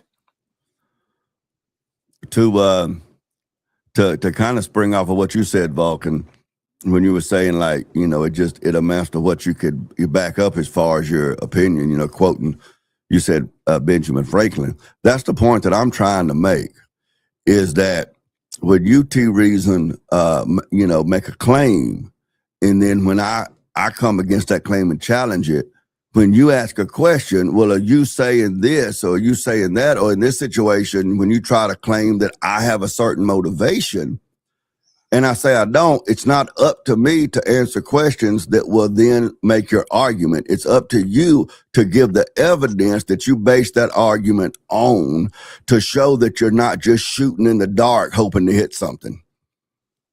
So when you ask me, are you saying such and such and such and such? There's nothing that compels me to answer that question, because that would be me giving you the evidence that you should already have before you make the claim. That's an opinion. That's an opinion again. And logic, man. That's logic. Your opinion. That's your opinion is not an Tiger argument. wants to get in there. Uncle Tiger, he wants to get in there. Go. What you got, Uncle Tiger? Oh no, I was just saying that's definitely not an opinion. That's how argumentation works. It's not an opinion. I mean, but because in order for us to have dialogue, I have to be able to ask him questions. So I'm cross-referencing him to find out. If you make a claim, you have to support it. No, because the claim. So hold on. So anything I say, he tries to say that it's a claim, but then the way that I further prove my claim is by asking him a question. So I can prove my claim by asking him questions, because the fact that he can't even answer the question shows that he knows what I'm saying is truthful and to be factual anyway. And he's Where's your avoiding the evidence of question that? because he knows it's going to prove my point. It doesn't, but okay. It does. Because if you think it's not going to prove my point, you should have no problem answering the question. Well, let's you answered every other question for every other topic, but now all of a sudden I ask a question, you don't want to answer it.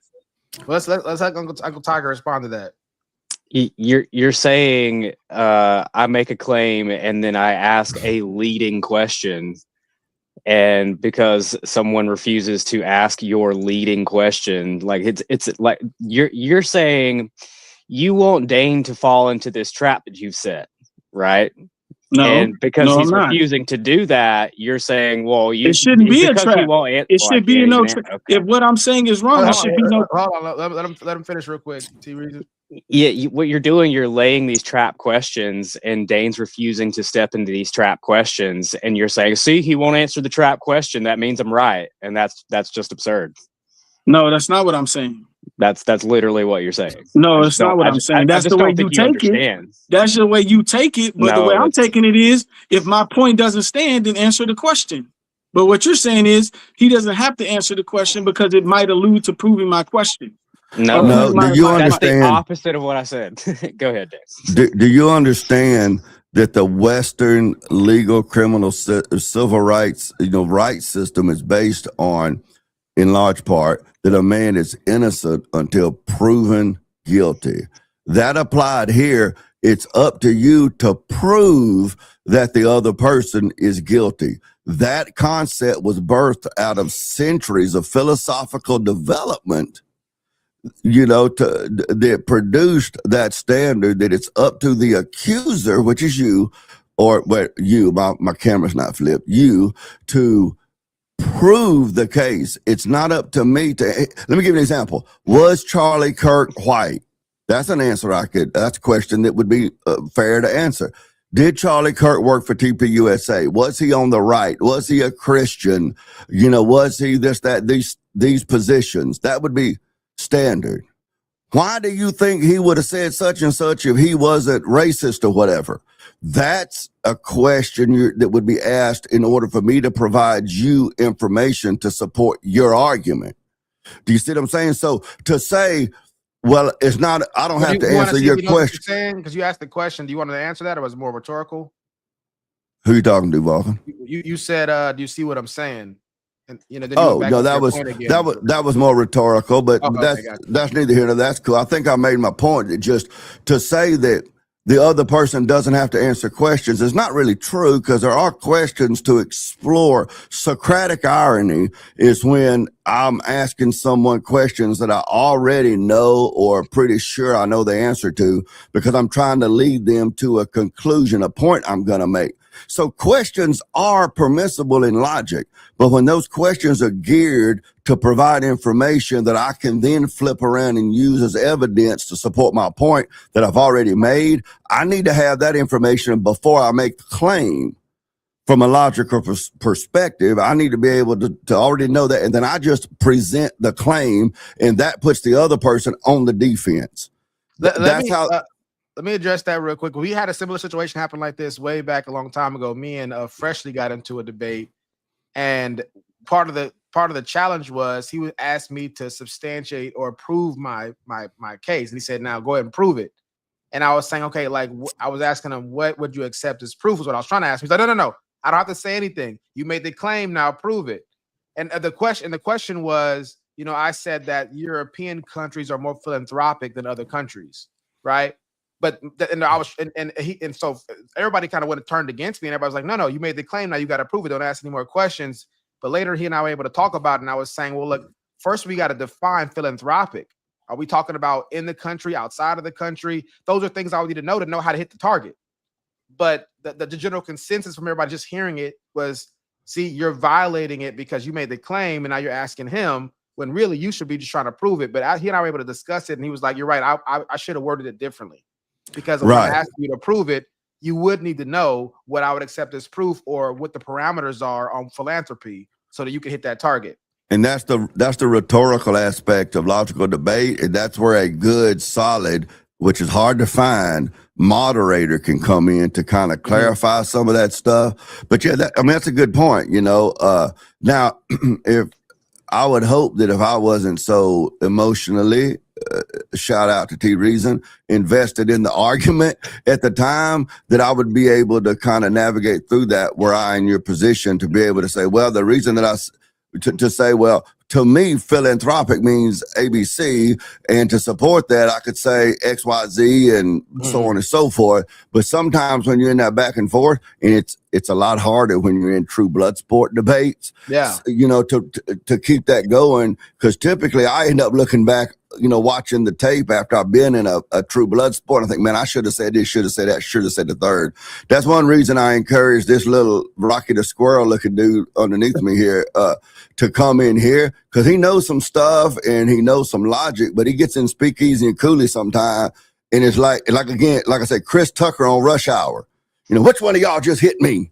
That kind of stuff. So, I told him, I said, man, you need to come on and you kind of sharpen your skills. So, because sometimes you say it's stuff. a lot going on with that, because sometimes you got to sacrifice the optics to remain true to your value. If your values are to be a reasonable person, sometimes you got to sacrifice losing. Like I lost the example I brought up. I lost the optics.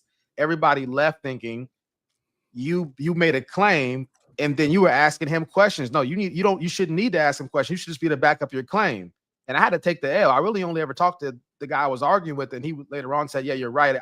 We probably should have clarified what we mean by philanthropy so you wouldn't know what to do. But the thing is that I lost everybody else. I just lost. An advantage you have, though, is I'm assuming you knew the guy a little bit more than just on the panel.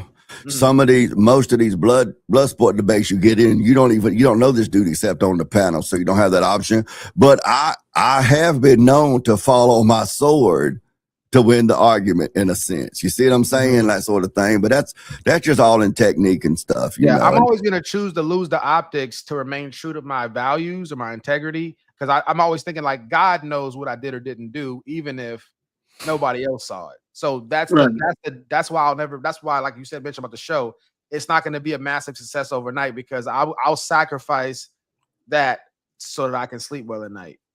Yeah. The worst blood sport I think I was ever involved in, and this was so blood sport that my wife ended up getting her feelings hurt over it, was the question of if you find out that your wife, I would say wife, but girlfriend too, I guess, but your wife cheated on you, do you divorce her? How do you respond to that? And my position is, for better, for worse, for richer or poorer. you know, that I made a covenant, and my covenant is not, I'm not released from my vow just because she violated her vow. It was over on Speakeasy. Bruh, I'm talking about the Dukes came out, they released the police dogs on me. Yeah, you Man, got the dog stun piled. guns, man, it was worse than an ICE protest. But That'd be I like was a more permanence view of marriage. yeah, man, I was Yeah. slugging it out, man. And in retrospect, I enjoyed the experience. My wife ended up getting her feelings hurt because chat. They're like, oh, they ain't saying that just cause his wife cheated on him, so they attacked her, reputation. That was unfortunate. But blood sports like that, man. You going at it. That's what I enjoy about this podcast, is it is a lot more moderated and refined and respectful. So one thing I want to go, so one of the questions was, and we can get back to this, was the guy said that a black person crying about Charlie Kirk, that's a problem. There's something wrong with that. So we can go there. The other question was, he talks about people kissing white people's behinds.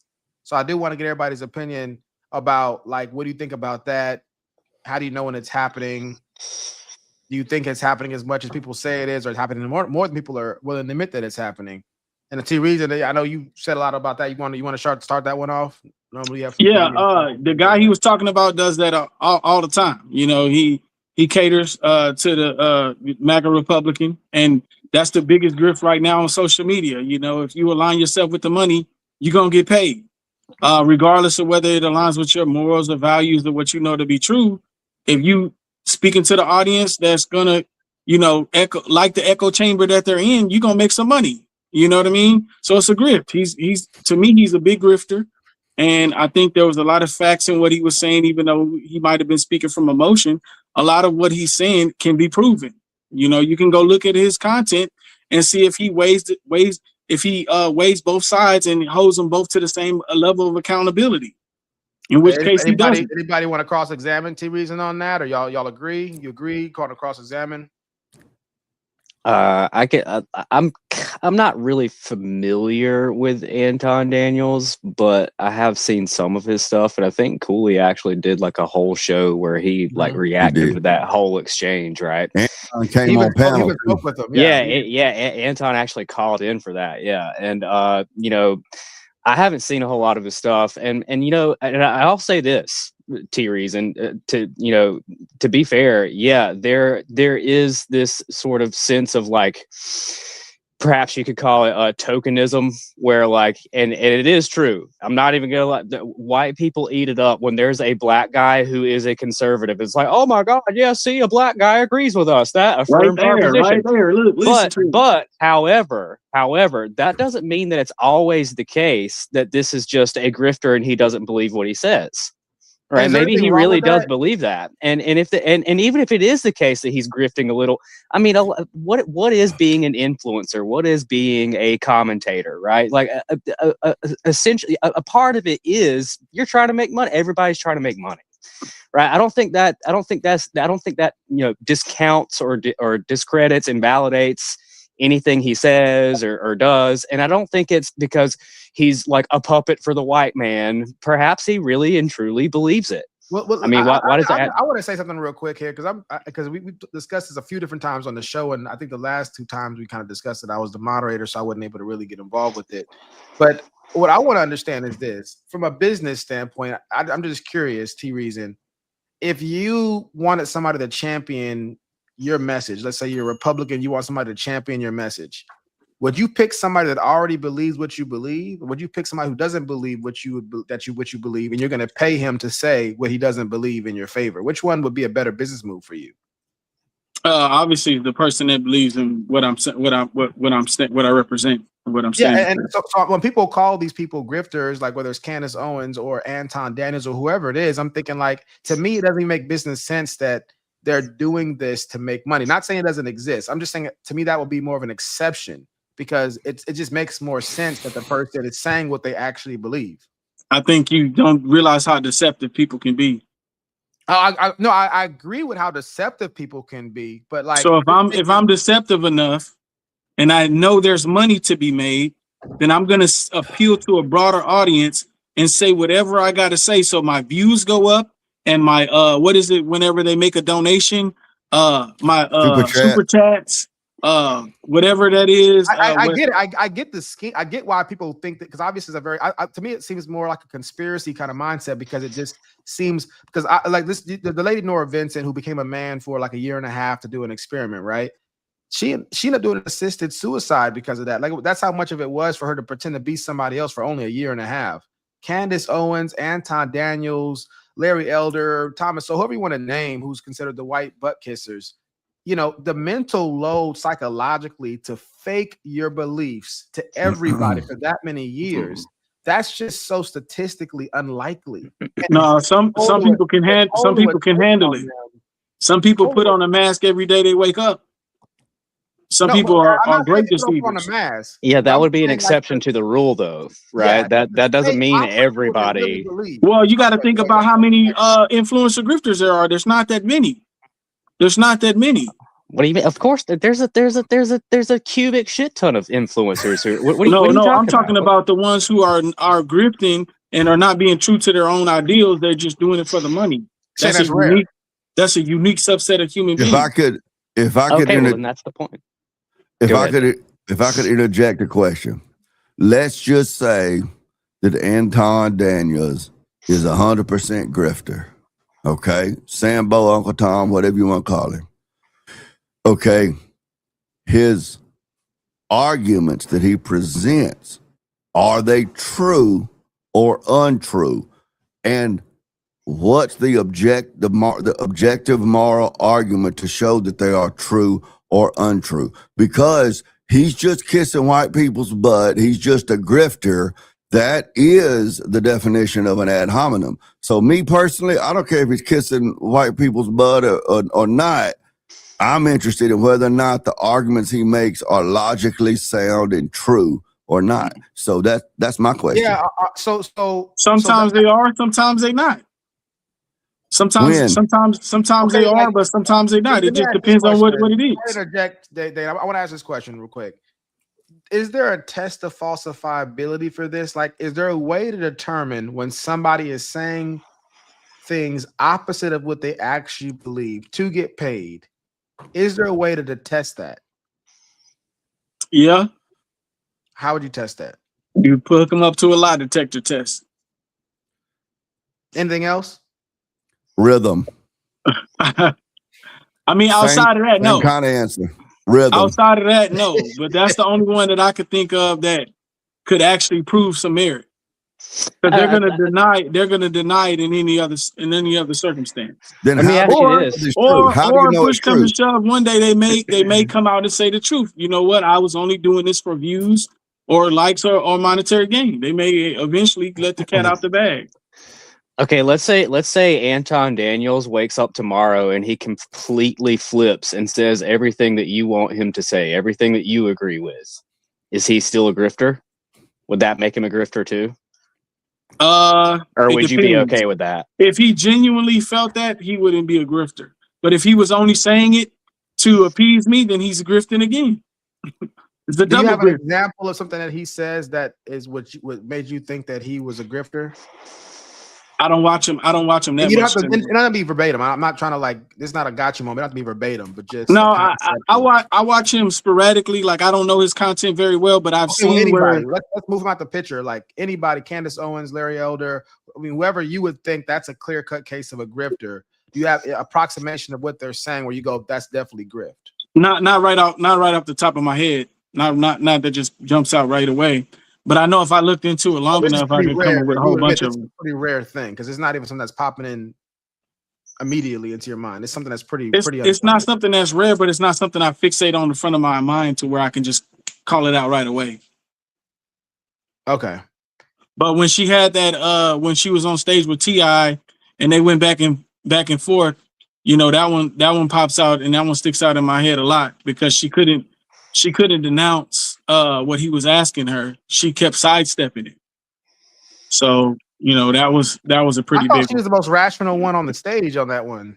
Nah, I think T.I. got her good. I think he got her real good. I thought T.I. embarrassed himself. Nah, he roasted her. He even went to like, you on some booze. He even started. She did.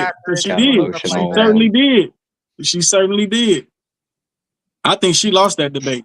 Do you see how dangerous that is, though? Like when you can just say that somebody's entire career is them grifting. I don't mean every aspect of it. I mean like they're a grifter. Like you just can't believe that they believe what they're saying. You see, Right. it's like if somebody were to call you, somebody call somebody. I won't use you. I say call somebody. Well, her homosexual.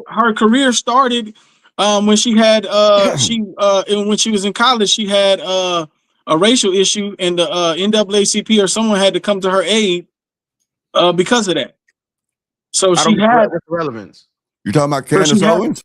Yes, Candace Owens. What's the relevance of you bringing that up though? Because she had a literal black issue where she was being racially discriminated against, and then Irrelevant.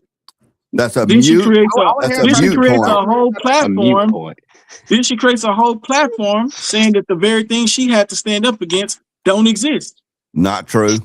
Yeah, that's not how it happened. That's Okay, not, so how that's did it happen? historically untrue. Okay, So how did it she happen? was at a slumber party or something along those lines, and when she was in high school, she was like 16 years old or so, and she started getting text messages from some anonymous people making racial slurs towards her and threats and that sort of stuff. As it turns out, one of her high school, comrades or peers or whatever that was in the car. There were a lot of her high school classmates in the car, but one of them was the son of the governor of the state she was in, which I think she grew up in like Connecticut or something. Okay, so these were very aggressive racial texts sent to her to harass her. So she reported that to the police. Al Sharpton got involved. It wasn't in the NAACP. Al Sharpton got involved, and then they filed like charges and hate crime sort of stuff like that. She was 16 years old. She was being attacked in text message about her race and making threats of her safety and that sort of stuff. So she went to the law about that. That is objectively definable and lined out. It's not based in everybody knows and we all agree and you know what they really meant. That was objective. Okay, so what did I say that was wrong? What did I say in my statements that was wrong? All of it. All of it. No, that's not true. Her platform is not That's not based true. on That was the basis of what I said. on any of that. Her platform right now is not, and I'm not a Candace Owens defender, but her career and platform right now is not based on that at all. But because she filed charges against these people who were threatening her because of her race, somehow or another, a lot of people think that means that she can no longer call out the misbehaviors or the missteps or the unprincipled actions. I think you completely missed my point and you misheard what I said. I don't think you were listening when I was talking. Oh, I was listening, but you were welcome to clarify. You're welcome to clarify. You're welcome to clarify. Clarify then. I said she had a racial issue when she was younger. And she had to go to court, and someone came to her aid. I said it was the NAACP or something like that. I don't know the exact entity that it was. It was Al Sharpton, like you said, but it was probably another organization that was above or underneath or somewhere around Al Sharpton that got involved as well. And then she creates a platform, and she acts like none of those issues even exist. No, she wouldn't acknowledge it. What you said was she created a platform off of that. And No, then she looked back and act like that I did don't not say exist. she created. No, I did not. That was not what I was saying. That was not what I was saying. What does What her I'm saying experience is she had a with hate racial crime, issue. what Then she does created her a platform experience have to do with her platform? grift off the MAGA Republicans, and she did a great job. She did a wonderful job. What does her high school experience with this group of kids who harassed her because of her race? Because she never spoke about that and she never acknowledged that. How do I know it? How do I know it if she never spoke of it? I'm saying that wasn't the focal point of her career. That wasn't like that was like probably something that was like pushed down so below. you think that because she was abused by classmates when she was 16 years old, that the focal point of the rest of her career should be centered around that? I think that it should have a good part of it. I think it should play a good role because that's Why? a big impact. Why? That's a big because that's a big impact on her life. Not everybody goes through something that gets to that level. Is that one of those things where you can agree to disagree with her about, or she's just dead wrong? What do you mean? I just think that her You the way understand my question? Because the way she diminished other people's you know what I'm situations saying? that You were understand similar my to question? her. I asked the question, and then you asked me a question back, but then you started going again. I'm saying like, so right, this is where we are right now. You're saying that something happened to her, and you're saying that that should be a part of her platform now. And I'm saying, is that one of those things that's like a gospel truth, like don't lie, don't steal, or is it possible that she could have a difference of opinion on you on that, and she can, and there's nothing wrong with that? She can.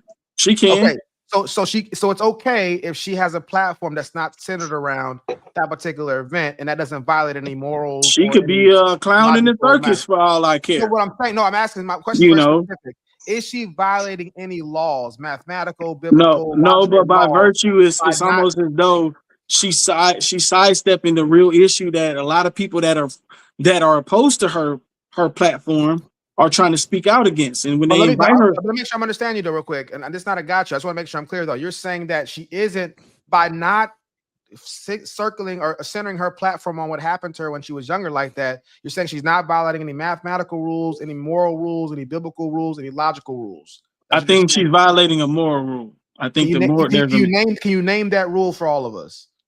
I mean, no, not a specific one. I just think that it's not true to your nature that you have this I want to story. say this. I know you're a Bible guy. Evil suspicions, right, and fault finding.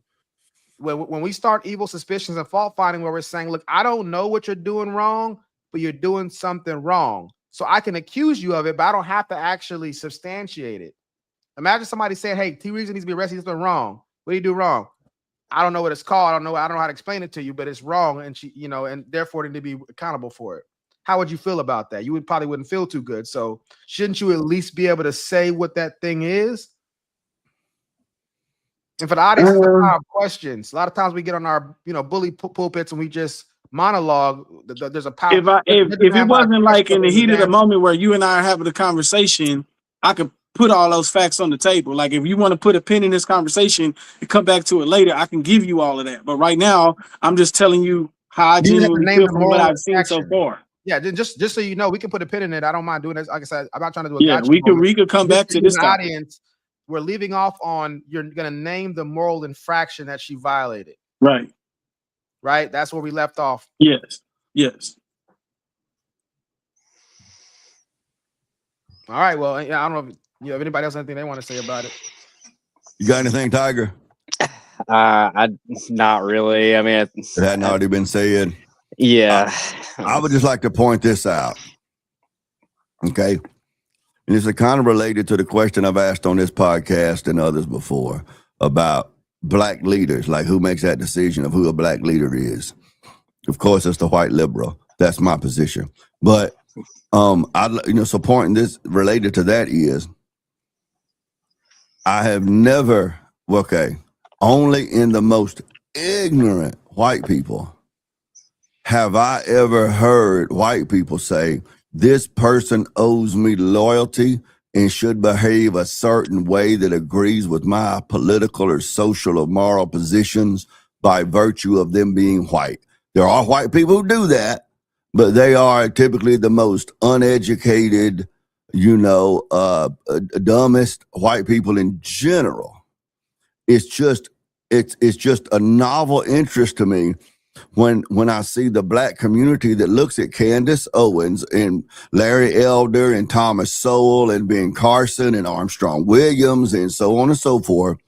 And when they take a political or social position that's contrary to the status quo of the quote unquote black community or the political position or the Democratic Party, suddenly they're seen as a traitor. Enos is messaging me that we got to close it out. Sorry about that.